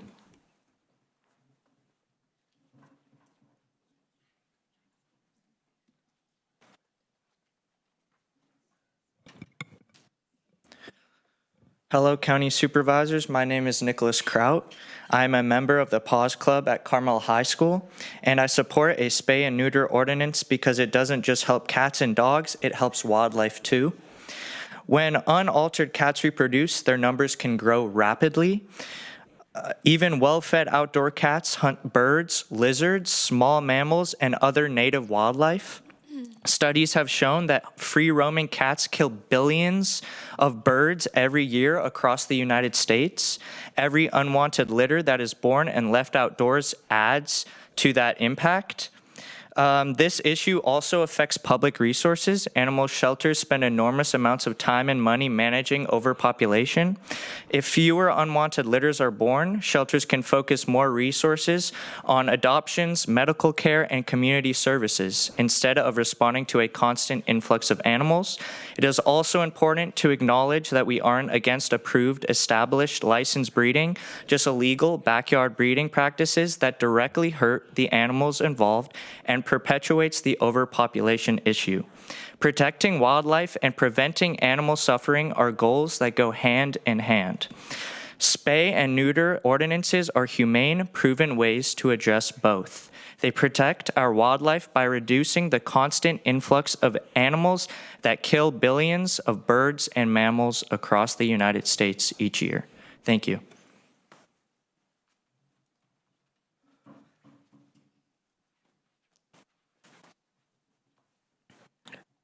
Hello, County Supervisors. My name is Eric, and I am a rising sophomore and a member of Paws Club at the Carmel High School. I'm here today to ask the county to vote yes on a spay and neuter ordinance to address feral cat overpopulation.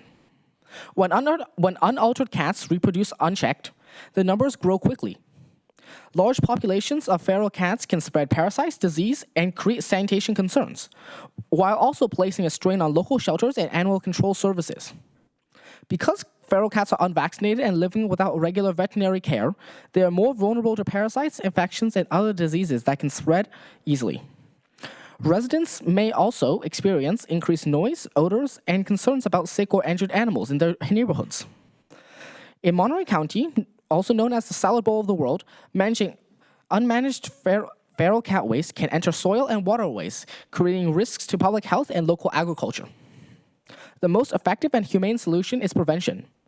Accessible spay and neuter programs will reduce unwanted litters, improve animal health, lower shelter intake, and save taxpayer money by reducing the need for costly interventions later. Feral cat overpopulation is not just an animal welfare issue, it's a community one. By supporting spay and neuter efforts, we can create healthier neighborhoods and reduce suffering for both humans and animals. As a member of the Paws Club and pet owner, I urge you to vote yes on this ordinance. It is our responsibility to take care of our animals and our community. Thank you for your time and consideration.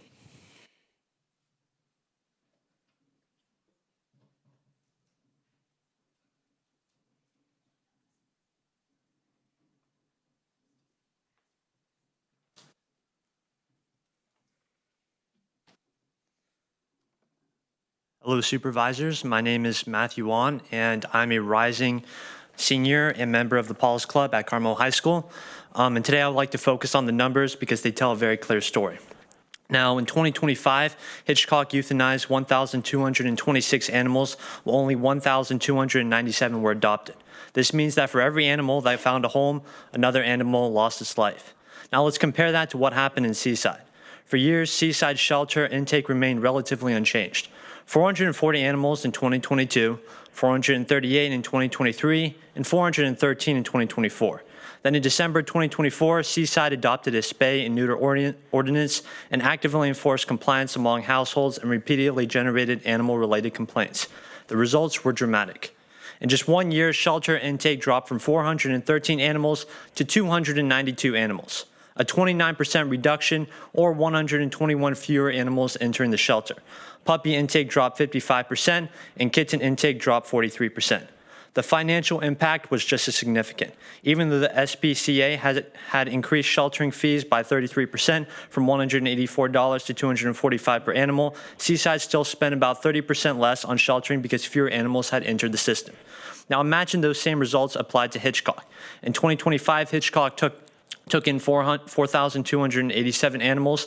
A 29% reduction would have meant approximately 1,208 fewer animals entering the shelter. That number is striking because Hitchcock euthanized 1,226 animals last year.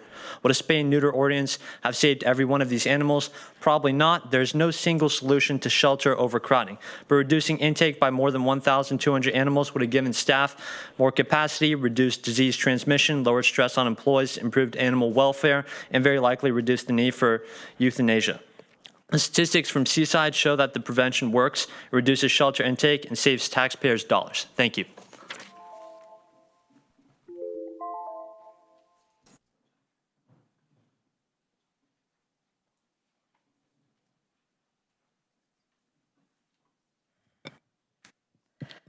Good afternoon, County Supervisors. My name is Julia, and I am Vice President of Paws Club at Carmel High School. One concern I often hear about a required spay and neuter ordinance is that it feels punitive. I understand that concern, but I would like us to look at this ordinance not as a punishment, but as a tool.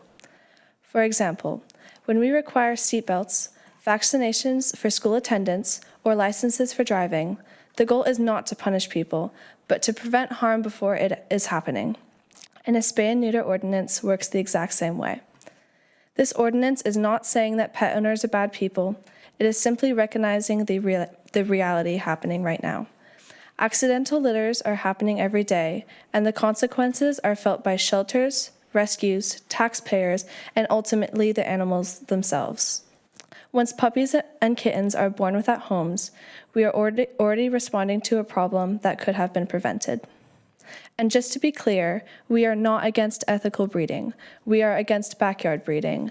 And if an entire ordinance feels heavy to enforce at one time, we would like to take a step in the right direction away from our current situation. A required spay and neuter ordinance gives communities a proactive solution. It helps reduce shelter overcrowding, decreases the number of animals abandoned or surrendered, and saves public resources. Most importantly, it prevents suffering before it begins. For many pet owners, the ordinance also serves as a reminder and an opportunity. Combined with affordable spay and neuter services, it helps people access a responsible solution that they may have otherwise postponed in their own household. This is not about punishment. This is about prevention, responsibility, and giving our community an effective tool to address pet overpopulation before it becomes a crisis. Thank you for your consideration.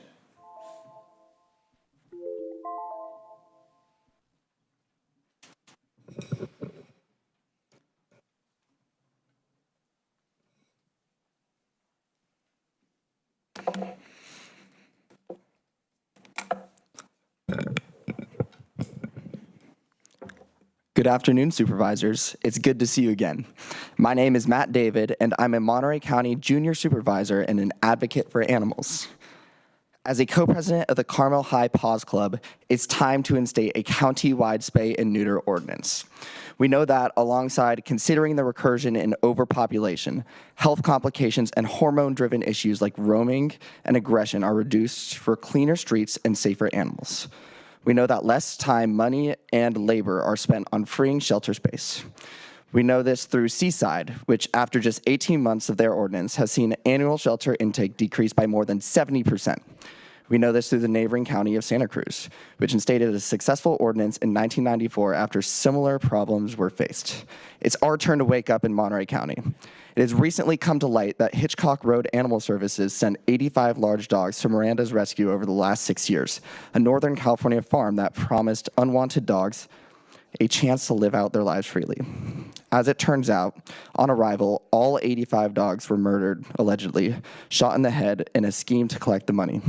This gut-wrenching issue underlines the importance of knowing that there's no magical farm we can send these dogs off to. It's time we acknowledge that as the problem persists, only one solution works on the social, ecological, economic, and moral planes. For the sake of the animals and the sake of the public, as a citizen with pets of my own, listen to my words carefully. Let us live in a county that looks after everyone, because it's not the animal's fault. It's our responsibility to put an end to the subjected and knowable torture of our animals. So us high schoolers are demanding, under a stance of empathy, that this ordinance is needed and long overdue. This is how change happens, when young people are empowered, leaders listen, when policy is guided by both data and understanding. Thank you for supporting solutions and minimizing suffering and building a more humane Monterey County. It's not only compassionate, it's fiscally responsible and life-changing for the animals of this community. On behalf of the Carmel High School Paws Club, thank you for showing us that you're listening and that our lives matter. Thank you.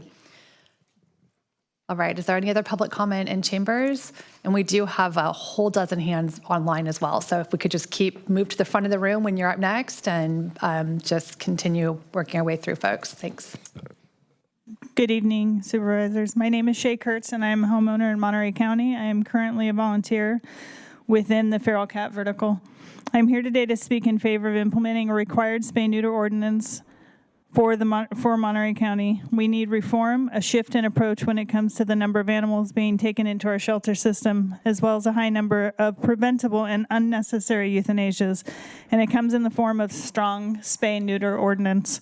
I am continually shocked and dismayed to hear the pushback that this ordinance has received from the shelter administrator. An ordinance can help in reducing shelter costs, the spread of disease, all while lowering the euthanasia rates, and moves in the right direction of preventing the core problem instead of treating it with a Band-Aid. The core problem being a lack of accountability with regards to the public when it comes to animals not being required to be spayed and neutered. By making spay and neuter mandatory and still assisting the public with the cost, required vaccines, etc., the community can have positive factual outcomes as noted in the success that Seaside has had with their ordinance. We are all here to speak on and in support of this issue, not because we are bored and have nothing better to do on a Tuesday. We are here because we are passionate about animal welfare and see that change is possible. This is your time to make a difference now and for the future. This ordinance would address the county's problem of pet overpopulation, euthanasia rates, and overcrowding in our shelters head on. You will never have to euthanize a cat or a dog that was never born in the first place. We can address enforcement, cut costs, expand veterinary access, decrease burnout rates, and reduce overpopulation at the same time. These are not competing priorities. They are all part of the same solution.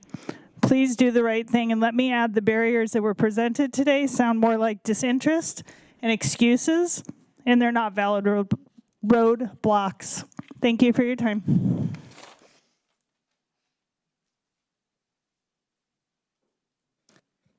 Right, any other public comment in chambers?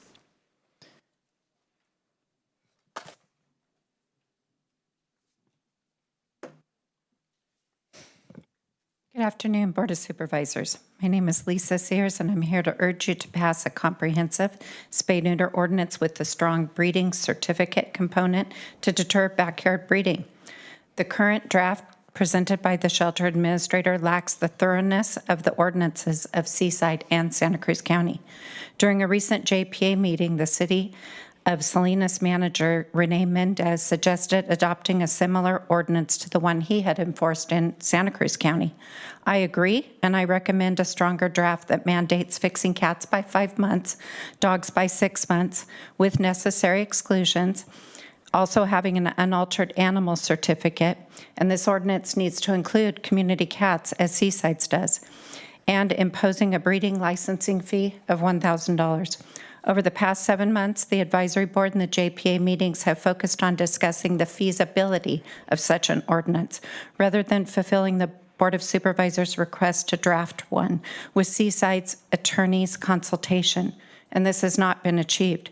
Hitchcock Road Animal Services is responsible for administering and enforcing animal services, while the JPA provides expertise and guidance. However, policy-making authority lies with elected officials. You introduced this referral in response to resident concerns, demonstrating how representative government should function. This is not an issue on whether the JPA Advisory Board has a voice. It does. The real question is whether an unelected public administrator should have more influence over public policy than elected officials. I believe the answer is no. If we voters wanted shelter administrators to decide policy, they would have elected them. Instead, they chose the Board of Supervisors to lead. Today's draft lacks the thoroughness of Seaside's and Santa Cruz's ordinance. Please vote yes on this ordinance, but provide stronger guidelines for animal protection. Thank you. Thank you. All right, if there's no additional public comment in chambers, I'm going to go online. If we could have anyone else who wants to make public comment, if you could move to the front row, please, so that we can make sure we're working our way to not missing anyone. Thank you. Hi, good afternoon. My name is Mary Arnold. I've lived and worked with animals in Monterey County since 1955. In the past, I've responsibly bred and exhibited champion dogs and cats. I'm also a judge emeritus for the International Cat Association and having the honor of judging all over the world. I had chaired the previous advisory panel, and I now serve on the current advisory panel. There's several different points of view on this issue. Everyone agrees that euthanizing animals is what we are trying to avoid. What we don't agree on is how to accomplish that goal. I don't oppose spay-neuter. Making it mandatory would be an emotional response to an emotional issue, but not a practical or effective one, nor one supported by local or national humane societies. The advisory panel spent months researching this topic, reviewing other jurisdictions, and finding out what works or hasn't worked and why. We looked at how those results pertain to Monterey County. We did our due diligence in the study of this issue. It is my understanding that you have copies of that research now. I ask that you, before you make a decision, you do your due diligence and make yourselves aware of all aspects of this issue. Even if doing nothing else, just Google, do spay-neuter ordinances work? You'll see the answer there. You will see multiple reasons why they don't. And I respectfully ask that you listen to the viewpoint that is shared by many knowledgeable professionals and organizations, both local and national, as well as some of your constituents. Ideally, you would postpone a decision on this until you'd done that. Then your decision would be made a factual, informed decision, not an emotional one. People who drive take a test, pay for a license, and are left alone unless they violate the law. Drunk drivers are dangerous, but you do not see the government outlawing all drinking or all driving. They target the irresponsible drunk driver who is the problem. Affordable options are well known, such as Uber. Don't punish everyone. Punish the guilty that deserve it. Thank you. And we'll take a copy of any comments that you weren't able to make. Okay, so am I now not seeing any further comment in chambers? I want to make sure everyone has a chance to weigh in. Okay, we're going to move online. And for those of you who've been here with us today and for our students, I just want to say it's fantastic to see you at the dais and to make your comments. And we're really glad to have you here with us. All right, we're going to continue on with public comment online. We have about a dozen hands raised, so we're going to work our way through. We'll go first to Mark and Lisa Sears and then to iPhone. Hi there. Thank you for your time, supervisors. This is Mark Sears. I've served on the Animal Services Advisory Board for nearly 4 years. First off, I'd like to clarify one point in the board report. It states that the mandatory spay-neuter ordinance was voted 5-1, and in reality, it was 5-2. There are 2 of us on the board that were against it. So I also want to address the ordinance that was presented today. Up until our last meeting on Thursday, I had never seen that. I don't know where it came from. Actually, I do know where it came from, but it wasn't anything that we voted on. I think it was something that Cindy put together. So, I mean, the version was no opportunity to change, talk about at the last advisory board meeting. So unfortunately, that reflects a broader pattern. Board meetings are largely directed by staff, Cindy in particular, and speakers selected to give input on this were hand chosen. They picked Scott, they picked Amber from Santa Cruz, who's only been there 2 years, and no Lisa Carter, who started it. No Melanie Sobel, who ran it successfully, and she still runs successfully across the nation. Dr. Jeff, a proponent who's done more spay and neuters than just about any vet West Coast, he wasn't asked to come in and talk. You would think that Cindy would have invited in Alex, the animal control officer, to give his input. She did not. That was calculated.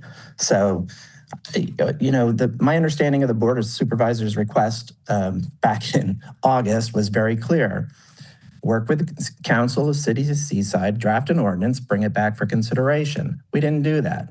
We spent 8 months talking about, should we have one? So that was something that was determined by Cindy.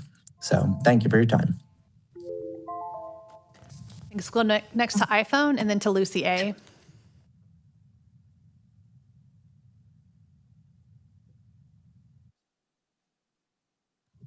Can you hear me? We can. Thanks for joining us. Thank you. Thank you. My name is Susan Salcedo. I'm also part of the shelter committee and one that voted against the what they were presenting as an ordinance or not to have it. I would like to see that ordinance pass due to the ongoing concerns about uncontrolled breeding and the strain it places on local rescues and community resources. We are requesting the spay-neuter ordinance be adopted not only by the county, but also by the city of Salinas. Agencies operating under the JPA should also be held the same requirements to ensure consistency and accountability. We cannot continue transferring dogs to situations where there is limited oversight, such as the transfer of about 85 dogs from the Hitchcock Road to Miranda's Rescue, where the final outcomes were for many of those animals remain unclear after many were shot in the head. This lack of transparency creates significant risk for dogs and adds strain to already overwhelmed rescues and organizations. Additionally, there is insufficient monitoring in certain housing areas where pets are allowed, but not required to be spayed or neutered, leading to unregulated breeding that ultimately becomes a taxpayer-funded problem. So a unified, enforceable spay-neuter ordinance would help reduce the number of at-risk animals, improve community safety, and support responsible pet ownership across all jurisdictions. This is really important. Boots on the ground are all these people that are running around chasing dogs and holding them and putting themselves at risk, educating people about prevention and not just a slap in the hand. Let's enforce this, make them accountable, and have them pay enough so they won't be repeat offenders. Thank you. Thank you. We'll go next to Lucy A. and then Ashley. Good afternoon. My name is Lucy Ahrens, Monterey County resident, volunteer, and animal welfare advocate. I am here today to express my strong support for enacting spay-neuter requirements for dogs and cats in the unincorporated areas of Monterey County. Decades of statistics show us that the status quo is not working and that too many animals wind up in local shelters only to be euthanized. Euthanizing healthy animals at high rates is a cruel, costly, and ineffective way to manage pet overpopulation. As a community, we can do better, and it is time for a more humane approach. Recent success by the city of Seaside show us a new way forward is possible. I am concerned that the exclusion of feral cats from the proposed ordinance will potentially create a loophole. Although the issue of feral cats may seem like a separate concern, it is not. Feral cats contribute to shelter overload and consume animal control resources, and the dumping or abandonment of domestic cats, which have not been spay-neutered, are major contributors to feral cat populations. This needs to be addressed. The issue of feral cats should be addressed as part of a comprehensive solution. Thank you for your time. Thank you. We'll go next to Ashley and then to Leah.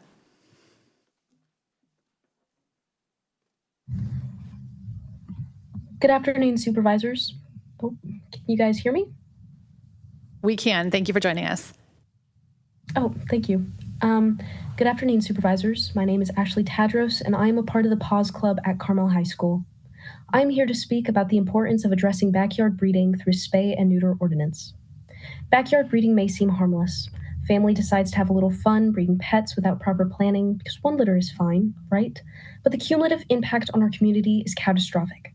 Every puppy or kitten produced without a guaranteed home contributes to the growing number of animals entering shelters, rescues, and foster programs.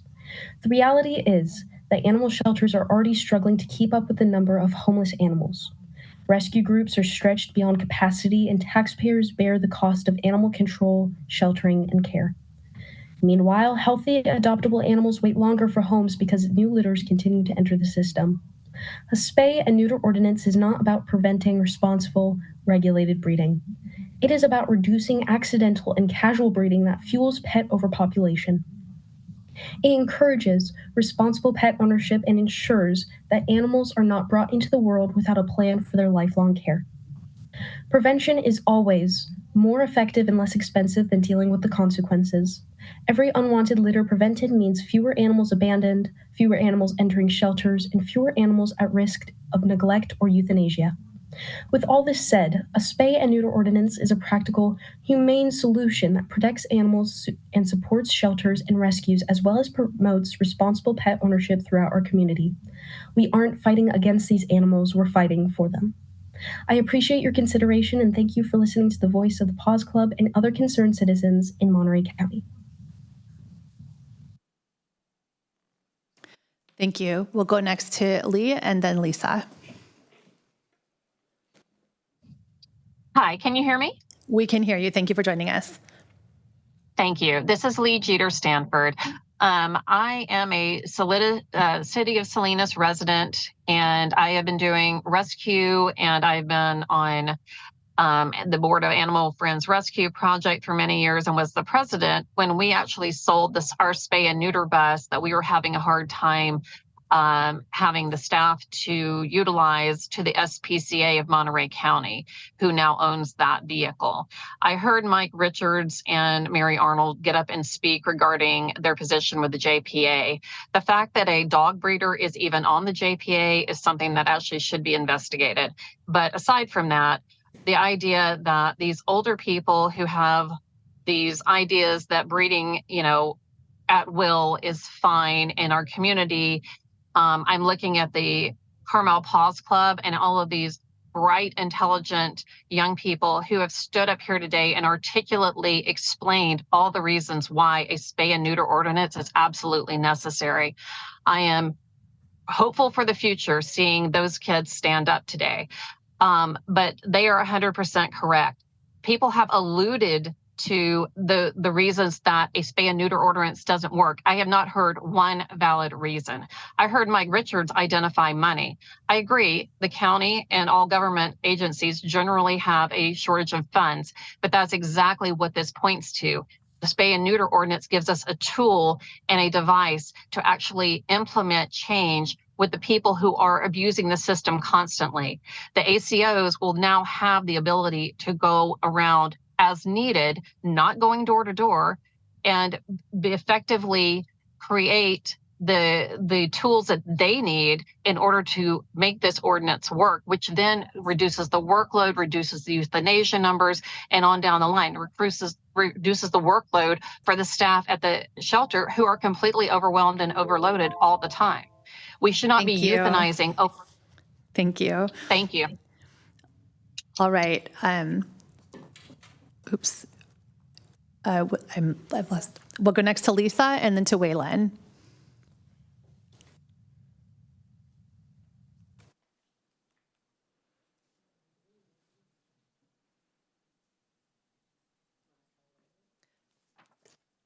Okay, we're not getting Lisa. We'll try Waylon. Hello? Hi. Hello? Hi, we've got you. Who is this? Can you hear me? We can hear you. This is Lisa? Okay, Lisa, we've got you. Okay. 2 minutes on the clock. Thank you for joining us. Great, thank you. My name is Lisa Carter. I'm the 15-year former executive director for the Santa Cruz SPCA, also serving on several boards, including the Santa Cruz SPCA Board, State of California Animal Laws Board of Directors, long-term volunteer since moving to Santa Cruz in 1987. Prior to 1995, over 14,000 cats, dogs, and puppies and kittens entered the Santa Cruz SPCA, which at the time was contracted to perform animal control for the county. They walked in, were carried, sometimes dragged through the front door. Many ended up leaving through the back door once every week, frozen in a dumpster, simply because there were too many of them and not enough people to adopt them. The vast majority were not vicious or ill. If given the chance, they would be a family member, providing unconditional love. The morale of the staff was depressed at best. Staff turnover was high. Asking people who love animals to have to euthanize a healthy animal is devastating.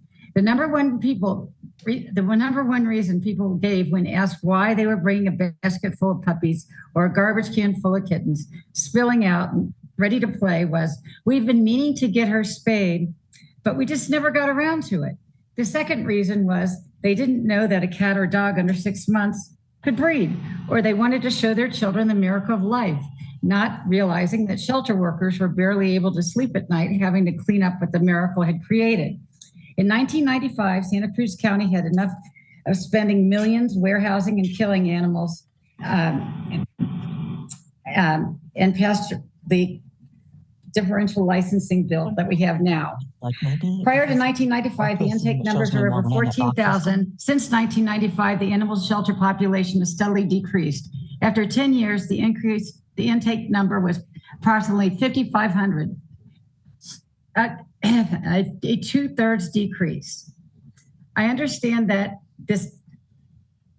I've been a witness overwhelmingly to the success of spay-neuter ordinances, and I'm pleading with you to vote on this one. Thank you. Thank you. Thank you. Okay, we're going to go next to Waylon and then to Scott. Good evening. My name is Wallan, and I am residing in Marina. I wanted to thank Chair Askew and all the supervisors for considering this ordinance. As someone who's been involved with animal rescue now for over a decade in Monterey County, it's really heartbreaking to see how many young kittens and puppies that are born each year but don't survive to adulthood, or do survive and struggle all their lives in terrible conditions. While rescues work to neuter both community cats and encourage individual owners to neuter their own cats, we are in a stalemate and even sometimes losing the battle in areas as people continue to dump unwanted animals in places where most of the animals have already been neutered. My experience is primarily with cats, so I'm going to talk about them. For years, I've been spending more than 40 hours a week working with the public and foster parents trying to save as many as possible, but it's just not enough.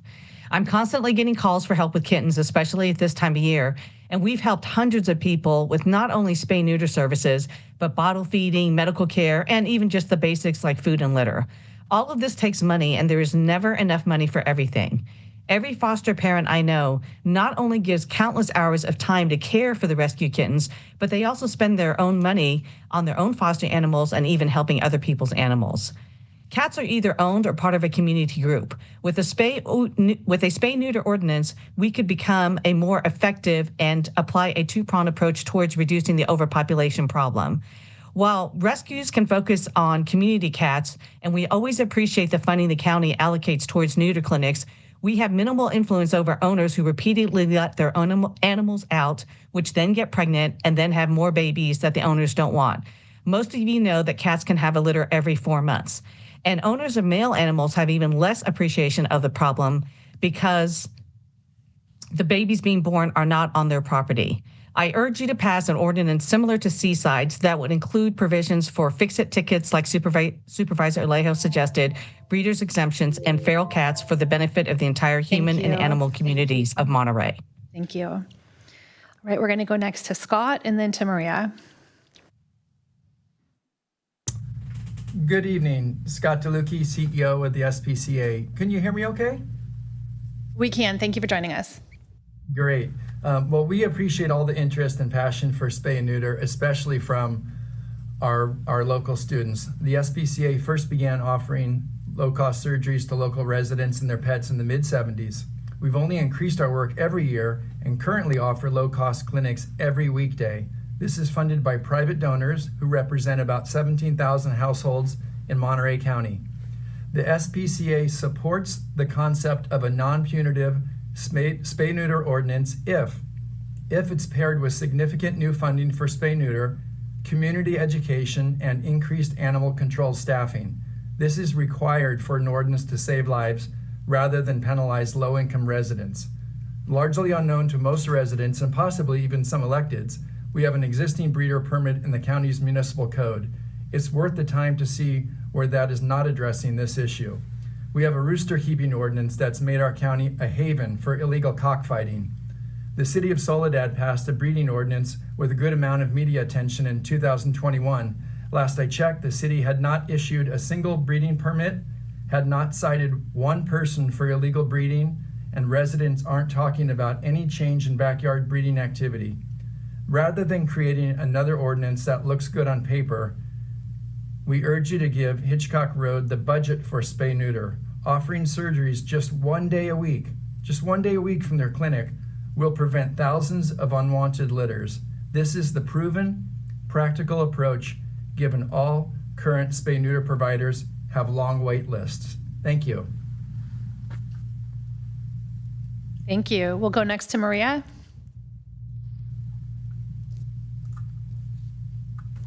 Hello, can you hear me? We can. Thank you for joining us.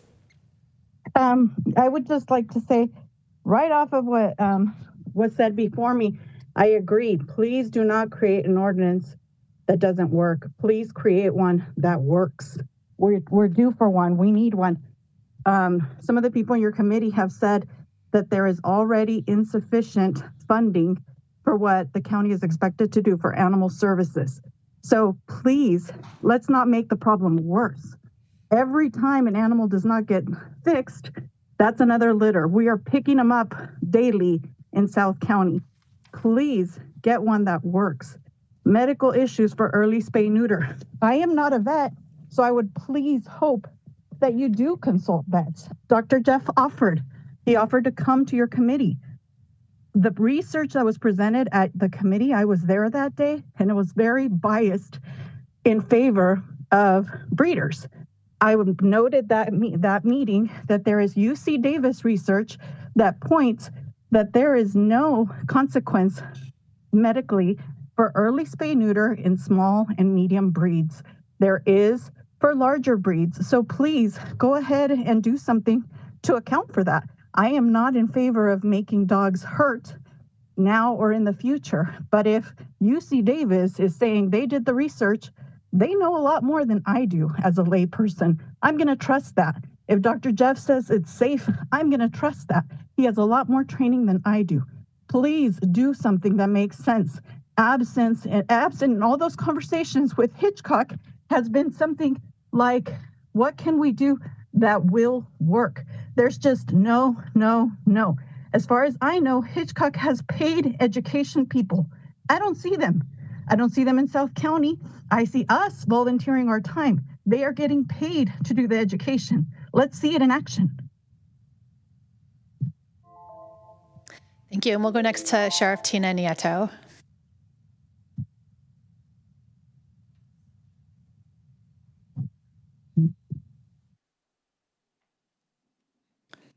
Sheriff, are you with us for comment? Sheriff Nieto?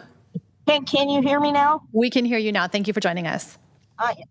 Thank you for being patient. I'm actually driving up in the mountains. Let me pull over to a pull-out area so I can do this safely.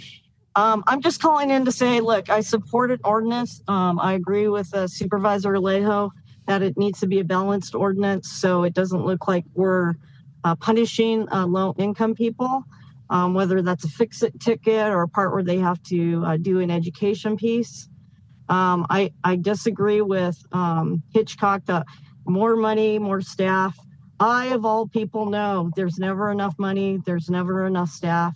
And when you look at issues, you have to attack those issues and look at those issues with different ways to try to solve it.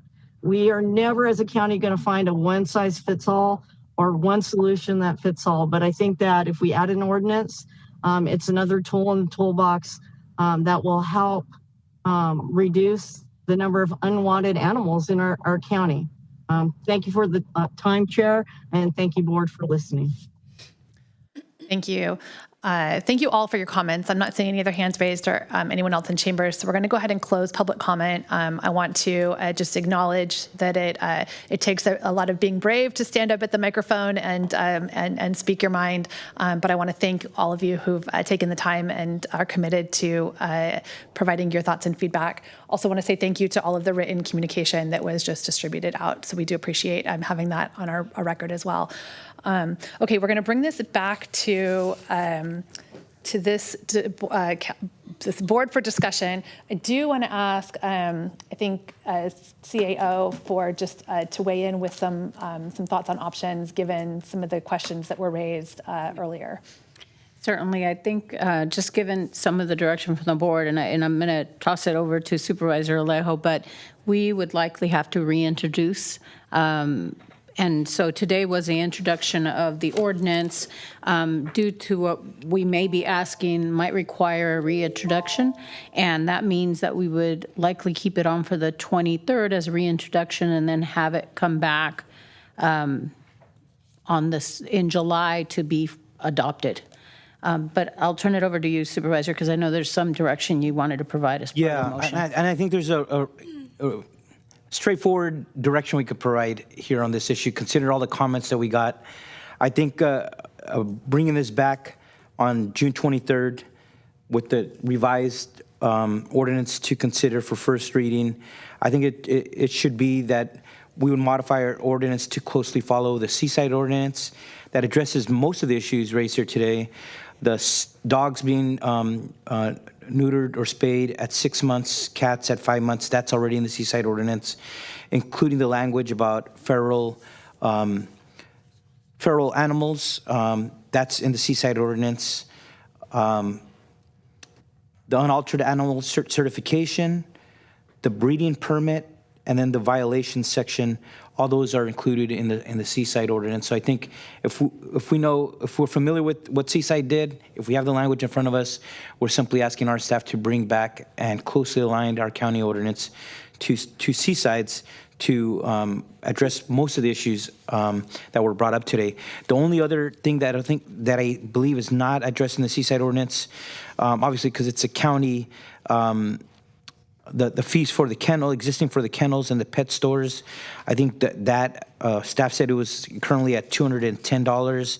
I don't think it's been updated probably in decades, but that would be the other section to consider, raising it to an amount that makes more sense, whether it's 500, our community said 1,000, but I think that needs some updating as well, so it could have its intended effect along with it with an ordinance. So that would be my motion.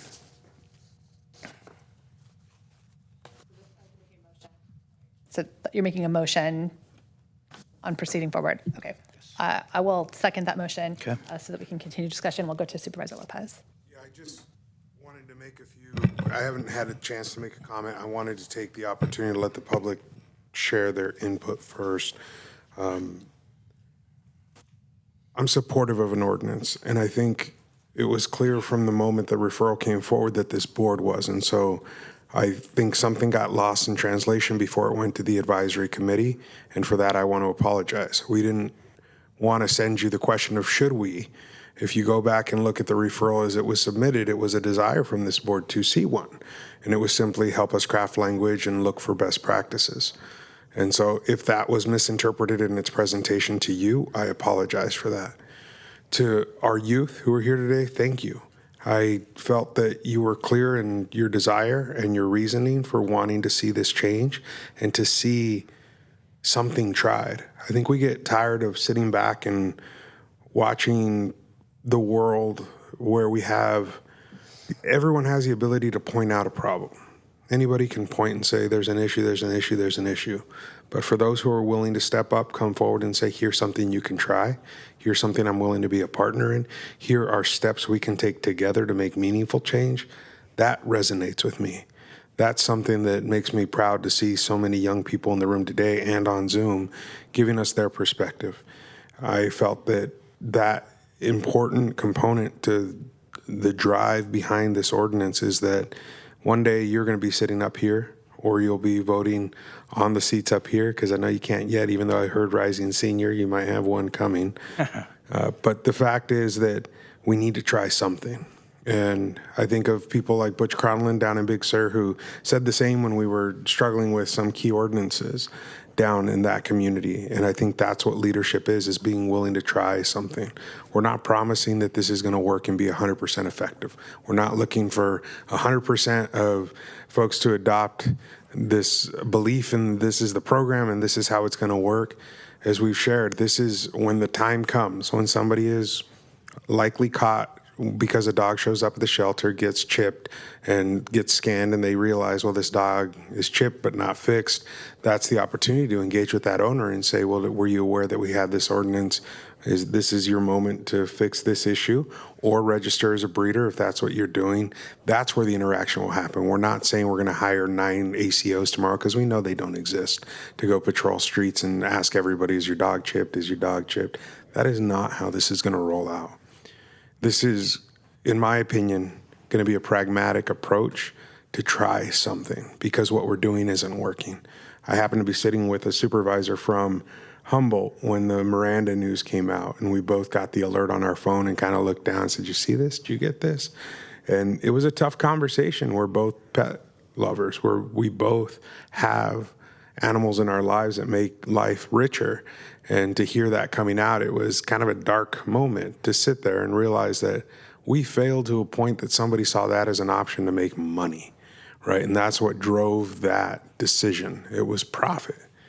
And so we need to try something different. And I'm thankful for the leadership on this board. Again, when the referral came through, the direction with a unanimous vote was to help develop an ordinance that took this step.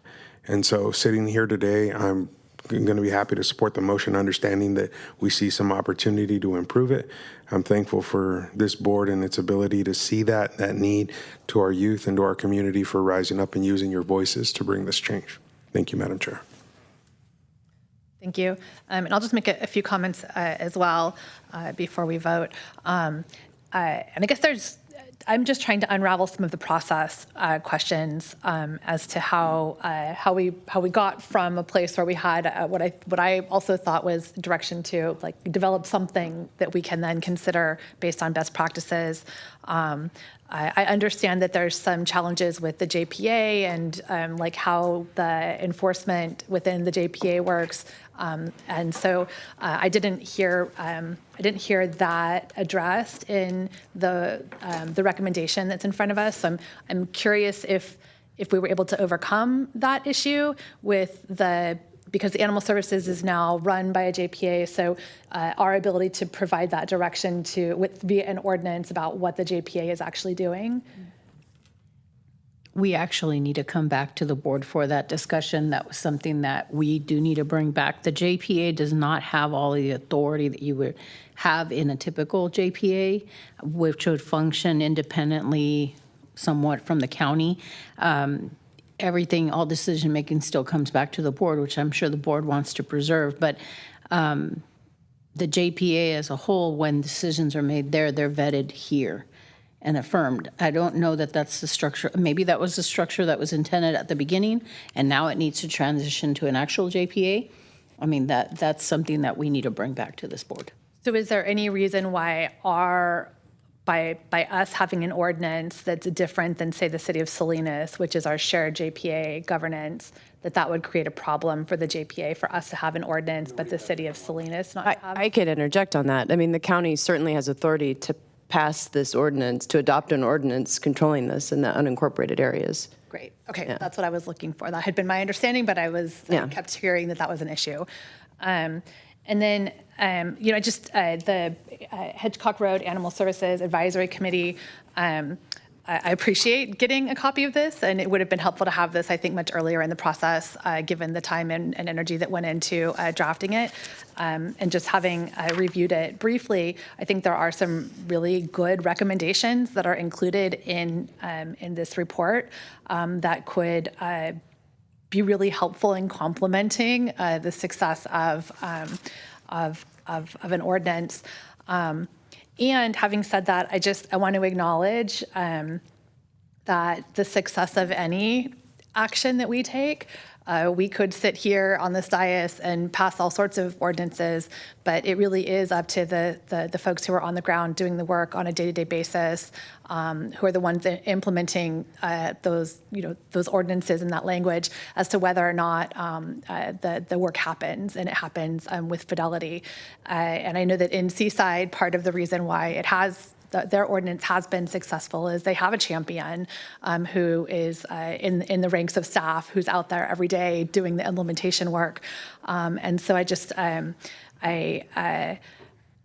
want to make sure that or I just want to acknowledge that there's that partnership that's necessary and between our animal services staff, our sheriff staff, whoever might be interfacing with folks on these issues.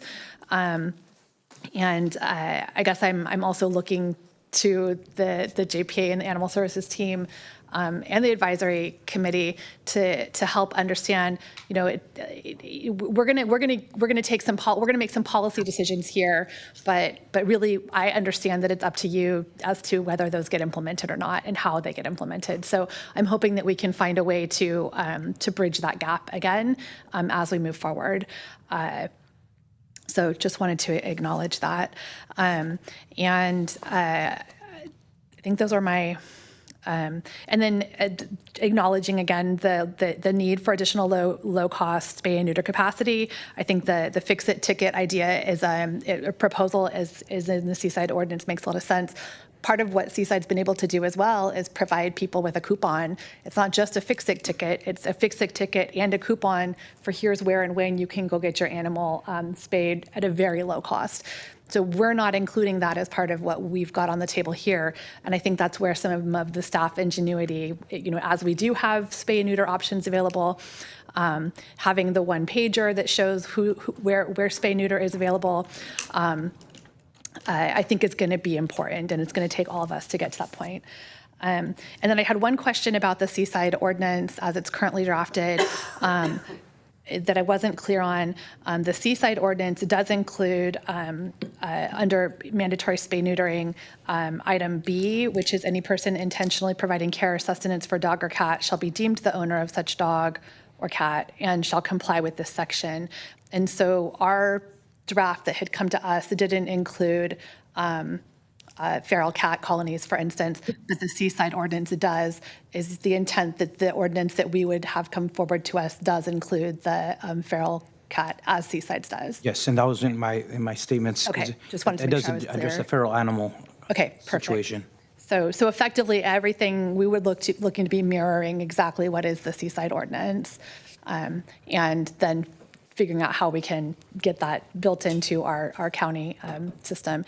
So having said all that, I think it would have been a great if we maybe could have started with that as a baseline and then built from there. I think we've spun our wheels a little bit, but I'm glad that we are where we are right now. And we have a motion on the table. Any further discussion? Yes, just on two questions that came up during public comment for Cynthia. The question was, because is it accurate that Hitchcock shelter euthanized the 1,226 animals in 2025? Are those numbers accurate? And is that the numbers that animals euthanized in previous years? Could you give clarity on that? Because it really creates the basis why this is such an urgent issue for me. Sure. So I show for 2020 or 24-25, we did euthanize 1,041 animals. As far as animals euthanized for time or space, meaning that is the only reason, in that number there was 2, and I believe they were roosters. So what we have is we define them between behavior, medical, and other. So a majority of those animals euthanized, it looks like they fell under medical reasons. So either they were euthanized at the vet or they had significant medical issues to where we could not keep them at the shelter or we cannot find placement for them. That was about 600 of them. So the remaining 383 were behavior, meaning aggressive, a bite case, fearful, too timid or shy that we weren't able to place them. That was 383.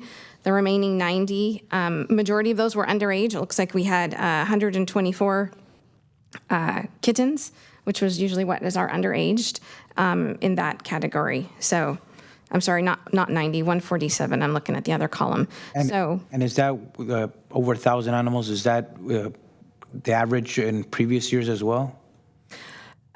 It's been about a quarter, plus or minus. It fluctuates. Last year, we did have almost 80 cats euthanized for panleukopenia, which is a disease, like they come in fine and then the next day they're not. So we did have a panleukopenia outbreak. And then going to Miranda's dog, Hitchcock sent 85 animals there to Humboldt County, to this nonprofit. And our county wasn't alone. I think Napa County sent 105 dogs there.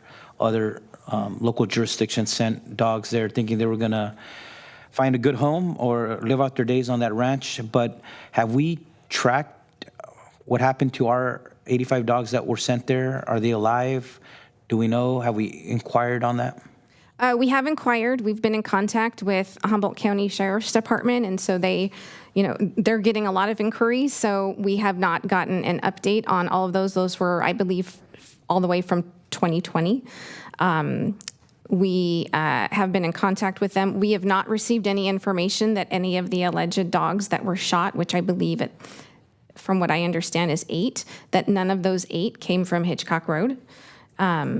At this point, there's no charges that have been made. It is still an ongoing and open investigation.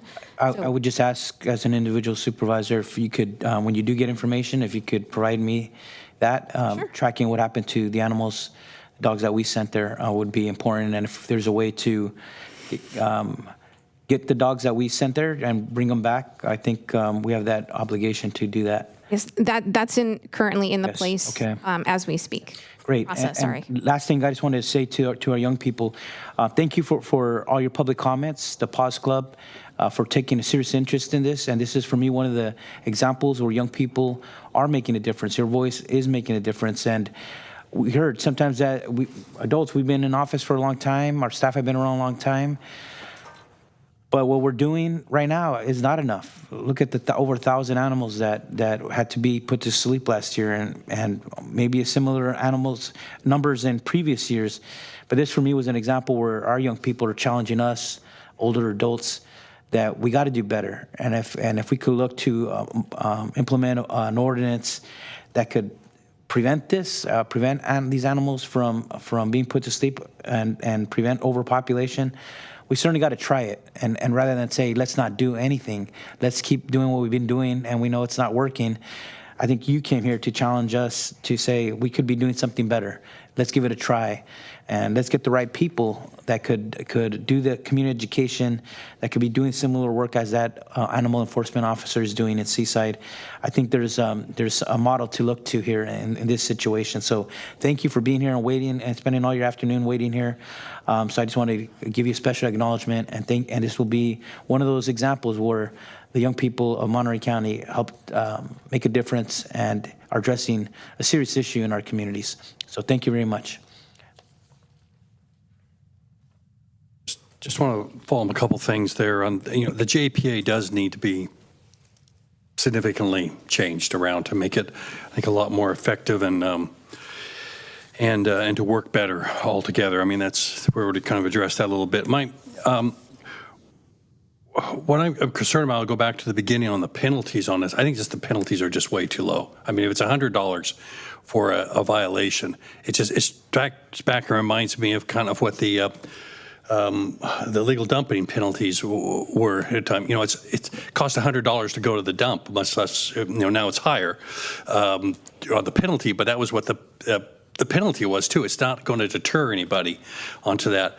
So I don't know what Seaside has for its penalties, but we need to look at this, because if it's going to be $100 for the first violation, to spay or neuter costs far more than that. So there's no incentive to comply with that. Plus, as we've always pointed out here, backyard breeders are one of the big problems, and $100 is not going to deter them from doing something, and that strikes me as a problem, and perhaps we need to just update our entire general policy here on fines too. If we're having $100 administrative fines, that's just not going to deter anybody for anything, and have to kind of look into that. So this is going to have to be, when this comes back, I'm going to be able to push for something much higher than that. But also, I'd like to make it so that we have a simplified and an easy path for those people who are legitimate breeders. That's not what the problem is. And I think we've all been clear on that. It's the backyard breeders and the people who aren't taking care of their animals. So that needs to be simplified and made easy so that it isn't costly for people who are legitimate. But those who are not legitimate, who are not following general rules and basic principles on the breeding, and we really got to find a way to be able to go after them more effectively. I would really like to see, when this comes back, a little better of a cost analysis of what it's going to take to implement this, because it's really vague in here. And I don't want to create something that's toothless, and that's what I'm afraid we're doing here. I guess those are my main points on there, and is really with the backyard breeders and trying to make sure we understand exactly what we're going to have here for penalties on this, and then on those that would be more legitimate breeders, on making it so it's a simpler permit process. I would recommend making a friendly amendment to add that. Yes. Supervisor Church, we talked about updating the breeder's permit that has been updated in a long time, but also when this comes back, to update the fine schedule to an amount that's reasonable. I don't know if it's $250, $500, $750, $1,000. So I have a thought on that. Yes. And so I'm good with the. Yes. Yeah, support the friendly amendment. I'd love to see a higher number, and in that the fine go away if the person can prove to have spayed the animal within 60 days. Like, let's show that it's not all stick. There's carrot there too. I think that's important to me, but I'm supportive. Agreed. All right, so I think we've got good, and I think Supervisor Church, some of the comments that you were making, I think they are addressed in the Seaside draft ordinance that we'd be referencing. So I feel good about that draft, and we've got a motion.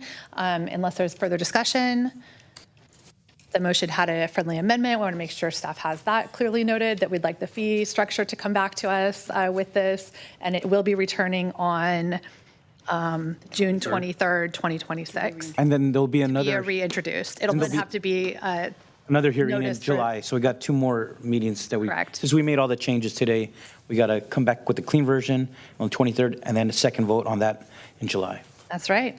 All right. Just one point that we'll have to confer with council.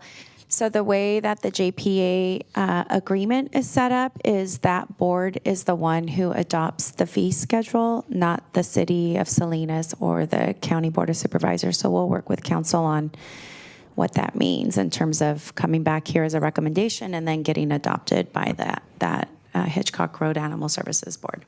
Well, I think our county council has to look at it, because this is a county ordinance, and we are empowered to include the fees in our own ordinance. Yeah, but I think the board still retains that power for the fees. We'll look into it and work with staff. Okay, so we'll have that addressed. Thank you for that additional bit of information. And just for those, I think this has been a lesson in the democratic process. It's been a lesson in how things iterate their way through all of the different variations of the way that things work differently between cities and counties and JPAs and advisory councils and other boards. So thank you for your patience with us as we worked our way through it.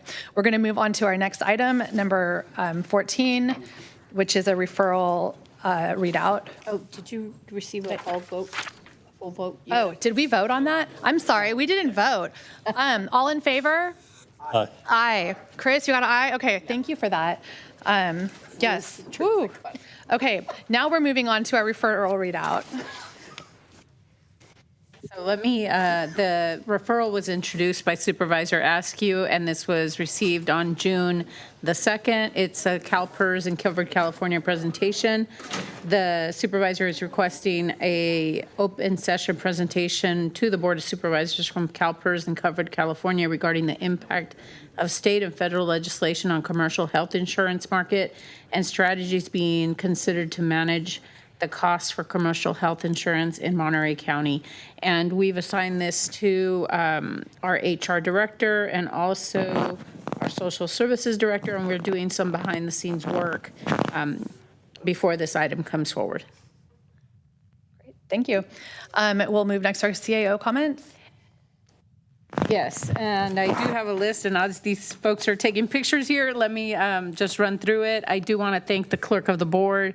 I know that she does a lot of behind-the-scenes work with her team, and it's a dedicated team of only 5 employees who have made significant strides in advancing transparency, accessibility, and operational efficiency in 2025. The team developed new Legistar agenda templates to support additional boards and commissions and partnered with the Information Technology Department department to launch an e-comments project and introduced live Spanish interpretation services for board meetings through Worldly AI. Staff also completed major records digitation effort, scanning more than 1,000 documents and 209 boards, commissions, and committees files in preparation for a new public-facing application. In addition, the office successfully recruited a new board clerk and supported major county events and continued training and compliance support to departments across the organization. The other department that I'll highlight is Child Support Services. They had an exceptional year, both fiscally and outstanding service to families.